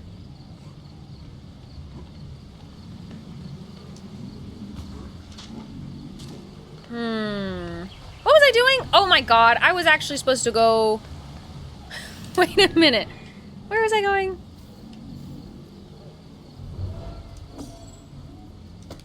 Let's go there.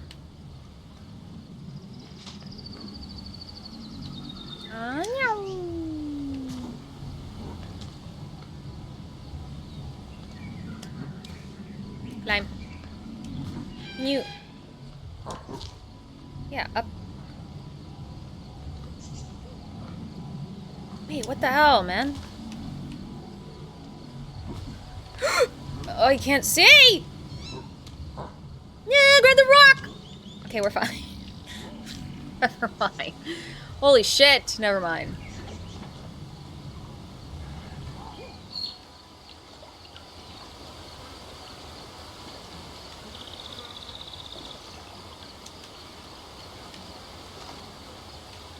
How to get high. Let's climb this guy. There's enough coconuts! And then drop. Wait, can I? Okay, we'll just grab both. Why not? Oh my god. Guys, look, I brought coconuts! No food! Here you go. Get. And then oh, can I wait a minute? Can I boik it?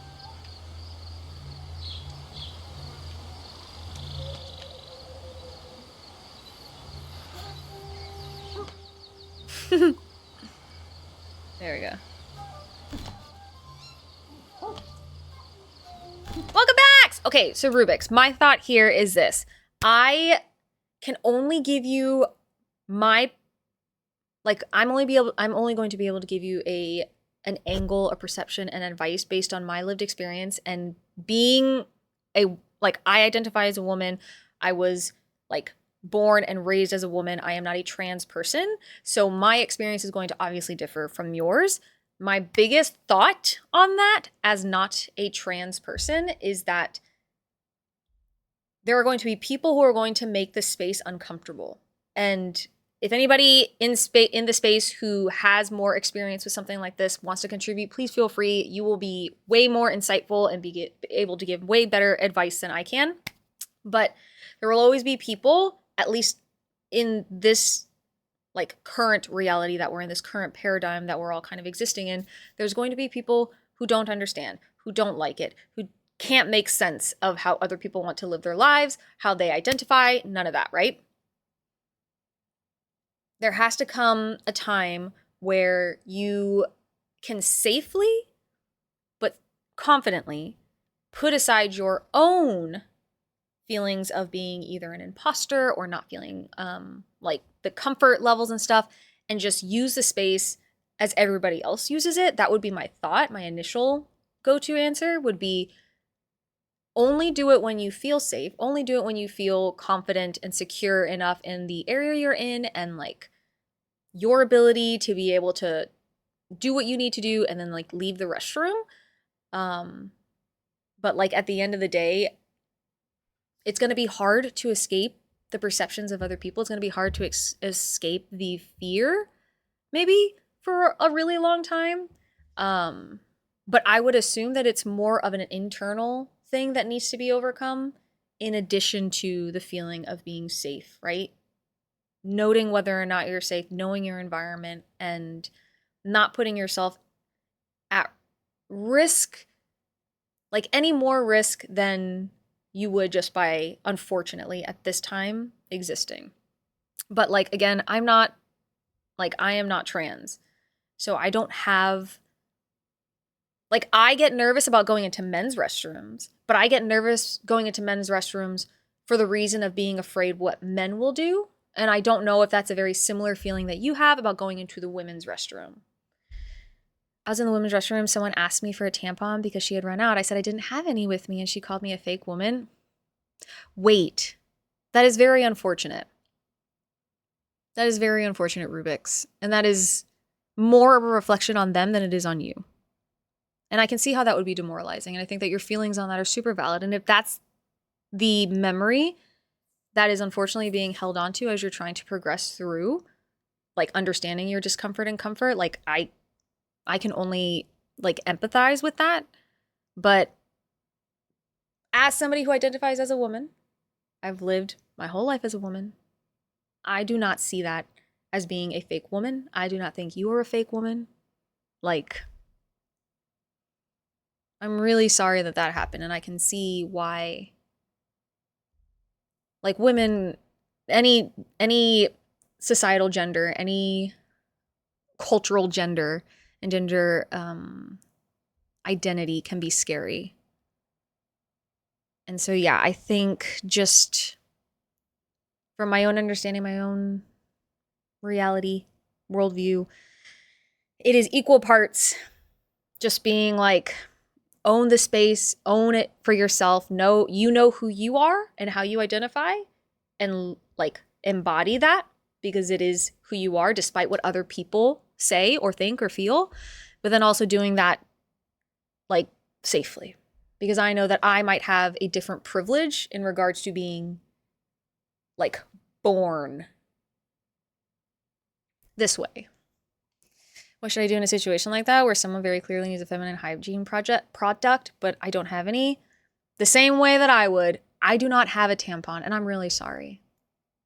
You are not, unless you're an employee and you are working the restrooms and you have the capacity to be able to find a tampon, or alternatively, you're somebody who has other friends in the space who has a tampon on them, like you can ask other people, you just say you don't have one. I do not have a tampon. I am really sorry that I don't have one for you, because they're not your responsibility. And like them asking if you had one and you would be willing to give it to them, great. You also don't have to give them one if you don't want to. But like, yeah, I think just with that kind of situation, it would absolutely be just I don't have one. I'm really sorry. Like if I had one, I would, but I don't. So I'm sorry. And it doesn't have to mean any more or less than I'm sorry, I don't have one. You don't have one. You're asking me. I also don't have one. I'm not currently on my period right now. I'm so sorry. So like that's my thought. And it definitely takes, like, I would assume it's going to take time. There's a lot of like mixed feelings in that mixed bag of emotions. Many of which that I cannot relate to, but Like, yeah, at the end of the day, it's like there's a lot that comes along that I don't want to dismiss. There's a lot that comes along with gendered identity in culture. Our human cultures, individualized cultures, ethnicities, like all kinds of stuff. Like there's just varied, like nuanced levels of gender. But like at the end of the day, it's all really made up anyway. And so while I don't necessarily want to dismiss the reality of the impact of society, sometimes it is just a matter of like, I'm sorry, I cannot help you. I am literally just trying to take a piss and leave. So I'm sorry. That's such a shit thing to say. Agreed. Not everyone uses tampons in the first place. Agreed. There are numerous types of products for that. My wife 10,000% doesn't carry tampons or pads because, yep. And that's actually a really good perspective as well. And one that I could not provide you because I use tampons. I don't use like a cup or pads or anything like that. So it's like, yeah, the response in and of itself, Rubik's, again, that is, I know it can feel like it, and I know I can't stop you from feeling the way you're going to feel, but that is not a reflection on you. That is entirely a reflection on them. And it's like cruel. It's certainly cruel for them to have said as much, but you did not have the thing they needed, and that's it. Everything else was out of your hands. No. Rubik's. Again, I am not trans, and so I am more than happy to give advice where I can, but you have to understand, like, my experience is going to be different than yours, and I can almost guarantee you everything I'm going to say is it's not going to be weird unless it's genuinely weird, right? Unless it's like, I'd like to flash my tits in the bathroom. Can I do that? No, you can't. You should do that. Unless you're in a spot where it's like accessible or acceptable, you shouldn't.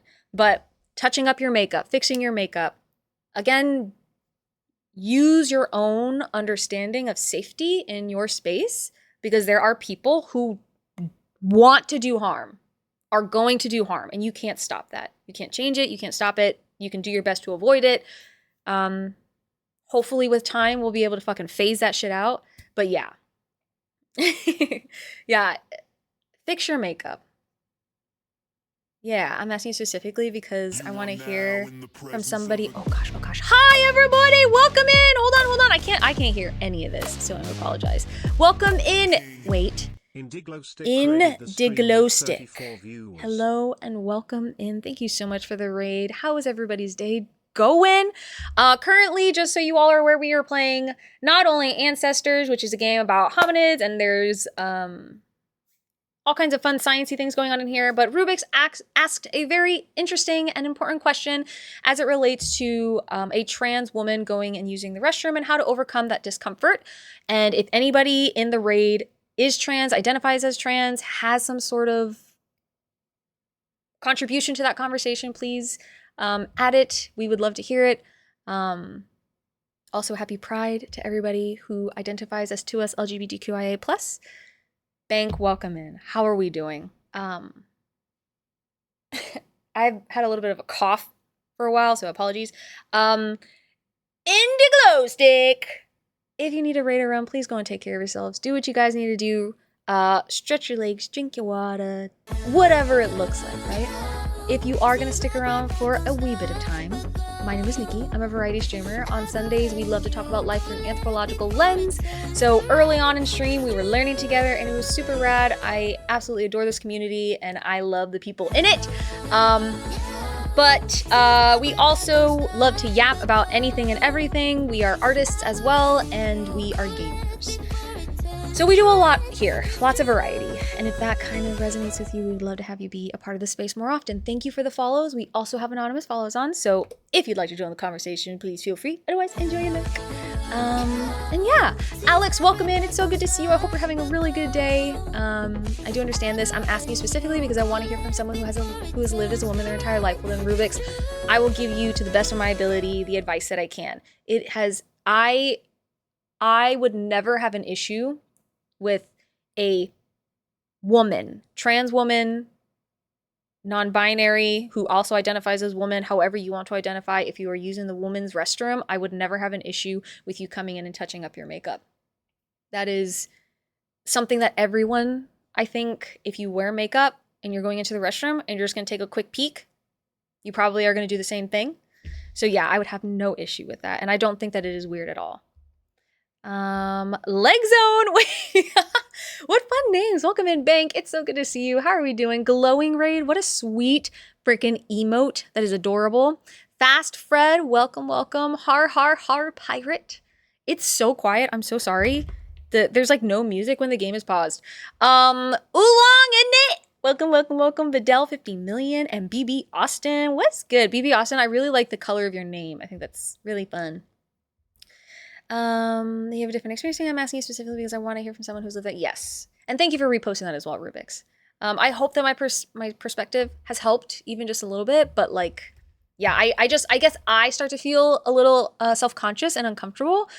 And please feel free to keep asking. This is me just articulating my thoughts. I just don't want it. I know that I would be speaking from a place of a privilege that not everybody has. And so I just don't want that to be misconstrued, but I understand where you're coming from with your questions. Has McBaz, welcome, welcome. Yo, there was no LGB without the T. Let's go. Happy Pride. Thank you to Bank for that. Wait, that's so nice. Bank, thank you so much. Please go and follow Into Glow Stick if you have not already. What were you doing today? The Ghost of Glamping. Duck Detective. Wait, I've seen the game. Did you love it? Did you love the game? Did you finish it? Tell me about your stream. Those of you who came in on the raid and you're still gonna be here for even just a little bit, let me know what your favorite part of stream today was with Glow Stick. Please, please, please. Maybe? It looks like it. Your perspective has been amazing. I didn't really have anything else that I want to ask. Understood, Rubik's. And this space is a space for you to ask those questions if you want. So I'm glad that we've kind of established where we are. That helps me as well. So thank you. And thank you for trusting me with those questions today. Is that the new one? Oh, that was a game. Yes, we rolled the credits. Hey, it was so good. I love the Duck Detectives games. They are so fucking precious. I love them as well. And also forgive me, we curse here. Yes, I can give you the dog's name. This is Milo. Milo, the emo, is also posted by Critical. We also have one more other dog. Her name is Ripley. Oh, buddy, you want to say hi to just... Yeah! Oh! Okay. Every time. He says hello to the Raiders. This is Milo. He is our little fried chicken. Yes, our little chicken nugget. Oh, no! My screen went black. Okay, we're back. He is a sweet little nugget. He is so handsome, yes. He's a barker. He's a cuddler. He's a stinker. He's my good time boy. My good time boy. And he's also my shadow. Like if I'm gonna go anywhere, do anything, if I'm leaving the house, he's desperately wanted to go with me. Oh, he is a good boy. And then Ripley, she's our pit mix. And she is a sleepy little nugget. He's about 4 years old, almost 5 maybe. And Ripley is about 9 or 10. She's our older lady. She's our rescue girl. Milo, my mom wanted a golden doodle, and so we brought him home. And then a cigarette ad.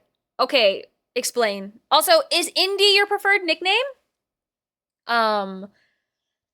Okay, he's gone. Well, now I forgot what I was saying. Never mind. How do you like that? Thank you all so much for the kind words. He loves praise. You love it, don't you, buddies? She good girl. Yeah, they're both really good doggos.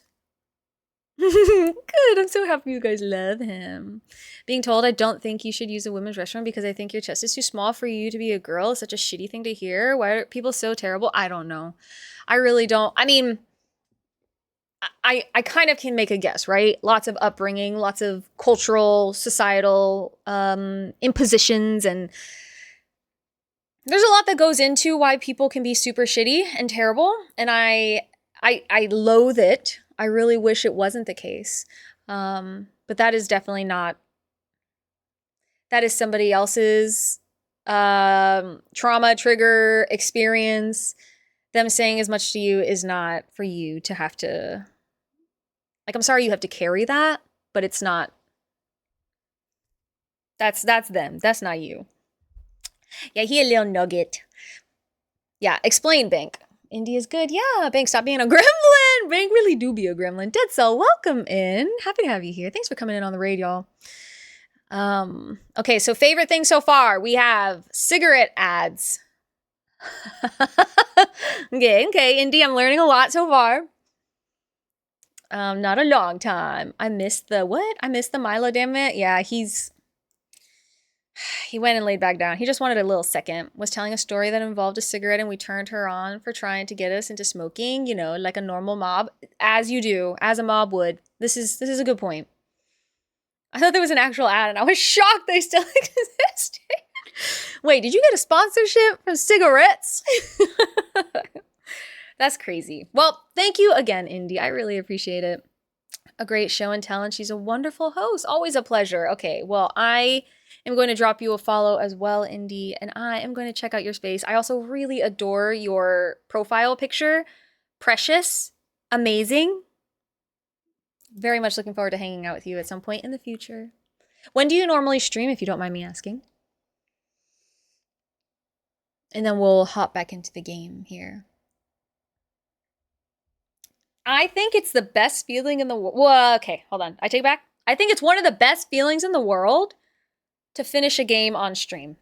If you're a streamer and you're able to finish a game, it doesn't matter how long the game is. It doesn't matter what the content of the game is. If you could finish the freaking game, holy hell, you're a god among men.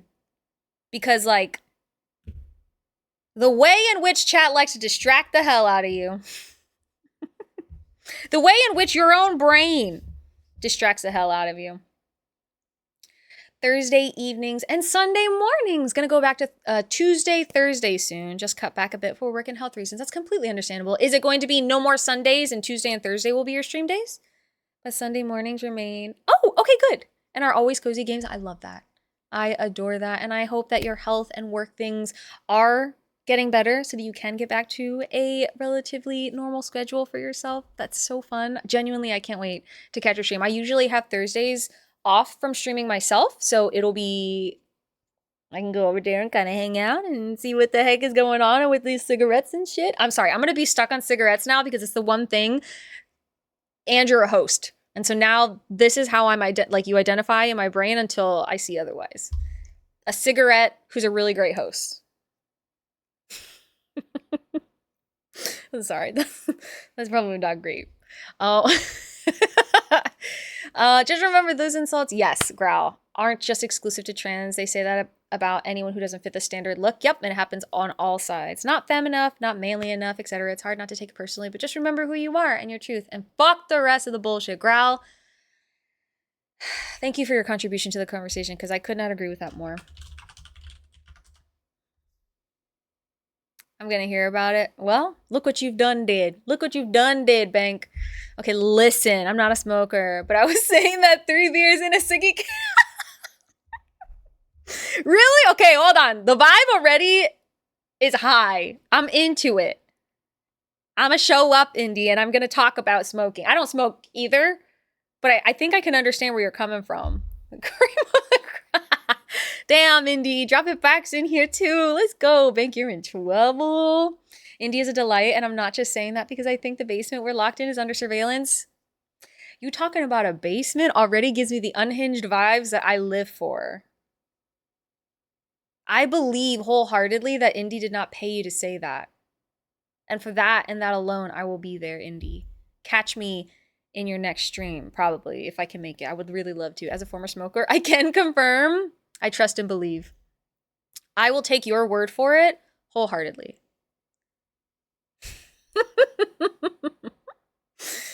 That's so fun. You have such a wonderful community, Indy. And honestly, if your friend, well, I guess I shouldn't use, if you know Bank, I'm already a fan. Yeah, no, go eat. Is it raw? Don't matter. It doesn't matter. You go and eat your fill of whatever the hell you want. You're a grown ass human. Enjoy. And thank you again for trusting me with your community today. I am so honored. Thank you for being here, y'all. We're going to do a little bit more gaming. A little bit more. And then we'll be done. Oh, shit. God damn it, dude. Okay. Y'all ever heard of ancestors? Y'all like primates? Evolution? Babies? Dying? Because I'd definitely be doing all of those things. Like, all of those things encompass in this game. It's great. Okay, so I will introduce you to the game if you don't know it already. This here is a game called Ancestors, and it's pretty sick. It's a game where we are... sorry. We are learning how to be a human. Yes, instinct. Instinct, if you will. I really do crave returning to Monk. I love it. I love this game so much. It's kind of a problem, admittedly. How do I drop stuff again? Yeah, drop that. And then do this. And can I eat? Oh, I can drink it. They're so cute. I just slurp it away. This is me getting into Amazon packages. Damn. What is that? I don't know what that means. It really does. Oh, can I throw? I remember I could throw this, right?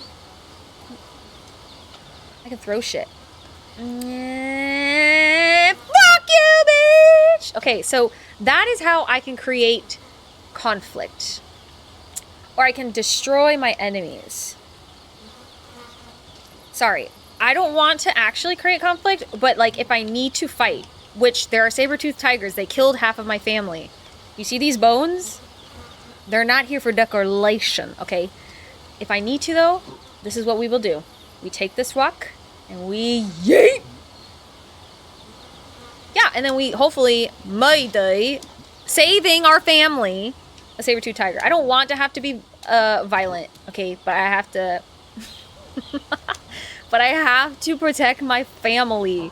Me, this baby, this old guy, and honestly, where is the other one? Oh, there she is. My sister! So yeah, it's great. I like it. I'm like a huge fan of this game already. We've played, this is our main stream group, and I did just get so distracted that now... Wait, can we sit and like have a conversation? Hold on. Let's like chat. Let's chat.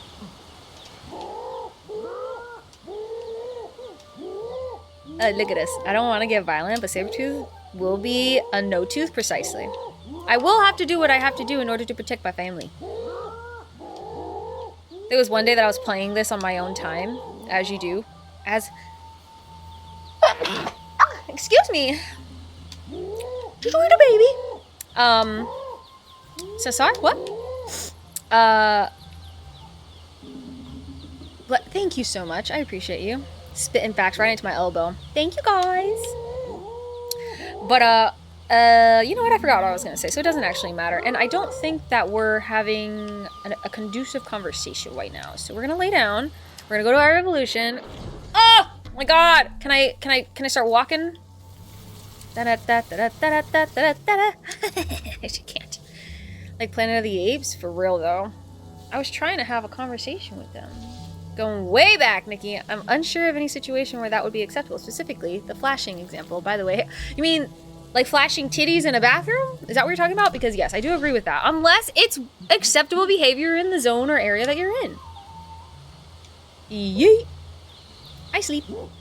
Guy called you a turnip. I think he did. And I am a turnip, actually.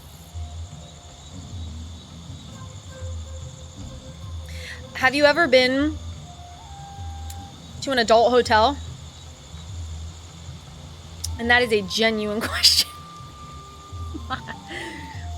Because if you have, then you would know that that is where you can flash a tit and people are going to be like, woohoo!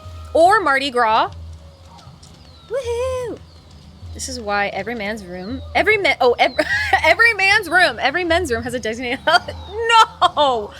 I hate it! God. Men always have so much fun, don't they? The mans. Okay, so we're gonna take a slurp of water. Oh, okay, just kidding. I'm gonna pick up a coconut.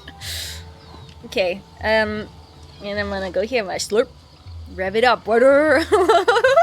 If adult here is loaded connotation, then absolutely not. But standard hotels, yes, absolutely. I don't know what you mean by loaded, but I do mean an adult hotel. Not like a normal hotel that everybody can go to, but a hotel where adults only.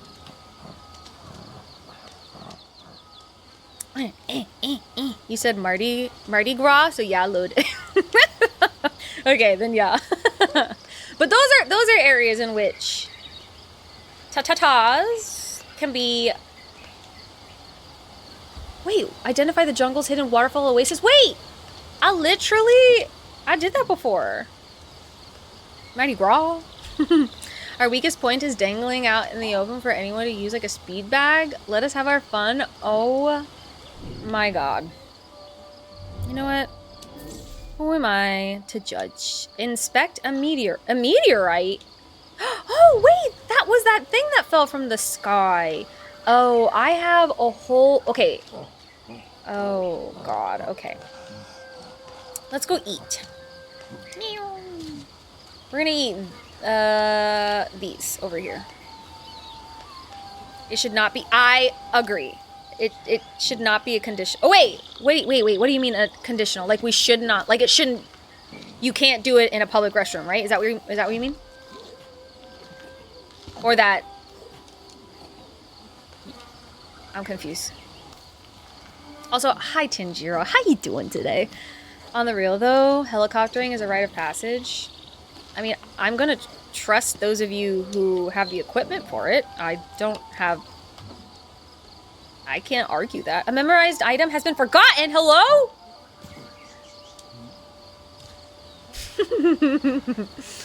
Okay, so let's go ahead and do a heckin' stand.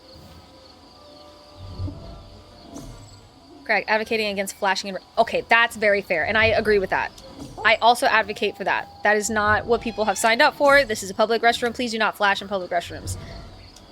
As I mentioned earlier, that would be weird behavior. A memorized item has been forgotten. Bro, same. I'm gonna take this baby on an adventure. Hopefully I won't die. Every single time that I've gone on an adventure, I have died. Or I've gotten severely injured. But I think this time, I could do it. Without issue. No, I don't want to memorize that. I lied. So everyone, just so you're aware, there are enemies everywhere in this game. There are enemies in the trees. There are enemies on the forest floor. There are enemies in your own backyard. Nothing and no one is safe. Coconut! And it sucks, because I get scared a lot. Oh, what's that? Somebody died up there. Yes, keep your helicopter into your private restroom. Yeah!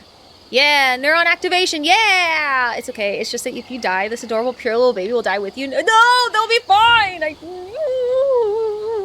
It's fine. It's fine. I'm a good parent. I'm pretty sure I'm the mom of this baby. No, I'm not. I'm the uncle. I'm the cool uncle! Taking my little nephew? Baby. Oot and a boot. Oh, does this designate gender of... This might designate gender.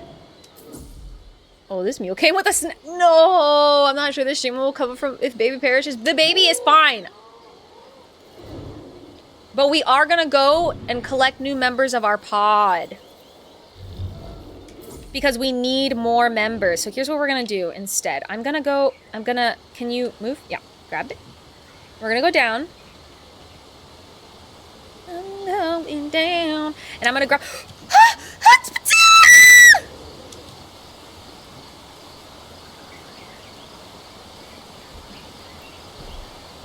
So to anyone who's new here, I apologize for that sound. I scream all the time.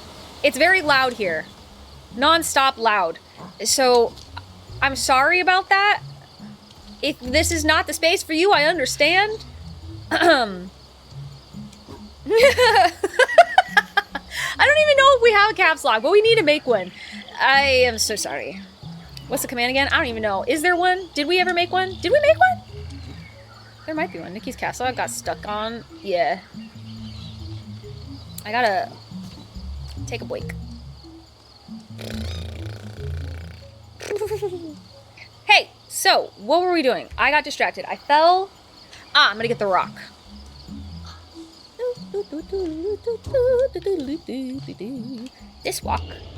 This walk will absolutely grant us a new member. They like shinies. Or sometimes, okay, no, there is fall damage, but somehow I survived. And we're not gonna ask any questions. I'm not gonna ask any questions. You're not gonna ask any questions. Nobody's asking fucking questions, okay? We're all just gonna accept that that happened and we survived. Yes, I got trampled by hormones, but I am feeling better today. I mentioned this earlier. Nothing has really changed. Everything that like was making me sad yesterday is making me sad today. But I'm in a different. I have a different headspace. Oh, I think. Did I need to go? Which way am I going now? Monkey! Yeah! Steven! I really wish this game was multiplayer. I really want to play it with my friends. Because you guys can bet your fucking bottom dollars. I would have literally invited all of my streamer friends to come join me in a clan. We would become a community of monkey! It's a miracle. That's how a monkey discovered religion. We powered through the sad, smack it around and say, not today, sad. Exactly. Exactly. Okay, so I'm gonna latch onto this tree. If I can. Whee! Okay. Okay, and we're gonna ooh, yikes. How quickly can we get up to this part? Because this is gonna start taking my stam. Okay, boop. Okay.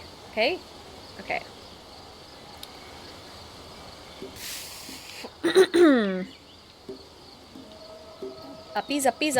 Wait, where is the... Oh, there she is. Could you stop? Yeah, stop forgetting her. I'm trying to get to her, bro.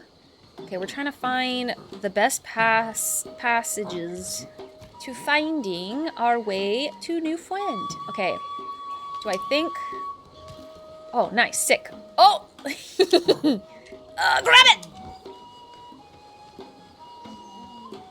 Hey! Switch hands. You want this? How do I get to you?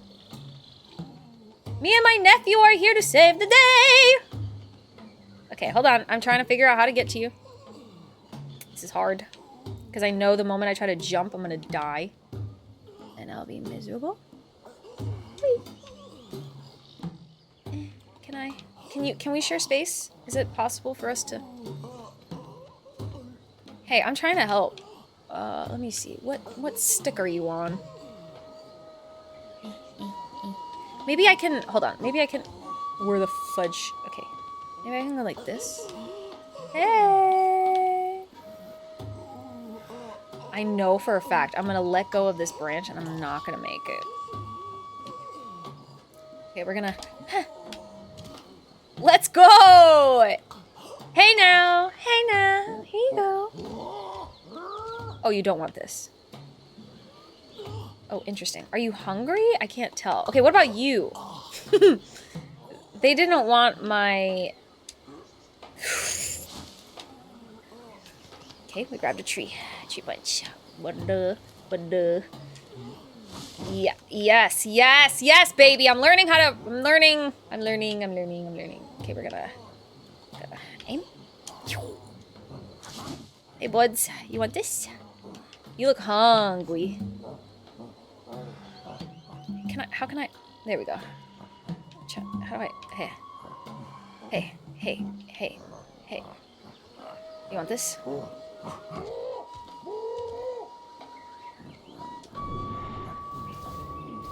You're just hungry, I think. So I think I could find you some food and you'll probably be like, yeah, it's fucking dope. So let's do that. Let's find some food.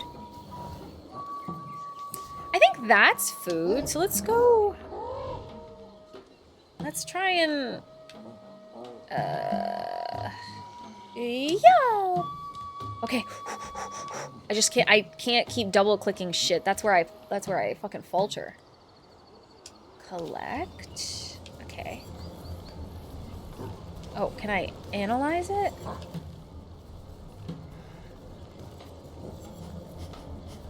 New food, right?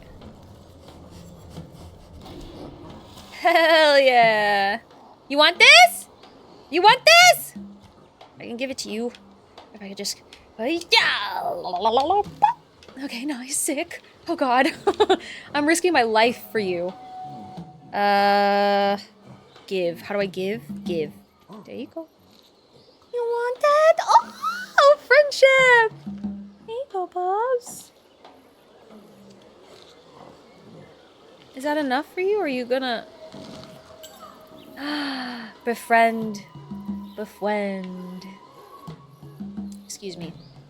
Let's go, I think we'll, go back home now. This is too much. This is too much for my brain. I'm too scared. So let's find a way back home, buds. You and me. Although, I could... Oh, back up. Can you...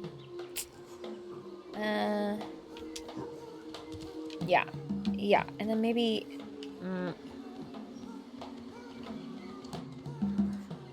Maybe I can get more food. I don't even want a harem. I just want my clan, you know? Cause like, did I accidentally kill the others? Yes, I did. Because I decided I wanted to go on the big adventure and I wasn't ready. Absolutely. Babes, you gotta, babes. Okay, hold on. Let's do a heckin' sniff. And let's go to, nope. Turn, yes. Yeah, we're going down, bud. Yep, nope, down.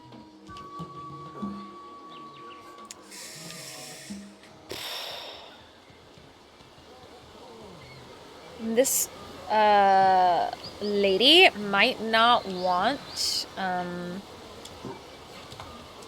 okay, shoo.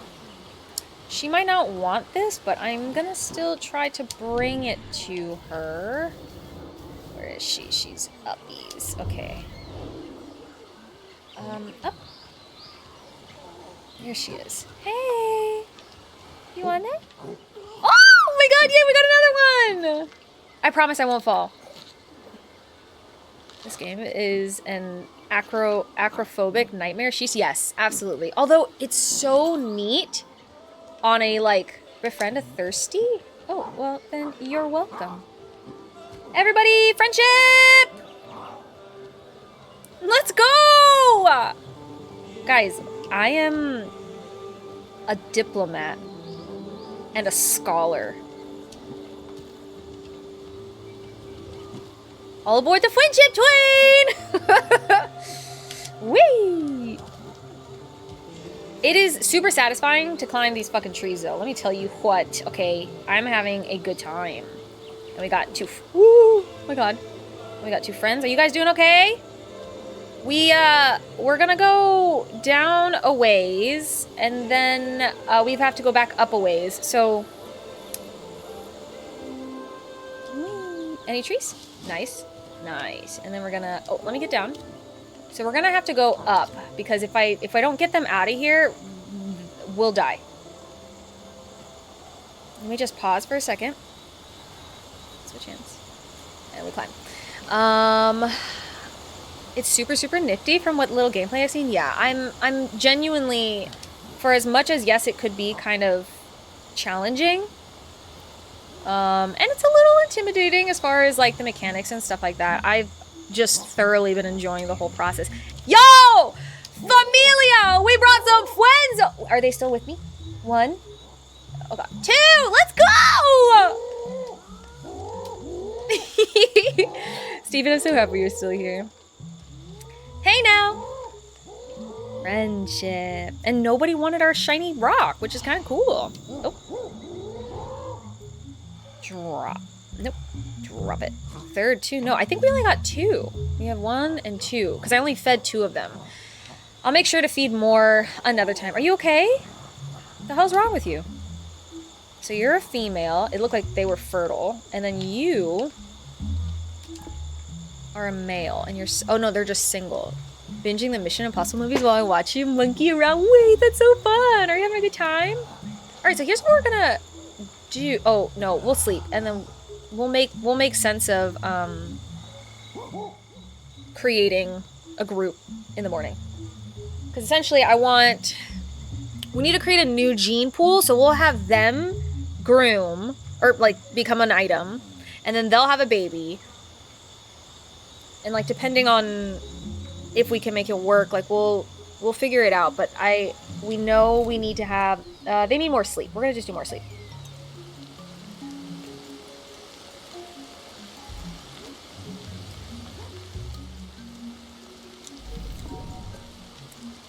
It's fine. Okay, we're gonna end stream here soon, but before I do that, yeah, you're new, so we're gonna switch to you. You're gonna go to our new girl, and you're gonna groom. Sorry, I figured it out.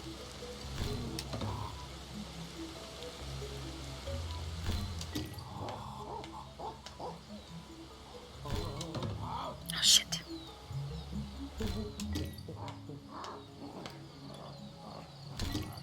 Yes, we're doing it!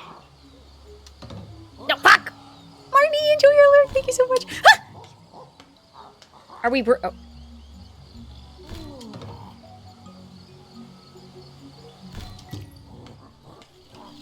Let's go.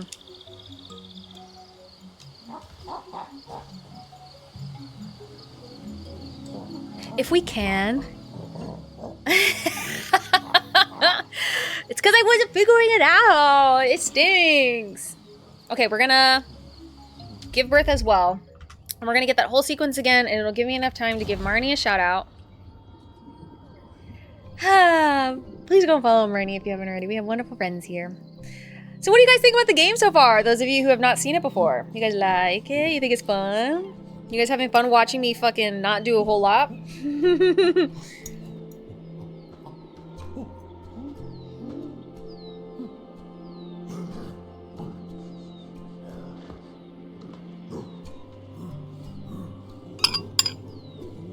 Baby! The music? Oh my god. Oh my gosh, she's a little playful bean.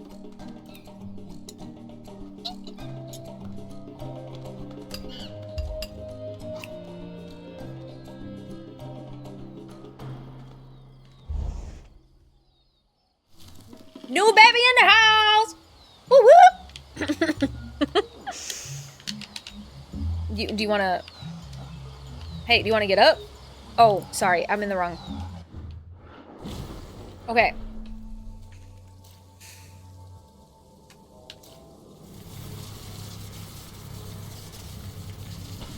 Thank God.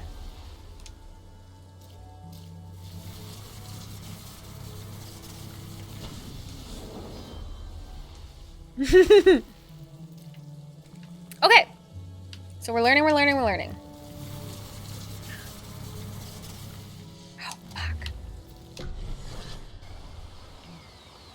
Okay, so I'm gonna switch to her if I can. I don't know if I can. Switch.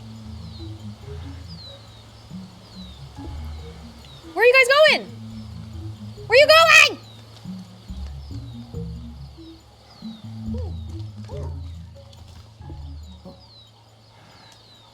No, no. I need to switch to you.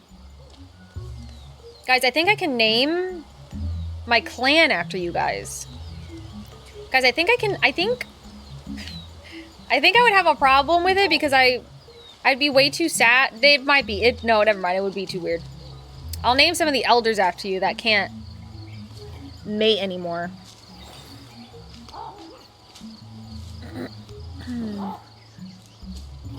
So the baby's connected to me, yeah? That's it, right? Yeah, everybody, eat, eat, eat! Our numbers, they grow! Okay. And we'll just stand up and we'll do a little heck and walks. Is this a monogamous species, or can you have... I think you can have many partners. I think the, Oh, why are you following me? The overall idea is that you're trying to create like a new generation type thing, so you can have as many partners as you want. I don't really know how it would... I actually don't know. Monogamy or otherwise might be another like element to the game, but I'm not entirely sure how it fits in yet. If it does fit in at all. I think what you can do is you can... like you groom with, you like mate with one person or one other hominin, and then if you wanted, you could groom someone else? I actually haven't done that yet, so I wouldn't even know how that works. Okay, new day, new baby stroll. Baby, I'm gonna show you the world. Let's listen. What are we listening for? Stand up on this tree. Let's smell.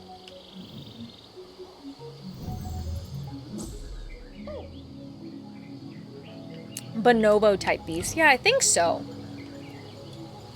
I haven't really seen any sign of like interpersonal violence, so I think we're good. Oh, hey. We're gonna I was just gonna say collect another one. We're gonna go make a new friend.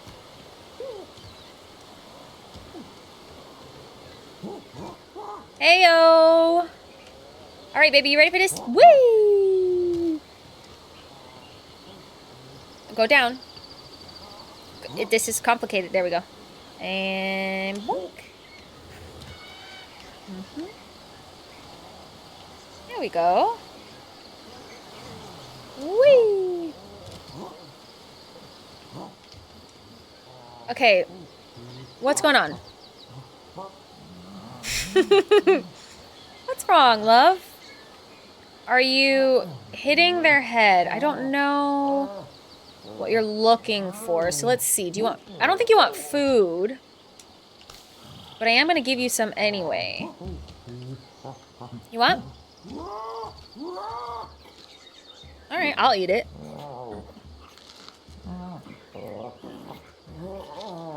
This little baby's like, give me some!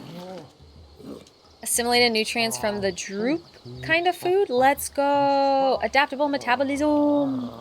Let's try and figure out what this lady needs. Oh, that's stick. Stick. Do you guys want to... Does she want a stick? What's that?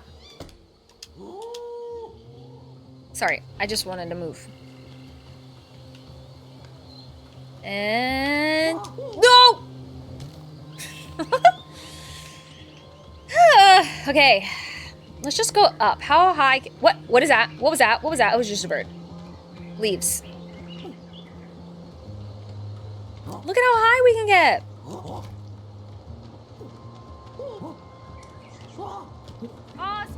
Hi, Matt. Welcome. What's this?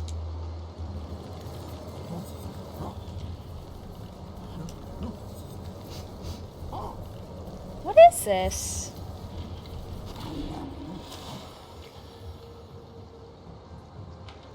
Kapok fiber. Ooh, wait! Apply! Wait. Get me down off this tree. Ah, shit. Where did that lady go? Do you want me to apply this onto you? Hiya! Got it. Nice.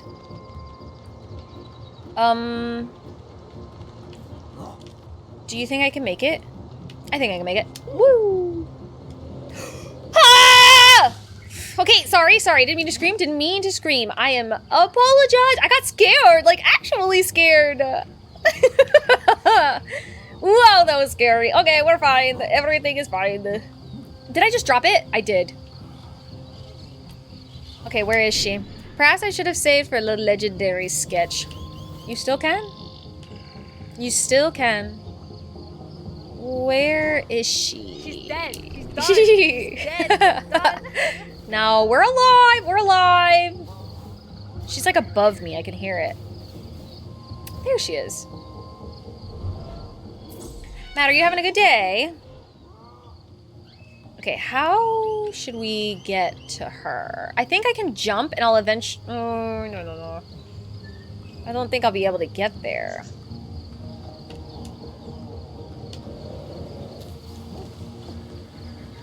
Hey, I'm not even gonna question it. We're landing these falls and I could care less that I'm not getting any fall damage. Remember back in the day when we would get some? It was shitty. Hey! Okay, so switch. Give.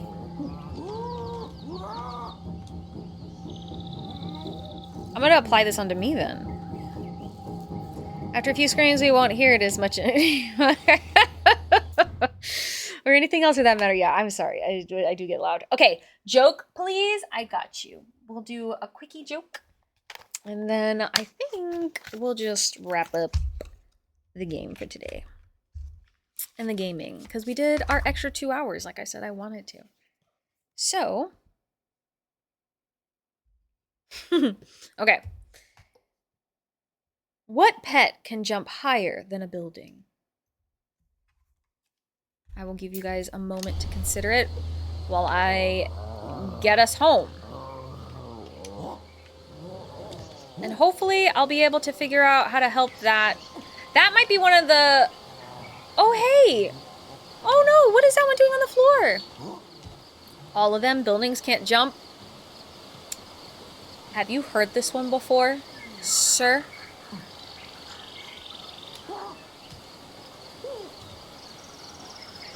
Seems to me like someone's heard this one before. Welcome back, Richard! When are you gonna play this fucking game, dude? You're right. The answer is, what pet can jump higher than a building? A hamster owned by... Wait, Vink, that's actually really good. Man, I live this. You live this game? You love it? I also love it. Dude, I killed okay, I keep saying that. Many of my clan members had died.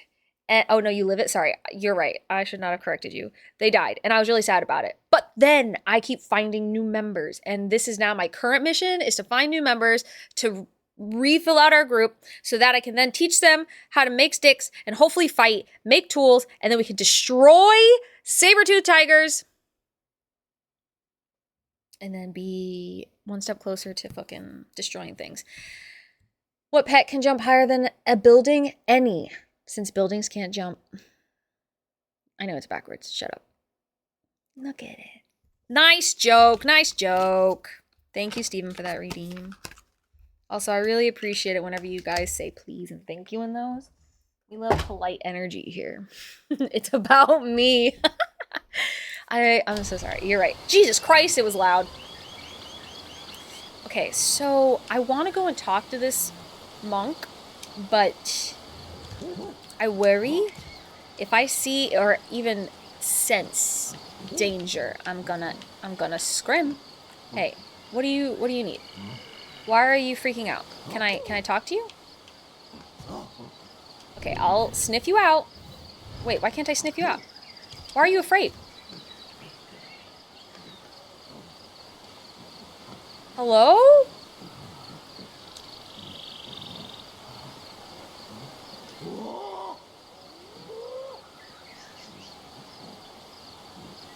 I had no intention of leaving earlier, but some yappy little Gwemlin called me and told me I was done for 45 minutes. Well, did you deserve it?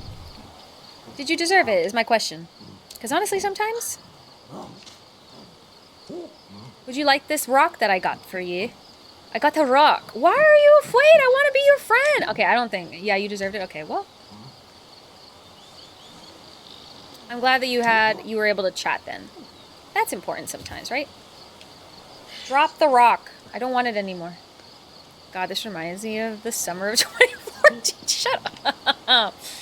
We're going home, everybody. This primate doesn't want me to engage with it, so we're just gonna go.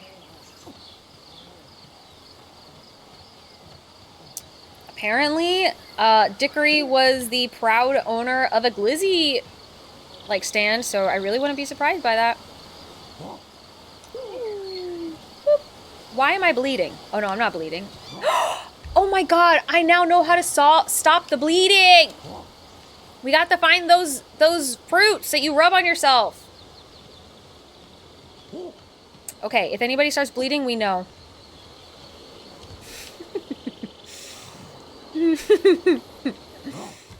We know now.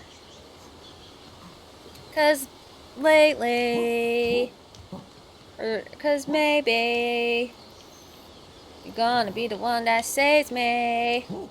Ah! Grab it. Oh god. And after all, grab it! Stop it! I keep panicking. You're my wonder wall. Okay, go this way.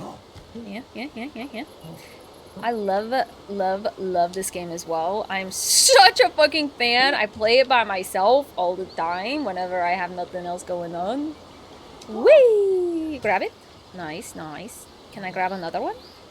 I can. I'm gonna bring some of these back to the fam. Y'all wanna rub some sheath on you? Grab it! Oh shit, oh my god. Okay, we're figuring out... Oh god. I'm figuring this stuff... I'm figuring out the climbing. The climbing is like the most... nerve-wracking thing, because I panic. I panic stab. And like double-click and shit, and that's never a good idea.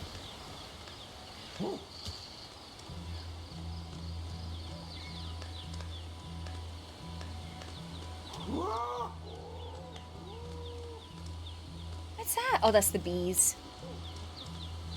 That's the bees. I kind of want to see what's going on with that rock over there. Dead bush. Dead bush. Oh, nope, I don't know what that is. Okay. Okay, let's actually... I'm gonna drop these. I'm gonna carefully make our way. What is this? Can I do anything with this? Or is it just... Oh, I thought... Whew! Okay. What kind of rock?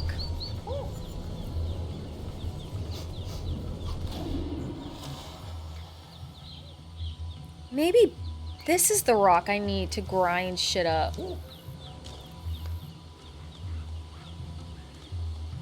Okay. Okay. Who... Can I throw this? Okay, that didn't really land where I wanted it to. Ah. Alright. We're going with this. And with this. We're going down, babies! Okay. Did I drop the rock here? No, grab it! Oh, Lord, it almost went away. Hey, friends. I'm just trying, yeah, okay. Hello, everybody! Look what I got! Just passing out glizzy, eh? Yeah, that's true. Just got a lot of ads for bananas and tube meat. What's that mean? I don't know. Maybe you should tell us what that means. Oh my god, I can give it to you. What's my name? Lou gonna give it to ya! Gonna give it to ya here. Gonna... Wait, hold on. I got... Wait. Gonna give it to you. Alright, y'all. That's it. That's all we got. That's all we got for now. I'll play this again another day. Did you guys enjoy it? I enjoyed it. And honestly, if you didn't enjoy it, you don't know how to have fun. And you don't like apes. Thank you so much for the follow. We appreciate y'all so fucking much. We're gonna call it here, and we're gonna make our way somewhere else in the world. Monk apes. I kind of wish I had like a a Steam Deck, because I would take this over to my mom's house right now, because that's where I'm going to go. And I would be doing yoga and playing this at the same time. Ugh, the dream. It's fine though. I really appreciate you guys so much for coming through and hanging out with us today. Thank you for being here. Thank you for being a part of the conversations. Sometimes Sunday socials can be a little overwhelming and we can get into a lot of discourse, but I think today was a pretty good day. Like, we had like good conversations. And while there is always going to be some level of disagreements and discourse and whatnot, I think we did good. Watch out for weird animals. I promise you. I promise you I will. Dick, it was really nice hanging with you today, even if it was just for a minute. I'm glad you, again, got a cheeky little conversation going. All right, game over. Absolutely. Thank you guys. Let me go through and do my usual shtick. You guys know the drill. I'm going to do a little bit of thanks to all the people who stopped by and hung out with us today, and then I will find a place where we can raid out to. If you guys have a spot you would like to go to instead, let me know. I see a couple of people who are online right now who I would enjoy going to. Or maybe there's a new spot. I don't know. But yeah, let me do that. Hold on. So to all the follows that we got today, thank you, thank you, thank you. We are honored. We are happy to have y'all here. I hope that we can hang out again in the future and it wasn't an entirely huge major mistake that you followed, but you know, not everybody is for everyone. I understand. Ram, thank you for the biddies. Let's see. Thank you guys for voting in the poll. Indy, thank you for the raid early on. I appreciate it. Oh my gosh, hell yeah, that was the easiest one yet. Thank you guys so much for being here. Thank you for being a part of this space, this community. It really means a lot. I really enjoy these Sunday streams with y'all. I think that everybody has really good information to be able to share with each other and with me especially. And so, yeah, I look forward to the future of our streams. In the meantime, let us find a good spot to raid out into. We got a bunch of places we can go.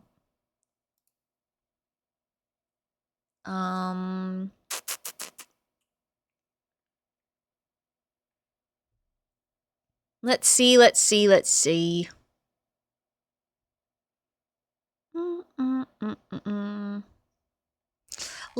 Okay, hold on. Let's go down here and, because my freaking list is never in any order of any type.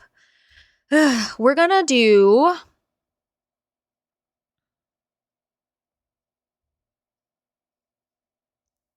I hung out with April and Green yesterday in their stream. They were watching the horror game thing. Would you guys want to go into their into April's space? I think she just started. So we can go and hang out with April, because I don't know when we raided into April last. Bunny is also live playing Minecraft right now. We could do some Minecrafting.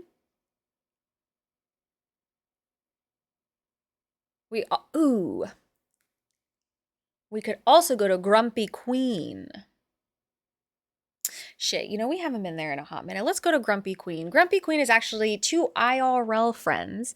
And they, I don't know if they started streaming before I did or they started it afterwards or what the timeline sort of looks like. They started streaming and their space is so wonderful. They are to us LGBTQIA plus not only allies, but they are also a incredible, beautiful married couple. All right. And they're playing Dead by Daylight. And I think that they wouldn't mind seeing some of our community today. So let's go ahead and Ghost makes some more friends. We'll go and make friends over there. To those of you, you're a vocal Olympian taking the 5.5 hours as a superpower. Talking, yes, we're doing it. I'm trying. Matt, the goal is, because at some point, lurk too long, that's okay. We appreciate you being here nevertheless. The goal, though, is to eventually be able to stream every day after I graduate, right? And to be able to make this kind of a more fuller type thing. So I'm We're working it out. We're working out the kinks right now, okay? Why do I have a sixth sense for you rating out? What? Cricks, I'm sorry. You left for too long. But it's okay. We're going to go to new friends. Well, old friends for me, but maybe new friends for some of y'all. So I really appreciate y'all being here, though. And to those of you who stuck around for the raid as well, fucking legends. Even when I was screaming in your fucking ears, holy shit. You guys, you make me feel very loved. So let's do it, okay? We're going to go to Grumpy Queens.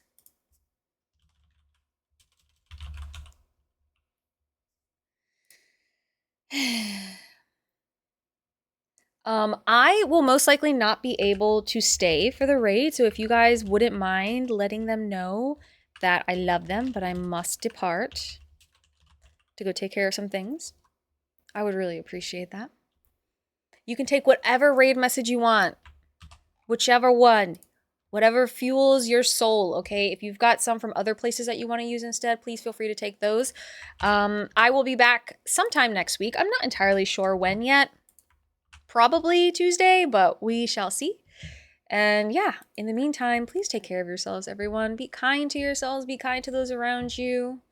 It is Pride Month, so make sure you send, I don't know, like $5, $10 to your favorite 2S LGBTQIA plus content creator, whatever that kind of looks like for you. And I love you guys so very much. I'll see you guys next week, okay? Thanks for hanging.